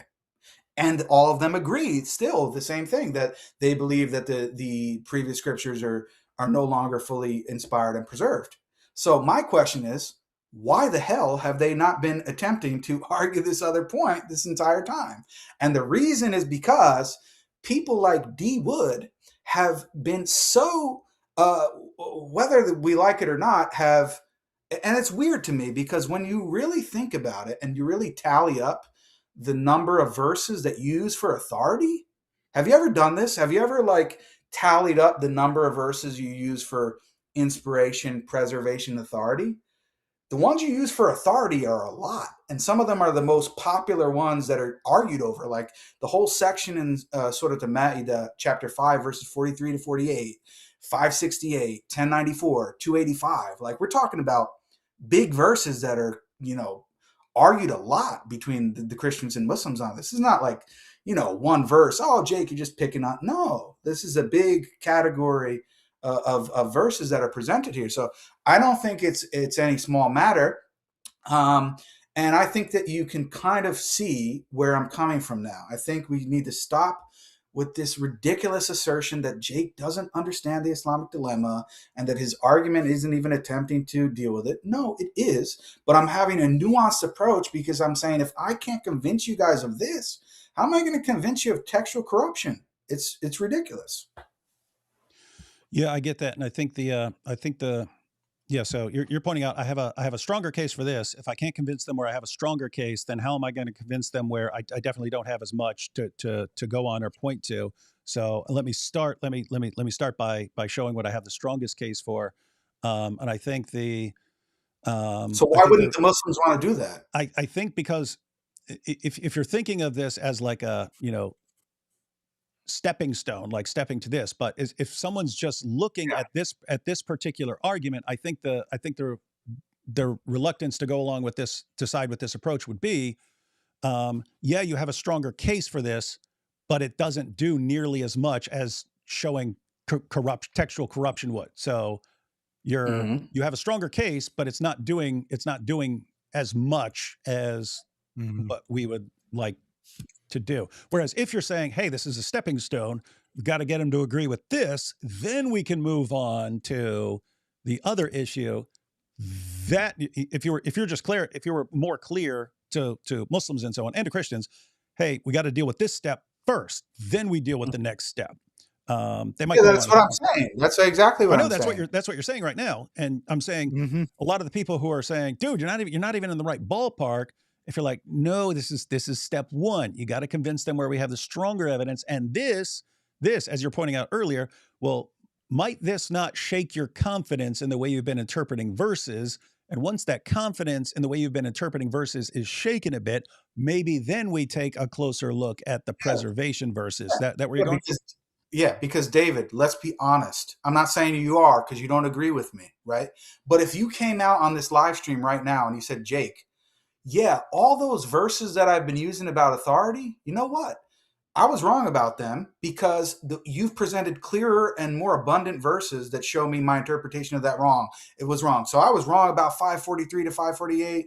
I was wrong about 568. I was wrong about 1094. I was wrong about 285. Dude, you're telling me that wouldn't shake the audience? They'd be thinking, I thought he was the Islamic, what do you call yourself? Islamic Deliminator. Yeah, I thought he was the Islamic deliminator. And now, like, at least maybe like 40% of the verses he was using, he was actually misinterpreting. Damn. So maybe now that's going to give us pause about some of those other verses. And you also rightly recognize that some of those verses actually overlap with preservation and inspiration. And now we're going into that, and it's all about general versus specific. So if you carry that principle over, now we start moving to other things. Come on, people would say, wow, David just conceded a lot. Like, I'm not saying you believe that, but if you did concede that, it would be a big deal. It would be say, I was using these verses for 20 years and I was wrong. Wow, Jake, you got a good point. Correct. Just so you know, I agree with what you're saying here. Yes, if I came out and I said, all these authority verses I've been quoting, looks like I was actually wrong about these, that would have implications for anything I've been interpreting in the Quran. So yes, I agree with you on that. So I agree with you that you have a better case on this issue. And I agree with you that if I was forced to radically reinterpret a bunch of verses I've been using, that should not only cause me to reconsider how I've been interpreting, but it should cause the audience to go, wow, we've been listening to this dude for years and he was wrong on these 6 verses. What else is he wrong about? Right, exactly. And I'm obviously you're not at that point. You're not admitting that. I'm fully recognizing that. But I'm saying that's why I think when you guys are making those whatever off the cuff dismissive remarks of saying, like even what you did in your closing statement, I get what you're saying, but the way it comes off is like, oh, I could just be like, yeah, Jake, you're right. I could just completely remove the authority aspect like it's nothing, like nothing even happened, and just move on and present the inspiration and preservation. I'm like, no, dude, you need to come on this live and be like, dude, I was wrong. I get what you're saying. I get what you're saying now. So in my closing statement, I was like, oh, he's putting everything on this authority issue. I can drop the authority issue because I can run the Islamic dilemma with just inspiration and preservation. Whereas the point you're making is, no, if I actually caused you to just completely rewrite your interpretation of these verses that should affect your confidence in your interpretation over here and your followers, the viewers, it should affect their sort of trust in how you've been interpreting. Right. And that's why I don't want to do this silly thing of granting for the sake of argument and saying, okay, Jake, leave out the authority part. Let's just focus on the inspiration and preservation. That's what Chris wanted to do in the discussion with him. And I'm saying, no, why should I? I have the stronger evidence here. If you don't agree with me, let's talk about why you don't agree with me about my interpretation of this category of verses. I'm not just going to move on for the sake of argument and act like, no, you guys haven't been saying this for 20 years, at least you, the other guys, a lot less time. But that's where I'm coming from. I'm not going to just grant it for the sake of argument unless I beat David to a pulp and I get him to come on his live and admit he was wrong for 20 years about these verses. I'm not moving on to talking about these other things about preservation, inspiration. It's a waste of my time because nobody's going to be convinced by that. If you give me just 2 minutes, I just want to show you just one hadith and see what you think about it. Can I share my screen? Yep. Which I think is a strong evidence against your view on authority. How do I do this? Share screen. Okay. Is it coming up there? There you go. Okay. So if you can see it on the screen, this is sunnah.com. This is a hadith from Bukhari.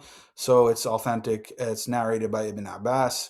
It says, Allah's Messenger sallallahu alaihi wasallam said to Mu'adh bin Jabal, when he sent him to Yemen, you will come to the people of the scripture, people of the book.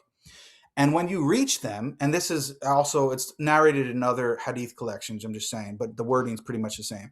And when you reach them, invite them to testify, the people of the book, that none has the right to be worshipped except Allah, and that Muhammad is his apostle. Now, David, your interpretation is, you agree with this so far. This is, according to you, what Islam requires. They just have to believe that there's only one God, basically, that has the right to be worshipped, and Muhammad is his messenger. If you accept that, you're good. But you can still judge by your scriptures.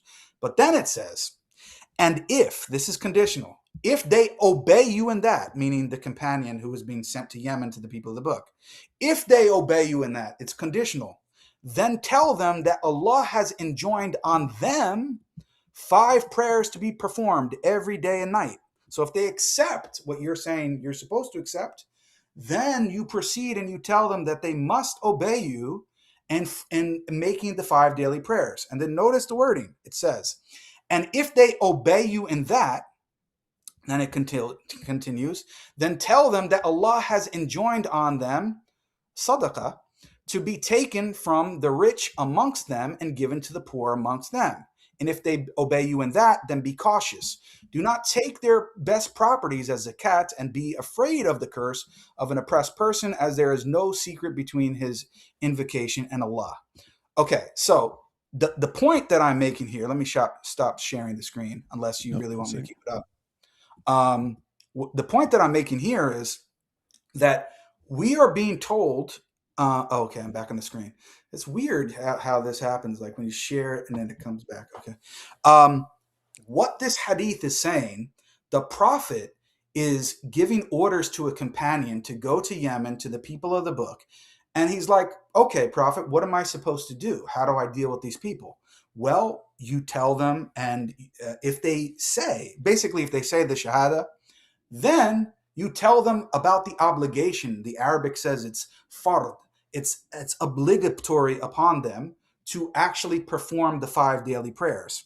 And if you see them pray, then you tell them about the zakat, and then it continues and goes on. So the implication is that Jews and Christians, when they take their shahada, that it's actually obligatory upon them to perform the 5 daily prayers, which is clearly not mentioned in the Torah or the Injil.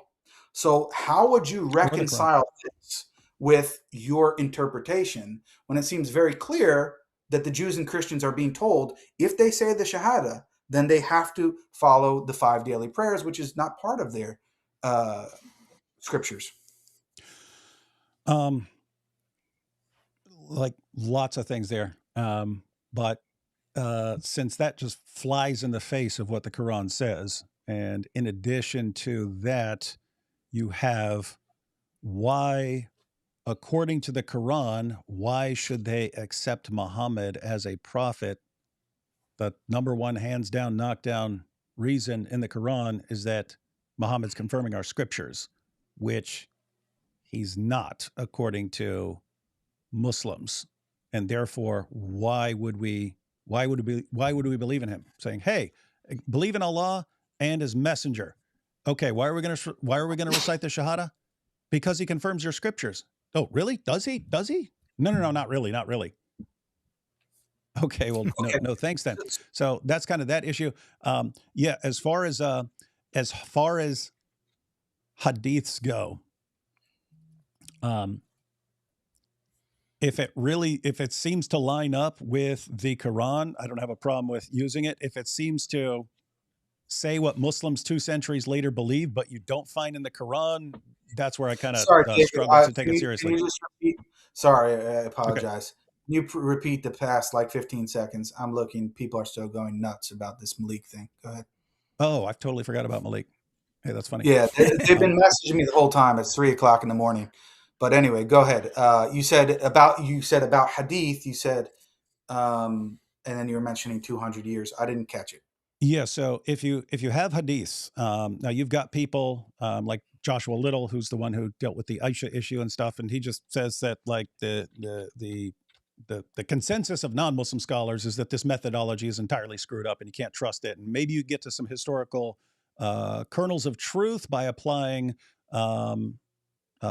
academic standards to the sources and trying to get to true points and so on. I'm a bit more charitable than that. And then you had Yasser Qadi saying that this stuff cannot stand up to academic scrutiny, so he has to wear different hats. And when I'm in an academic circle, I can't treat these things seriously. When I'm a Muslim, then we treat it seriously. You know what we Muslims think of Yasser Qadi, right? That he's awesome.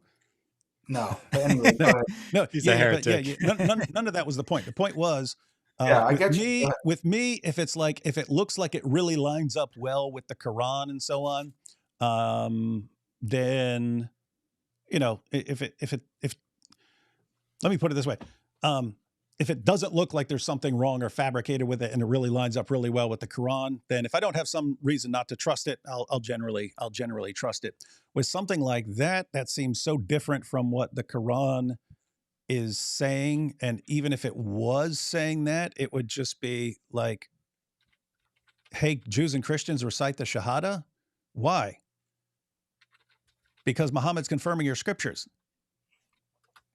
Is he? Okay, but no, he's not really. He's just confirming that, you know, there are parts that he agrees with. But that's you really so but at the very least, David, I think you're being honest. The apparent meaning of the hadith, you said it in the beginning, according to you and how you're interpreting those verses in the Quran related to this subject matter, you said it flies in the face of the Quran. So Yep. you're admitting the apparent meaning, at least the apparent meaning of this hadith, supports my view and my interpretation and contradicts your view and your reading of the Quran. You're agreeing with that, but you're saying with the caveat, well, I think the Quran is a more valid source and there's reason to doubt this hadith. And because this hadith seems so obviously to be going against your understanding of the Quran regarding this subject matter, you didn't say it explicitly, but you're doubting it, or you're not really considering it authentic or whatever. Is that fair? I would have trouble. I would agree with you that leans significantly towards your view. But yeah, as you pointed out, I would have trouble taking it seriously unless I see the same thing from the Quran on that issue, because it sounds like something Muslims 2 centuries after the events would be saying. But apart from that, I mean, but would you see from me as a Muslim perspective? Hang on, just one second. One, I mean, if I took that as authentic and then I interpreted some of these Quran passages about believing in Muhammad as along the lines of what the Hadith is saying, yeah, believe in Muhammad, and then start doing everything that he commands Muslims to do, I think we're back in the realm of contradiction. It's like he's telling you to do one thing and simultaneously telling you to do something completely different, and you can't do both. And so it sounds like it would sound like, in other words, if that's what that if that hadith were authentic and that's what the Quran actually means, then it would seem that Muhammad thought that the Torah and Gospel are line up with him perfectly. And therefore, if he's ordering you to judge by the Torah and he's ordering you to judge by the Gospel, it's the exact same thing as judging by the Quran. It's all the same thing. So go ahead and submit to him, follow him, because it's the same. It's all the same. It's all the same revelation. But in the case of the Hadith, if they're talking to Jews and Christians, and the understanding is that the Jews and Christians already pray 5 times a day and already do all these things, they wouldn't be needing to be commanded to say, hey, you guys, now that you took your Shahada, you have to do all of these things. So I think it's obvious that these are new commands that they would have to follow as they're being brought into a new understanding of the law or the religion. But I'm saying to you, can you see, at least from a traditional Sunni Muslim's perspective, that when I read this hadith, and because I do think it's authentic, that I take that meaning. And I'm not saying that miraculously now, I just presented you one hadith, right? I'm not saying miraculously now all of David's interpretations of those automatically goes by the wayside. No, of course we have to go through each one of them one by one. I agree. But at least it's counting as evidence on my side of the scale for what my view is, what I'm trying to present. Excuse me. I believe that I could present. When it comes to hadith, dude, I think I got you big time. Like there's so many hadith, I think, that support this view. And maybe you're going to say, well, Jake, that's because it's a later development or whatever. But anyway, I think that if it was just this one hadith, I would say, oh, maybe it's anomalous. This is kind of weird. But there's so many hadith like that, number one. And then I think there are better ways to interpret those other texts that you're interpreting in a different manner. But I mean, this is another question. This is the last question I have. Don't you think it's kind of strange? Like, why do you think? Because the view that you're presenting to me, I would just in shorthand. I said this to Avery, but basically call it perennialism. Like it's multiple pathways to God. Like you can believe in the Prophet Muhammad, but you don't have to follow his laws. You can do these things. You can have different rituals and different kind of things. I mean, to be clear, you also have what sounds like that in the Quran, Surah 2, verse 62. No, I know. I'm saying that's what you're saying the Quran is saying, right? Mm-hmm. I'm just using the term as shorthand, so I don't have to explain it every time. So your basic, like, why do you think, because most Muslims don't have this view. Like there are some pockets, maybe a few people that promote perennialism, even Christian perennialists and stuff like that. But like most Muslims all throughout history and all historical documents that we have didn't seem to have this idea and this understanding of perennialism. Like, why do you think there are hardly any so-called Muslim perennialists today and throughout history? It's as if they didn't really understand the Quran in the way that you did or do. Because if you understand that's the case, though, if you understand the Quran the way I do, it leads directly to the Islamic dilemma, and so there's kind of this psychological pressure. If you interpret it this way, you're screwed. You could still have it on inspiration and preservation, but just deal with this perennialism thing differently. Remember, you could still run the Islamic dilemma on that. But I'm saying on this particular point, most Muslims all throughout history, like overwhelming majority, like I would say 99%, never had this view. Like they always viewed the Prophet Muhammad had to be followed by Jews, Christians, and everybody. So they could have that view and still run into David's Islamic dilemma. We already went through that. I'm already granting that. But on this particular point, there's not really many people that you can point to that had this view. Like even what you're saying about the preservation, there are certain Islamic figures that you guys tried to appeal to. I think some of them you misrepresent. Maybe there's a case to be made for some Muslims who actually believe that in full textual preservation. I don't care about that. But again, I think there's more of a case to be made for that than trying to find a whole bunch of Muslim perennialists. I don't really think you see that. And I think that's also evidence that the view is less likely on the Quranic reading. I think it's less likely than the other. Yeah. I'll just say, so yeah, you can run the Islamic dilemma on inspiration and preservation. But if you're a Muslim, I don't think you want preservation or authority at all. And so if you decided as a Muslim, hey, Allah is actually telling Jews to go by this scripture, which we now know contradicts the Quran. And he orders Christians to judge by the gospel, which we now know contradicts the Quran. It just leads, I think there's a huge psychological pressure against acknowledging that, because it's like, wait a minute, these don't line up and Allah's ordering us to go by all these other scriptures. That can't be the case. That can't be the case. It has to be something. In other words, I think it's very similar to Muslims today when you go through the Islamic dilemma and it's like, look at all these verses, and no, it can't. They can't mean that. Those verses can't mean that. They can't mean that Jews and Christians have to judge by the Torah and the gospel. Well, why? I mean, you've got him saying all these things. I think it's along the lines of, because as soon as we understand the implications of how big a problem that would be for us, and so we just kind of have to rule that out. That would be my view. All right. So can we close it out? Does Jake, the Muslim metaphysician, does he understand the Islamic dilemma?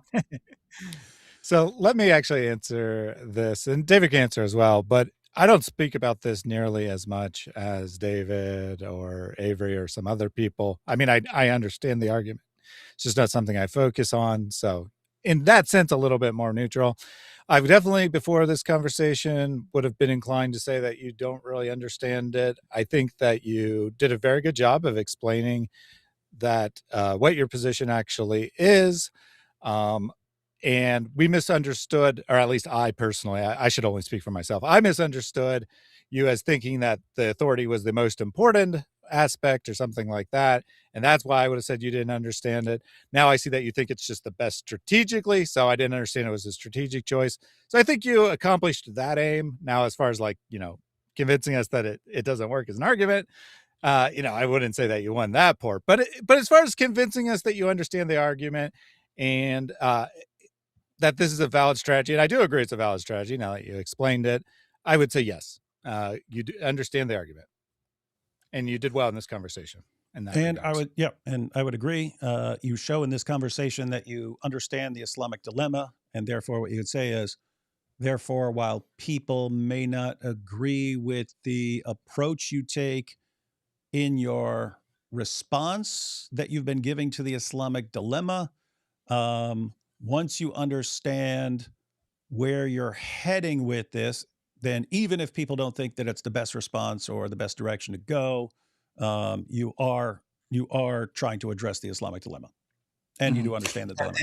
And would you personally agree now, after you understand the trajectory and what I'm trying to say, and that you have agreed, at least, at this point, that there is potentially more to go off of in terms of the authority aspect and what I'm presenting on the other side, that it makes sense that if I can't convince you or a Christian of that it doesn't really make sense to go much and waste much time on the other point, because there's not as much.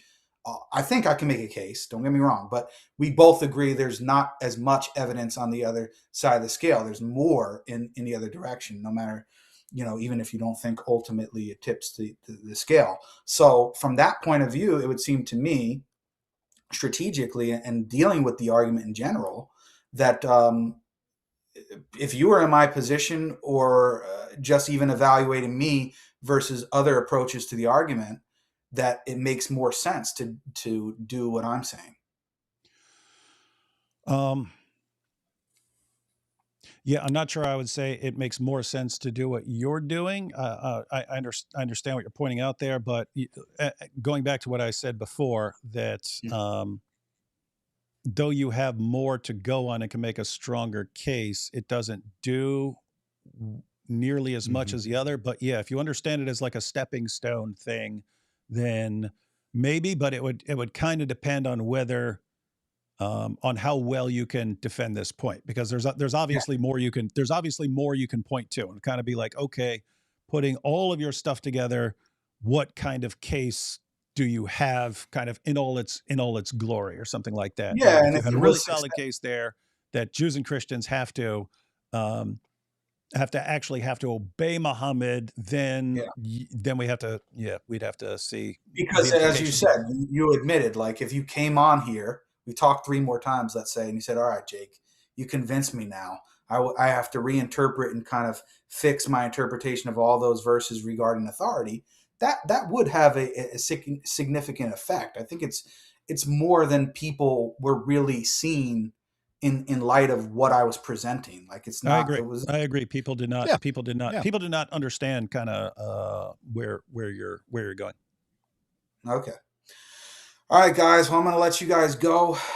It's 3:17 where I'm at, and I don't know. I don't know if I have the energy to deal with the Maleek aftermath. Or if I'm there was one super chat that the audience was asking me to get David to read. There was a ton of super chats for Jake, and I know, a but bunch of them in were like particular, nice, the one like, from hey, Jai respect, and Daughter of respect, Christ. and stuff like this, and then trash talking Malik and stuff. But what were people pointing out to you?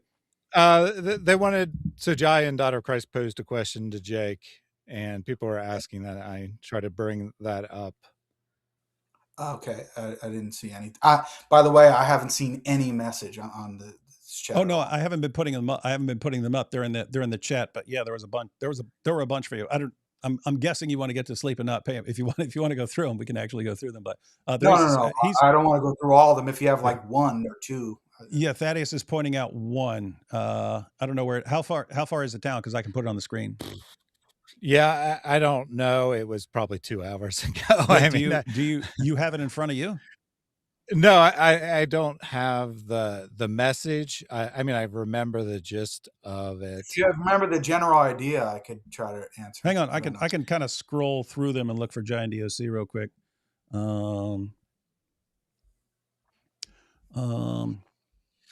I believe it was 1999. I don't know if that helps. Oh, I'm never pretty mind. sure I remember that. No, I found it. Okay, cool. It's and I actually just found it at the same time. So there you go. That's good.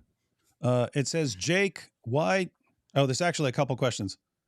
So I'll go and read them out. It says, Jake, why did you tell Malik that you lied to Avery about not supporting doxing? do you support what Malik does or not? And secondly, why didn't David get arrested at your debate? You said to trust the process. So I don't know what you want to address, but I'll just take them one at a time. Jake, why did you tell Malik that you lied to Avery about not supporting doxing? Okay, yeah, I'll answer that. And the second one was about David not getting arrested.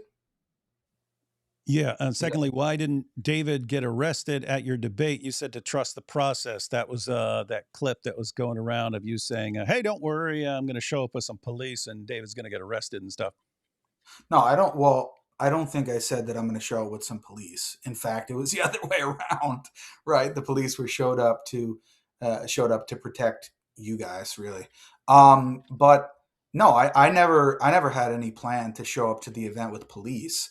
What I said was, I think I said something to the effect of, oh, if David, basically I was saying, if David shows up, it's going to be bad for him, both in terms of the debate and he may get arrested. I said that. I didn't say that I was bringing police or anything. And why I was saying that was because Malik was presenting this. I don't know if you want to go into this, but was presenting that there was supposedly this victim that came forward, which was the actual victim, and that she filed a police report, and she was presenting all the evidence for whatever actually happened. And I thought this was the case because it wasn't only Malik but other people told me that, this woman, she went to the police station in Virginia and she, we're just waiting to get the police report back. So I'm thinking, oh, well, yeah, maybe I honestly thought maybe you might not make it to the debate. I thought you weren't even going to make it because something was going to happen, that you were going to be pursued legally, maybe arrested. I don't know. I honestly believe that. Now I haven't been following it much in detail over the past couple of weeks because I've been so busy preparing for all these different debates. But I haven't seen the police report. Have you guys? No, Malik hasn't mentioned it again. And just as the person who knows best, that was the most ridiculous fake thing I've ever seen in my life. To be clear, I have committed crimes, and there are still crimes that I could be charged for. And if anyone ever actually came forward from something I did when I was 18 years old, there isn't a statute of limitation on those crimes in Virginia. So if anyone actually came forward, I could still be prosecuted for having sex with an underage girl. So that could happen. Just it's not going to be based on that without someone committing the felony of filing a false police report. And that's why I would be shocked if they ever actually go through with filing a false police report, because that's a felony. Then they'd be in trouble. Yeah. So I had people present, not only Malik, but other people presented more information behind the scenes that this police report was actually filed. So I believed it. I was thinking, yeah, well, I was kind of joking in a way, saying, well, if David shows up, I'm going to get him and beat him in the debate. And if he doesn't show up, it's because he's going to be arrested. Mm-hmm. It was kind of a joke, but I thought it might have genuinely possible because it was like a few weeks at least before the debate was supposed to happen. And I thought that this person, even if it was fake, right? So let's say that it was fake and it was all set up. Even if you could be arrested on a false. Yes, so I was thinking, even if you weren't arrested, if, for example, if this actually happened, somebody filed this police report a week prior to the debate, let's just say, and it was totally fake, or from your point of view, it's fake. But just that looming there and being questioned about it and potentially arrested or just going in for questioning and stuff, that could have, impeded you from coming to the debate. So this is what I'm thinking. I thought that there was actually a police report being filed. Now that it's a few weeks later, and I don't think anything came out, looks like it was either a lie the whole time, or I don't know. I don't know really what other way to explain it. So that's on the David thing. But I don't think, I mean, unless I'm crazy, I do have lesions on my brain. But unless I'm just not remembering, I don't remember saying that I was going to bring the police to the debate. I don't think I said that. I think I said like, oh, either David's going to get arrested or like I'm going to pummel him at the debate. Anyway, that's how it was in my head. On the first point about Avery, why I think the question was, why did I say to Malik? Yeah, I just put it on the screen. Jake, why did you tell? So it's talking about the screenshot. Snitch Malik posted a screenshot. If you go back and forth, and we didn't see what came before it or what came after it, but there was something in there. Thaddeus, do you have it? Do you? I don't remember. It was something along the lines of. Yeah, so we haven't covered this yet because it happened more recently than the stuff that we got up to. But my understanding is that I don't know if Jake actually showed, or sorry, Malik actually showed a screenshot or he just said it. But either way, he claimed that so there's the clip of like potentially you not knowing you're on camera. I don't know. But you like saying to Avery that you don't support what Malik's doing. And then Malik said that you then went and told him that you were lying when you said that. Well, that to you be do clear, support him, basically. To be clear, I mean, I didn't know for 100% sure that I was being recorded, but I thought I was because there's a lot of people with cameras there and Avery was standing talking to people. So I thought I was. I wasn't doing it as if I didn't think I was being recorded.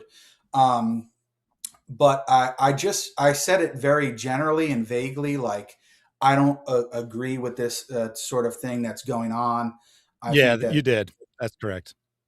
Yeah, we interpreted it as not supporting Malik, but I think you actually just said there's stuff going on that I don't support or something like that.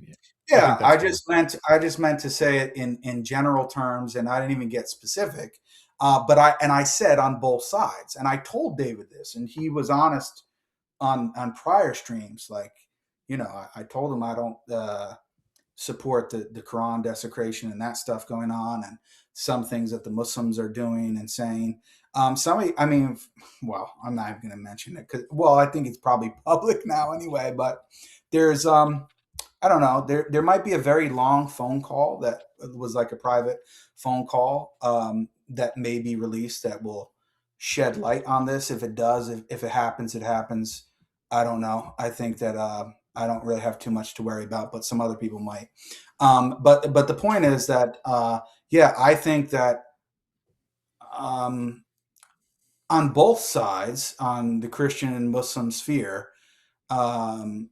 there's a lot of things that we shouldn't be doing and saying to each other. And even this was asked at the end of my debate with Avery. I think the final question was like, oh, how do we elevate the discourse and stop with all of this kind of stuff going on? I'm obviously paraphrasing. And his answer was like, oh, everybody should accept Jesus Christ as their savior and become Christians. And he's like, oh, but that's not really realistic and practical. And then he said, oh, we shouldn't like do this. Oh, you got baked and you got buried and you this and that. And then they're like, oh, Jake, well, what do you have to say? And I'm like, well, dude, it's kind of rich coming from a guy who was literally during the debate bringing a wooden spoon and going like this throughout the debate. Like, really, is this, So yeah, and I'm certainly not perfect as well. So I have to be better in certain areas. But yeah, a lot of things that are private,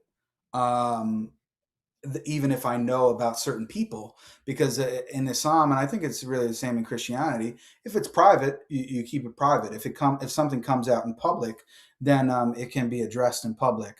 So that's the way that I operate. But Malik, he doesn't operate that way. So if certain things come out that were done or said privately, then I'll address them when they do. But it might be a crazy next week. I looked up the screenshot and he messaged you. Now, again, we don't see what happens before this or what happens after this. So yeah, there was other things before it, but yeah, I basically said that I was lying to. I think, like I said, I was lying to Avery, and then I told him, you know that. And here's the thing, I don't know if it shows in the message, but I have it in my message. He actually laughed about it. He was like, "Ha ha ha! Yeah, I know. Like, ha, you know, you got him." He said, "Lol, I know." Yeah. So how does this make sense? If what I'm saying to him is true there, and he believes it, then why is he so butthurt now? Why is he so mad? Right? If he thinks I played Avery and the Christian community to make it seem like I was giving some type of, not an apology for me, but whatever. And he accepts it and he's laughing like, yeah, Jake, you got him. Well, why is he so upset now? Does it make any sense? He told me, oh, well, it's because I thought about it. And I was like, nah, you really were playing me. You were really playing Malik when you did that. So he doesn't believe, according to him as of now, he doesn't believe what I said to him in that text message was genuine. He thinks I'm basically lying and playing him now. So anyway, I said some things to him afterwards in the messages, which I'm not going to repeat here because they weren't on the screen. But I'll just say I'll let people be the judge of that. They can see what is actually correct. Is Jake playing Malik, or was he playing Avery? I'll kind of let the suspense loom because I think some other things are and people can judge based upon that. And I'll just you don't need to respond to these. I'll just give you a couple more quick ones because they're biggest win for Jake calling Doxer Malik out. Then good on you, Jake. Never give in to bullying. And my respect for Jake has gone up too. He has guts. Okay. And then you got this one. Jake just made S tier Muslim apologist. Oh, that's good. I don't deserve S tier, but I can say for a fact I never personally doxed anybody. Now, have I been around people that have doxed people? Yeah, for sure. And have I known about certain information and been like, even when presented to me, oh, wow, that's interesting, or, made comments about it? Sure. But do I think that this is the best way going forward for Muslims and Christians to dox each other and desecrate our books and all that? No, I don't think that that's the best way going forward. Also, I think there was another, it wasn't mentioned in Giant Doc's thing, but I think it showed in the text message that Malik put on there. It was about the Speaking Muslim. I think I mentioned Speaking Muslim and Avery being served that document at the debate. Yeah. I don't know if I think it says it says Speaking Muslim also told me that legally I shouldn't be associated with serving him the paperwork because it might hurt the case.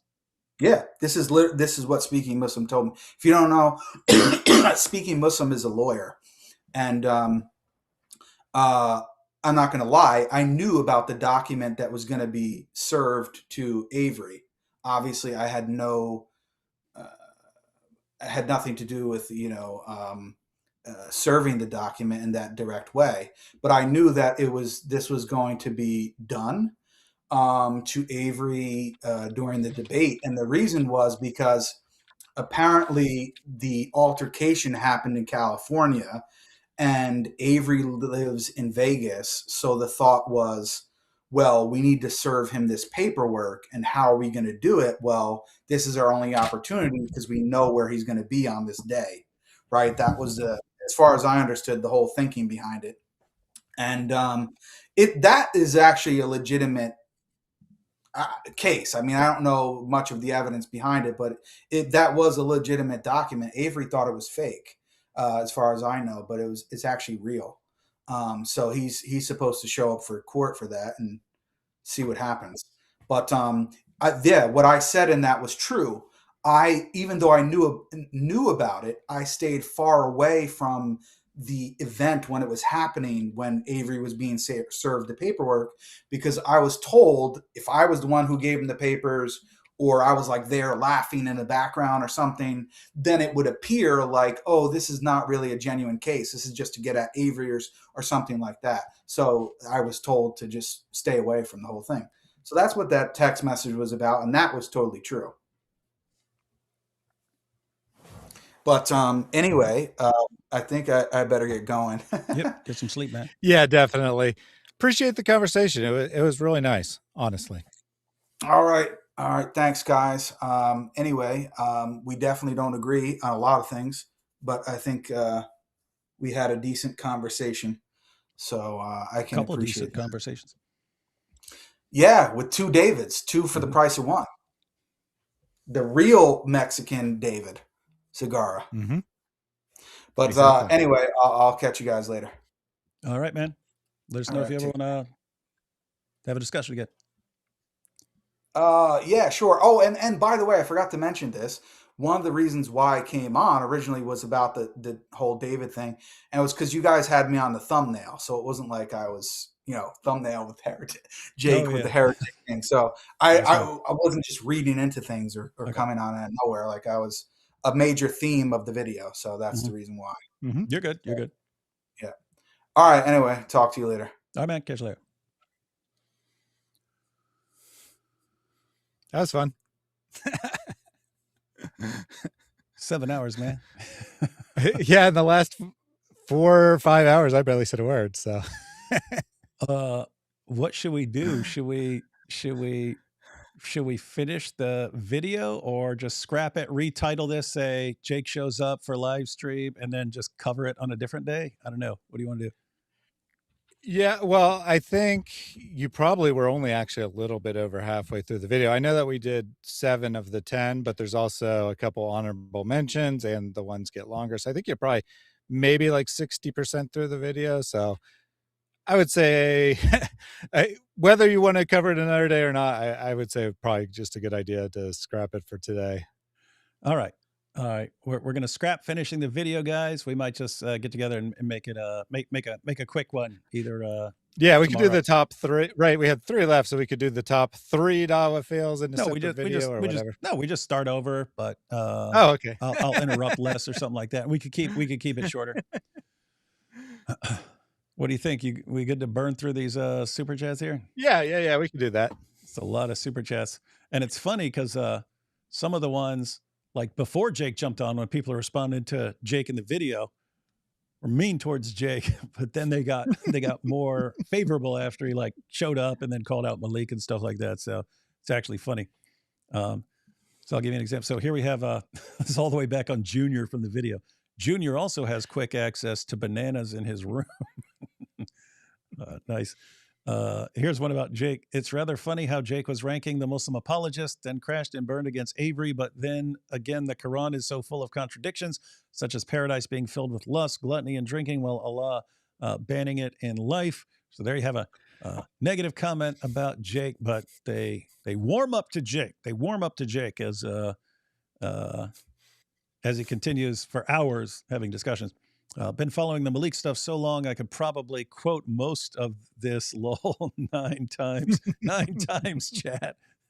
No, yeah, 9 times. He's been married 9 times. That's right. Yeah. Yep, we've heard that so much we can actually probably quote a lot of it. Hey, Jake, it's not too late for you to turn to the Lord Jesus and be saved. Hope he's watching this afterwards. We all know Mike Jones is a retired H-Town rapper. Yep. Yeah, he is. Looking great with sombreros. Greetings from Mexico. JB, why you here, bro? No V-Day plans? Who's that about? So JB has Jake, I guess, and no Valentine's Day plans. Jake, hop on, bro. Oh, okay. So that's back when he was in the chat. Adam Soleil and Ortha Ducklips are both 5.5 feet tall. I know Adam Soleil is short. I've seen him. I saw him in Times Square. I don't know about Ortha Ducklips. IP looks like a pimp for female leprechauns. That's a good one. John 14:27, Christ loves you, Jake. Come home to him. Jesus died and rose for Jake too. Jake, much respect for showing up. Oh gosh, some of these are good comments, man. Wish he'd stuck around. Again, hopefully someone can message him and say, hey, you should check out the super chats that they read after you left. Jake, much respect for showing up, brother. Christ loves you too, brother. He calls all of his sheep to his fold. You are one of his. Listen for his voice and you will recognize it, and he will welcome you with open arms. Jake, you sure you should be here? Make is watching. Oh, that's yeah, he corrected it. Malik. Malik is watching. You sure you should be here? Malik is watching. I have to say, it's one thing showing up on our live stream and wanting to start a discussion about something, but knowing that Malik is going to flip out and doing it anyway, that's you can give a lot of props to, even if you disagree with Jake on all kinds of other things, you can give him props for doing that. Yeah, and kudos to him for saying, sorry, I'm distracted. Malik is coming after me, sending me 50 messages a minute. So that was pretty cool too. Like he's like, Malik, I know you're watching. I do not care. Leave me alone. That was pretty cool. I liked it. Legacy says, I felt so awkward seeing my super chat just sitting on the bottom when Jake joined. Is this what the watcher feels like? Keep up the good work. People are weird. Is Jake Brancatella ultimate authority on Islam? No, I don't think he would say he would. Say he is. How did Sam Shamoon become a red herring? Hey, he wasn't wrong about Sam. Jake, the truth is Islamic dilemma is not for you to defend its past defense, but to open your eyes to the truth, which is Christ Jesus and his peace. Why does Allah use a tablet and a pen? Didn't he know we'd have iPads in the future?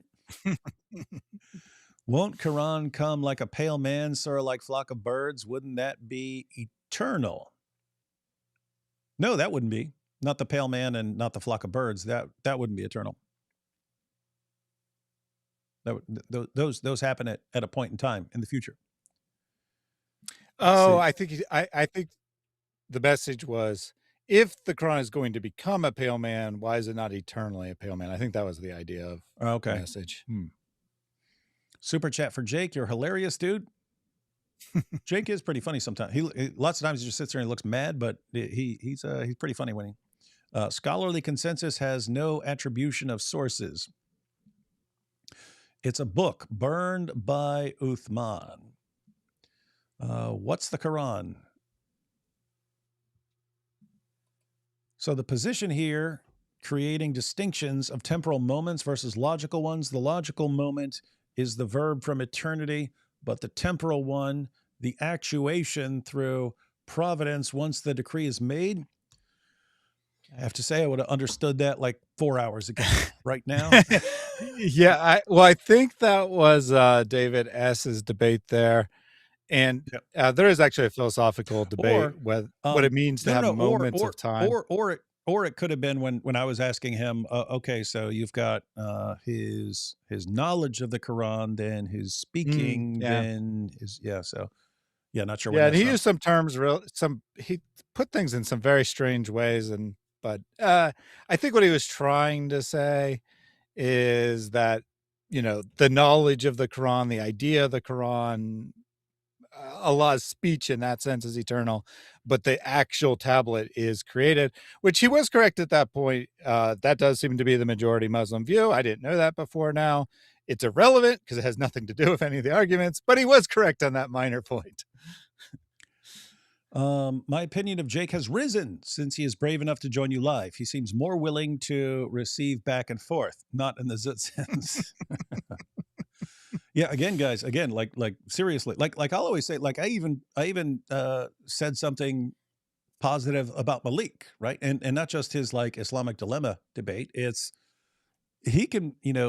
Malik can be an absolute evil, narcissistic scumbag who doxes people like cowards and goes after people's wives and then flips out and snitches on everybody anytime they don't do what he says and so on. He can be like total dirtbag in all these ways, but the fact that he just keeps, he just kept going, even though, his book's getting destroyed and everything else. Like, okay, I can respect the relentlessness. He didn't just cave, right? This guy keeps on being an idiot, even if it's destroying him.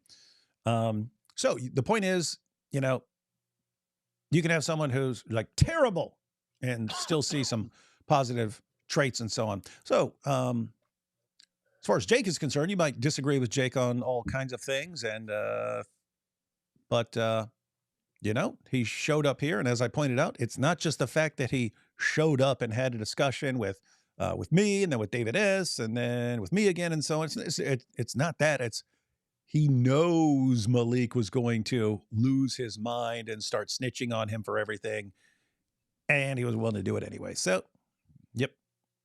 So, in other words, Ezra Gregory, I agree with you. My opinion of Jake has risen since he was brave enough to join us live. That's true. Mine as well. Wait a minute. Now we got some negative ones. My IQ lowered just watching Jake mumble. Wrong with you. Well, especially early on, he seemed to be saying a lot of words without actually saying anything. So it sounds almost like a Western theological distinction between free knowledge and natural knowledge. I'm guessing this was part of our discussion here. I tell you that in the same way, there will be more rejoicing in heaven over one sinner who repents than over 99 righteous persons who do not need to repent. Come home, Jake. Jake Fredo Brancatella. Fredo. Quran ain't the way I wanted it. I can handle things. The Quran's smart, not like everybody says, like dumb. You know what's crazy? I've never actually seen The Godfather. I've seen that clip, but I've never actually watched The Godfather. And I've seen lots of movies. But it was weird. I was kind of like, everyone says you have to watch that movie, and so I'm not going to do it. And they say the sounds Trinity. like you. Yeah, and they say the Trinity make no sense. Yeah, that's what's interesting. Once they break down their word of Allah and his revelation, all this stuff, and it's like complaining about the Trinity. Before creation seems sloppy. Being charitable, I think Jake means before the creation of the world. He's not distinguishing logical and temporal moments. Did Allah write the tablet with his right hand or his right hand? Getting tired. Where's Ibn Masud's lap? See, some of these I'm glad I didn't read because you guys would have derailed our perfectly friendly conversation. Is the tablet Samsung or Apple? Apple. Jake, you just made the Trinity sound easy. What about actions outside of time? Yeah, that's a good question. Man, this guy's almost as bad as Mike Winger. Some of you are just being mean for no reason. What's wrong with you? 3 equals 1, Yahweh, God, Allah, or Torah, Gospel, Quran. I guess if it's all Allah's speech. And can Jake stay to see who makes number 1 in their countdown? Oh, yeah, that's when we were going to, people thought we were just going to, because he almost left. He's like, yeah, I just wanted to clarify that. We almost wrapped up. And we were just going to continue with the video. I know. We should have just let him go. What are you talking about? He would have only cool. stayed 20 minutes. No. It was good. Yeah, it was definitely good. And then David S. showed up, and so they had a good discussion for a while. So no, that's cool. Imagine Mike Winger with the same hat, the Wingeling, instead of the Muslim metaphysician, the Wingeling. This might help me understand. How does Jake understand the statement of Jesus, my Father is working until now, from his paradigm? That would have been a good question. Yeah. So, in context, what Jesus seems to be addressing is that so the rabbis had this discussion. You know, human beings aren't supposed to work on the Sabbath, but does God work on the Sabbath? And some of them said, yes, God is sustaining the entire universe, upholding and sustaining the entire universe. So he's always doing that. God always existed. He wasn't created. So that means his word, Jesus Christ, always existed as well. The late Dr. Heiser brought up an important point. The Greek word translated begotten is monogenes, better understood by most Christian scholars as species unique rather than an act. That's actually been, that was more common, I think, a couple decades ago, and it's been shifting back to viewing it as begotten. So guys, the point there is, the word that's used and that's historically translated as only begotten son can actually a form of the same word can mean unique. So it can just be unique. So it could just be unique son rather than only begotten. So people ran with that for a while, but it seems opinions have been turning back to begotten as the stronger translation. If Allah decides everything about the knowledge he has, then deciding is an action. Therefore, that knowledge cannot be eternal. If the knowledge is not decided by Allah, then he is not the highest one. I'm not sure Allah is deciding his knowledge unless you factor in the will, and then he's like, it is some confusing stuff. Be interesting to see them continue that discussion. Hey, Reason, well done. Hey, that's you. Hey, Reason, well done on the 10-hour stream as well the other day. Literally got me through my whole work day. Loge the cat. I mean, love the I guess cat. that's love, probably. That would be Al Zut Remembrance Day. And I promised it would go all night long, and then it did. So there you go. 10 hours. It's actually like 10 and a half, I think. Jake, do you miss? I've eaten this before. I'm not sure about prosciutto. I don't know. I haven't heard it pronounced, so I'm not sure. Iron sharpens iron. Glad this chat is happening. Yep, cool stuff. I honestly really want to like Jake, but these nice Jake moments are always followed by him saying something dumb. Oh, yeah. Hopefully he doesn't do something tomorrow. To be fair, there are probably Muslims who are like, I really want to like David, but every time he does it, he eats the Quran. Yeah, that's true also. No, I mean, that's legit. We've had lots of times where we've been on call-in shows or whatever. A Muslim calls in and they're like, oh, you're actually a nice guy. I never would have imagined that to David, right? They say that. So, yeah, same idea. I need to find a super chat for you to go into detail on, because I do have to run and check on my son, who's I got the door open so I can hear if an alarm goes off. But yeah, I've been up here for a couple hours straight, so just got to check on him real quick. I have no idea what's going on. I'm just enjoying it. Yeah, this was cool. This was fun.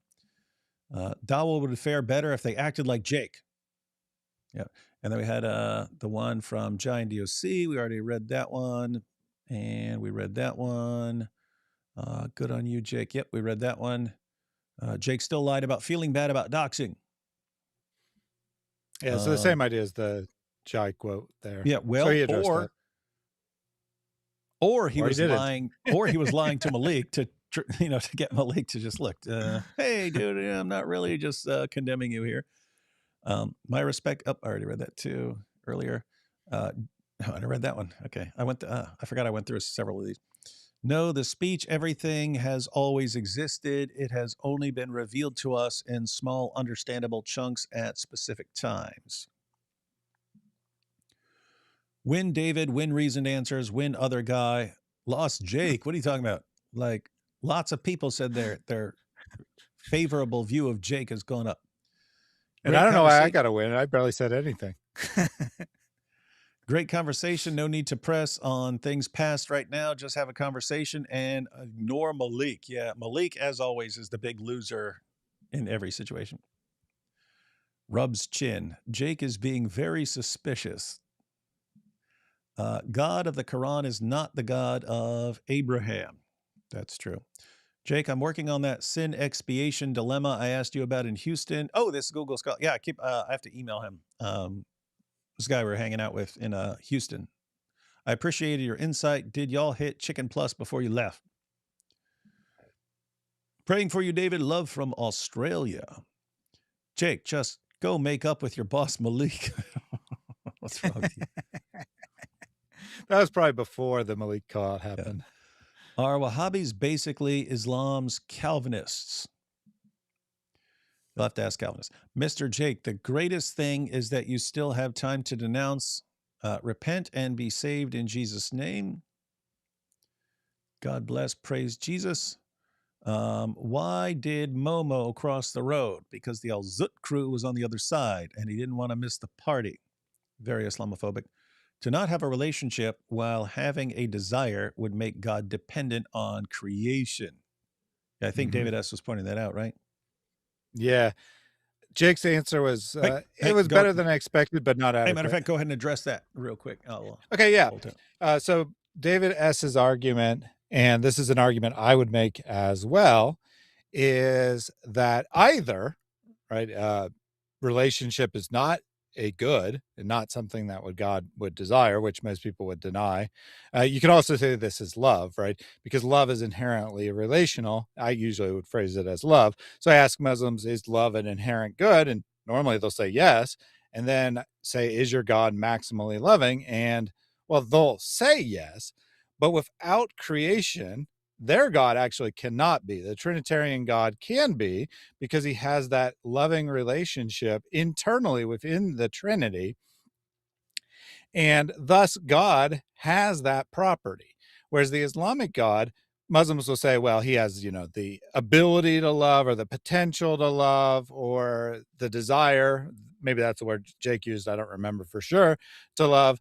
But he only actuates that through creation, and they don't understand why this is a problem, but it is actually exactly the problem that Jay Pendragon said, is that this makes God dependent on his creation. He cannot be maximally loving, because certainly actualized love is greater than potential love, even if we grant this idea of potential love, which doesn't even really work by itself. But even if we grant that, then actualizing the love is greater. So the God cannot be maximally great, assuming love is a great making property, which most people will agree it is, or relationship as worded here is a great making property, because without creation, right? And thus he is dependent on creation to be maximally that thing, which is essential to his nature, because if he's not maximally loving, then he is not God, because even a human being can, in a sense, be maximally loving, and God should be the maximal of all great making properties. Now, Jake's response to this was, he sidestepped the problem with the Islamic God by suggesting this also is problematic for Christians in a very different way, which I thought was interesting. To his credit, I actually did think this was interesting, his attempt to deal with this, in that, well, then the Trinitarian God would never create, because he doesn't have a need to make that creation, or a purpose to make that creation, because he's already maximally loving. He already has that relationship. Again, they didn't actually use loving, but I'm using my word the way I would phrase it. But David and Jake just talked about relationship, as far as I remember. But because he already has that relationship, then there is no real explanation for why he created, whereas Allah has the desire for that relationship, and thus there's a greater reason why he would create. And I could actually potentially see what Jake is saying there, that there's a better explanation for why God created in his view. But the problem is that in his view, God actually needs to make creation. So yeah, there is a much greater reason for why God created, but it's not really the win he thinks it is, because it makes God completely dependent on creation. He can't be God without creating, which then, if he's dependent on his creation, obviously he's not completely and totally independent, and thus the idea of him being God, at least in the normal understanding of what God is, completely fails, because God must be the one independent thing that is not dependent on anything else. But how does the Christian solve what Jake raised there?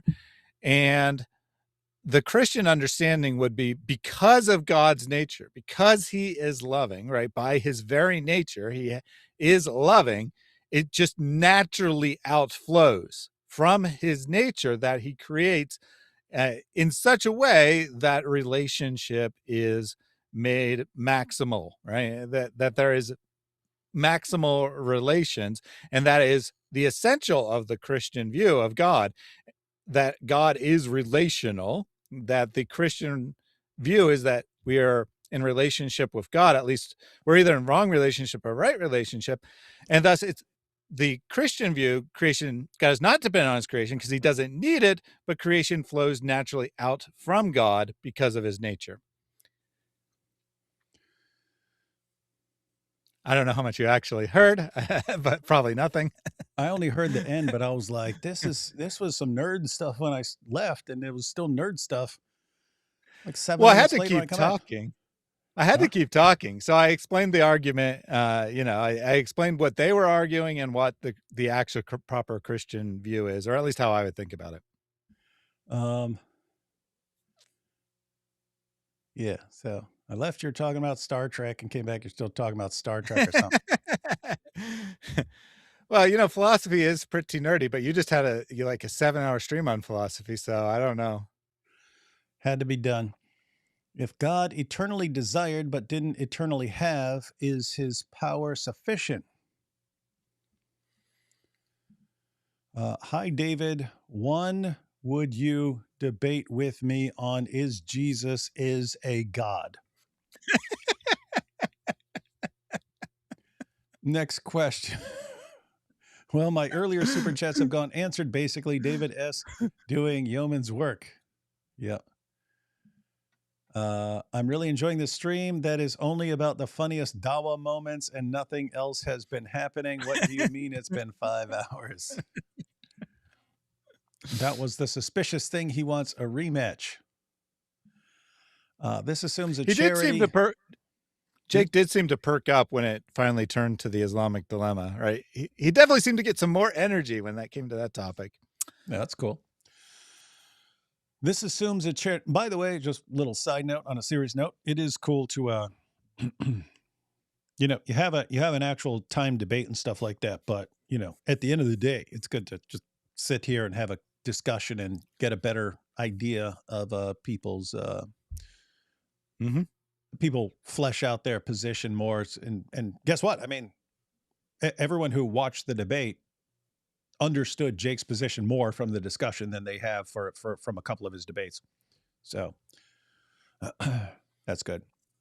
This assumes a charity we should give the Quran. I've not seen Dai offer the prior scriptures, so I'm wondering why this plea is being offered. That's actually an interesting point. So it's, hey, be charitable and always assume there's some explanation for any apparent conflicts and so on. And yeah, you generally don't see Dais going to the Bible like that. So that's true. There is no way to falsify your position, Jake, 2026. That's funny. There's no way to falsify it because it's too powerful. D. Wood, in response to the Islamic dilemma, at which point will Muslims say your books are so corrupted that you people are no longer Ahl Kitab? I mean, some of them say it. I mean, some of them say we do not have the book. So I'm guessing John Fontaine's position would be, since the people of the time had the book, but then it was instantly lost, that later people who didn't have the book are not really people of the book. No comment there, but thank you. February 2036. Thaddeus still waiting to do the final 3 Dawah moments of January 2026. Nice. Modem sounds. The dilemma is exactly that the Quran tells Jews and Christians to consult their own scripture, while Allah adherents say the Quran corrects it. If Allah wasn't confirming our scripture, he would never lead us back to it. Yeah, very straight. Again, guys, it would be super simple for Allah to say, hey, prophet here, your scripture has been corrupted. Follow this.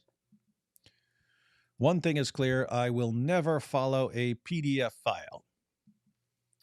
Much love, Jake. Just curious, how would you understand this dilemma if you were a Christian today? Oh, now that's interesting. Trying to get people, okay, if you were a Christian, would you believe your response?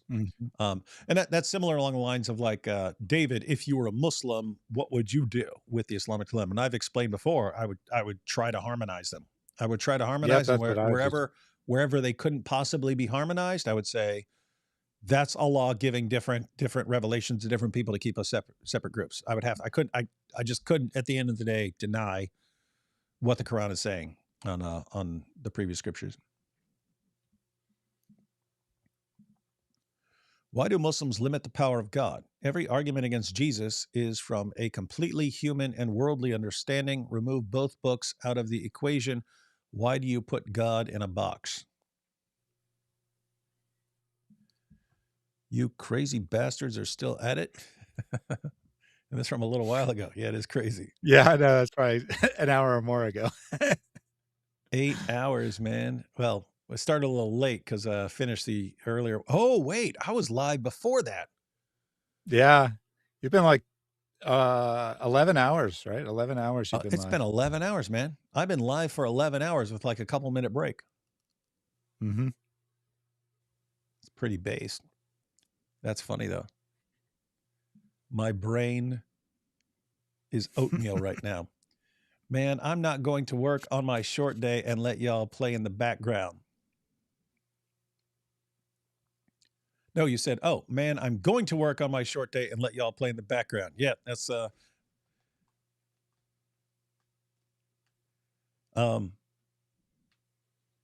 me and Inspiring Philosophy. So a guy at the airport. I mentioned this in a previous live stream, but yeah, we were heading back from Colorado, and we're both in the airport, and I walked up to get a coffee from Starbucks and a and a tea for IP. That tells you all you need to know. But the guy at the register is like, "Hey, I know you. I watch you, and I watch you and God Logic." So that was cool. And then right after I left there, I walked back to IP, and a guy was walking by and said, "Hey, I know you guys. I'm listening to God Logic right now." And so this guy works at the airport, and he walks around at the airport, but he has to just be walking at the airport, you know, for his job and stuff. And so he listens to God Logic's live streams. And I told him, I said, dude, just so you know, that's what God Logic used to do. He used to be doing his job, and he'd be listening to videos from other Christian apologists, and he's just absorbing it for years, and then he goes out and stuff. And so that's what's super cool. Looking to the future is there are tons of people absorbing all this stuff right now, learning all this stuff right now, and they're still just they haven't engaged yet. They're learning right now, and there's about to be a very well-informed generation of Christians unleashed upon the world. This live might go for all night long, not in the Zut sense. I thought about that when I was coming back in. I was like, oh, we went all night long, like the old Zut. PDF file, greatest moral example. No, Jesus. Yes. Jake, it's over. Leave Islam. To heart to Thad and David. Thank you. Is Jake the Muslim? What's wrong with you? Come on. You can be nice when people are cool, man.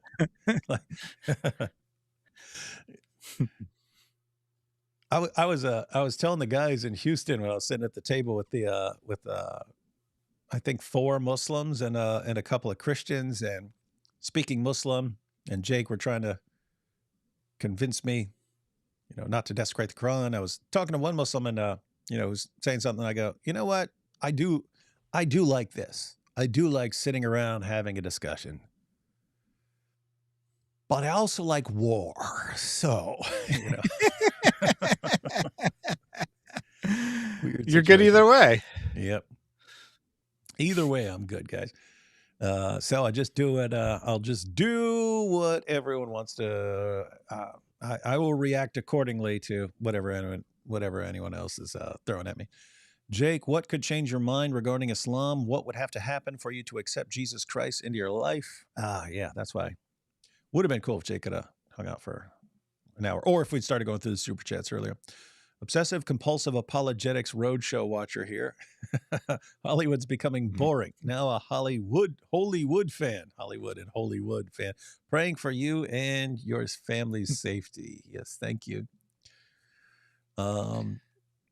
Why January was the worst month for Muslim. To be fair, what is a debate is difficult to top.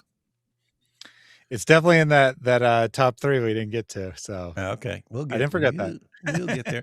What happens if we refuse to pay the jizya, Jake? Do you know? We do. History shows us. Persecute and or delete a people you're taking tax from.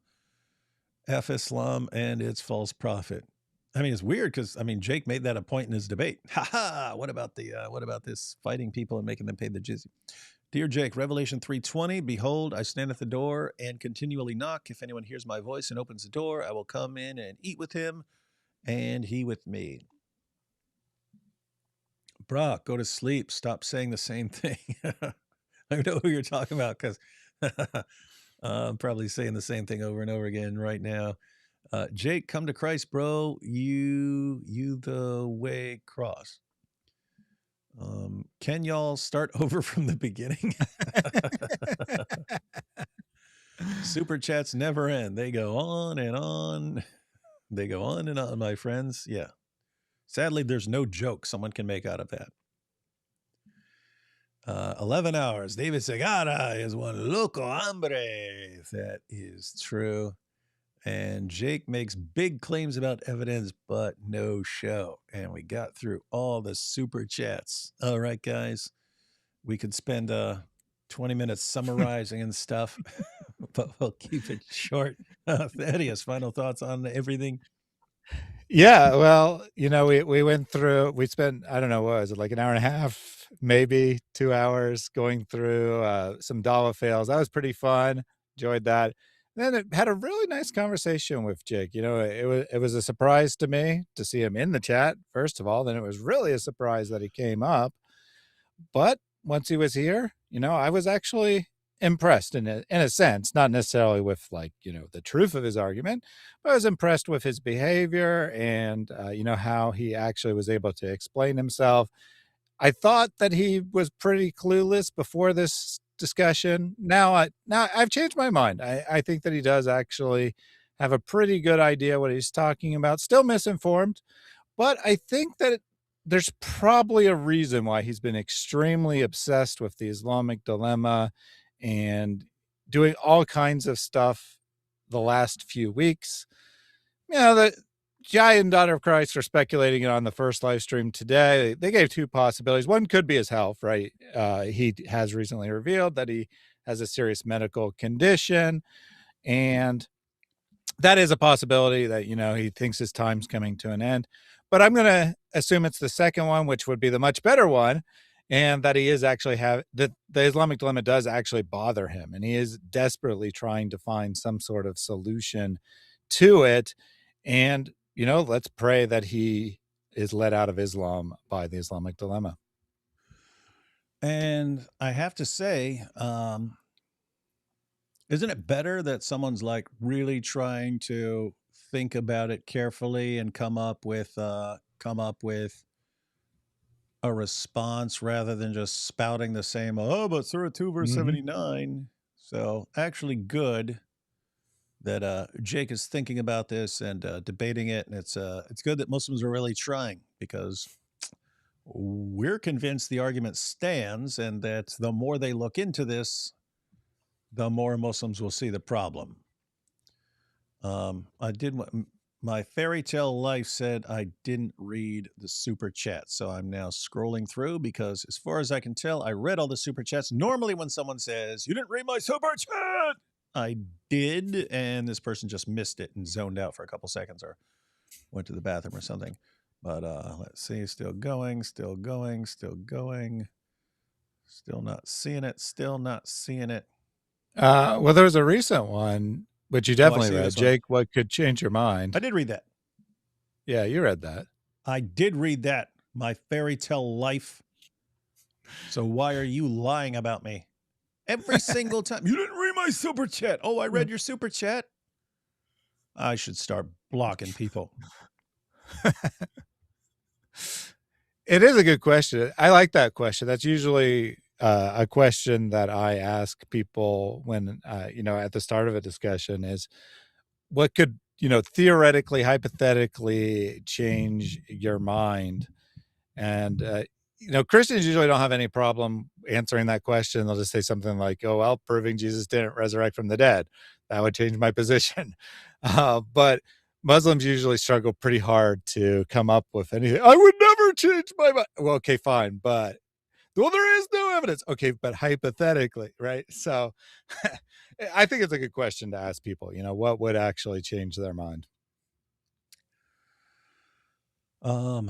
couple more super chats came in there at the end. Now D Wood knows how it felt for Thad on Al Zut Remembrance Day, streaming all night long. By the way, in Germany, it's 10 a.m. soon. We will eat lunch. Lol. I said work on my short story, not short day. Lol. Oh. Can't expect me to be that accurate right now. And from Jack Ray, are you so tired that you won't repeat 487 times? Also, you know the Holy Spirit is with you, but also with Mike Winger. Have a nice night. Hey, I didn't know the Spock thing was a Vulcan. Whoa. Greeting I had no is idea actually either. an emoji. That's crazy. Too much nerd stuff going on, man. If you put that beside the nerd face emoji, that's Mike Winger. Oh gosh, I'm glad I know now. I can start using that. My fairy tale life said, wait, I swear I didn't hear or see you read it. I must have zonked out or something. It's late. No, that happens. I mean, you're talking about what is it? 11-hour live stream.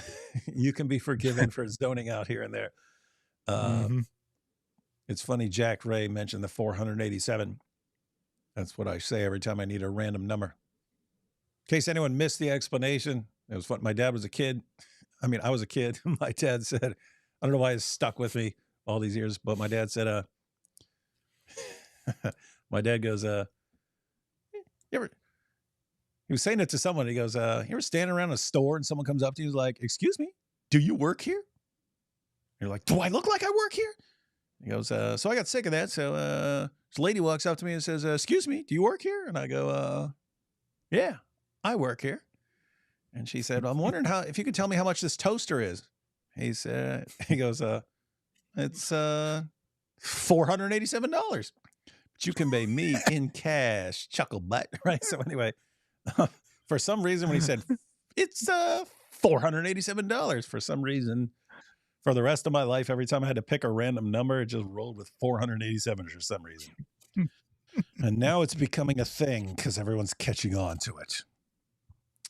Fun times, man. Fun times. And finally here, Rafi, ever notice how you never see Mike Wood and David Winger in the same room? You see, this is the proof. Oh, so funny. So funny. Let's all pick on the really cool guy and defend the total nerd. Weird times. Weird people, man.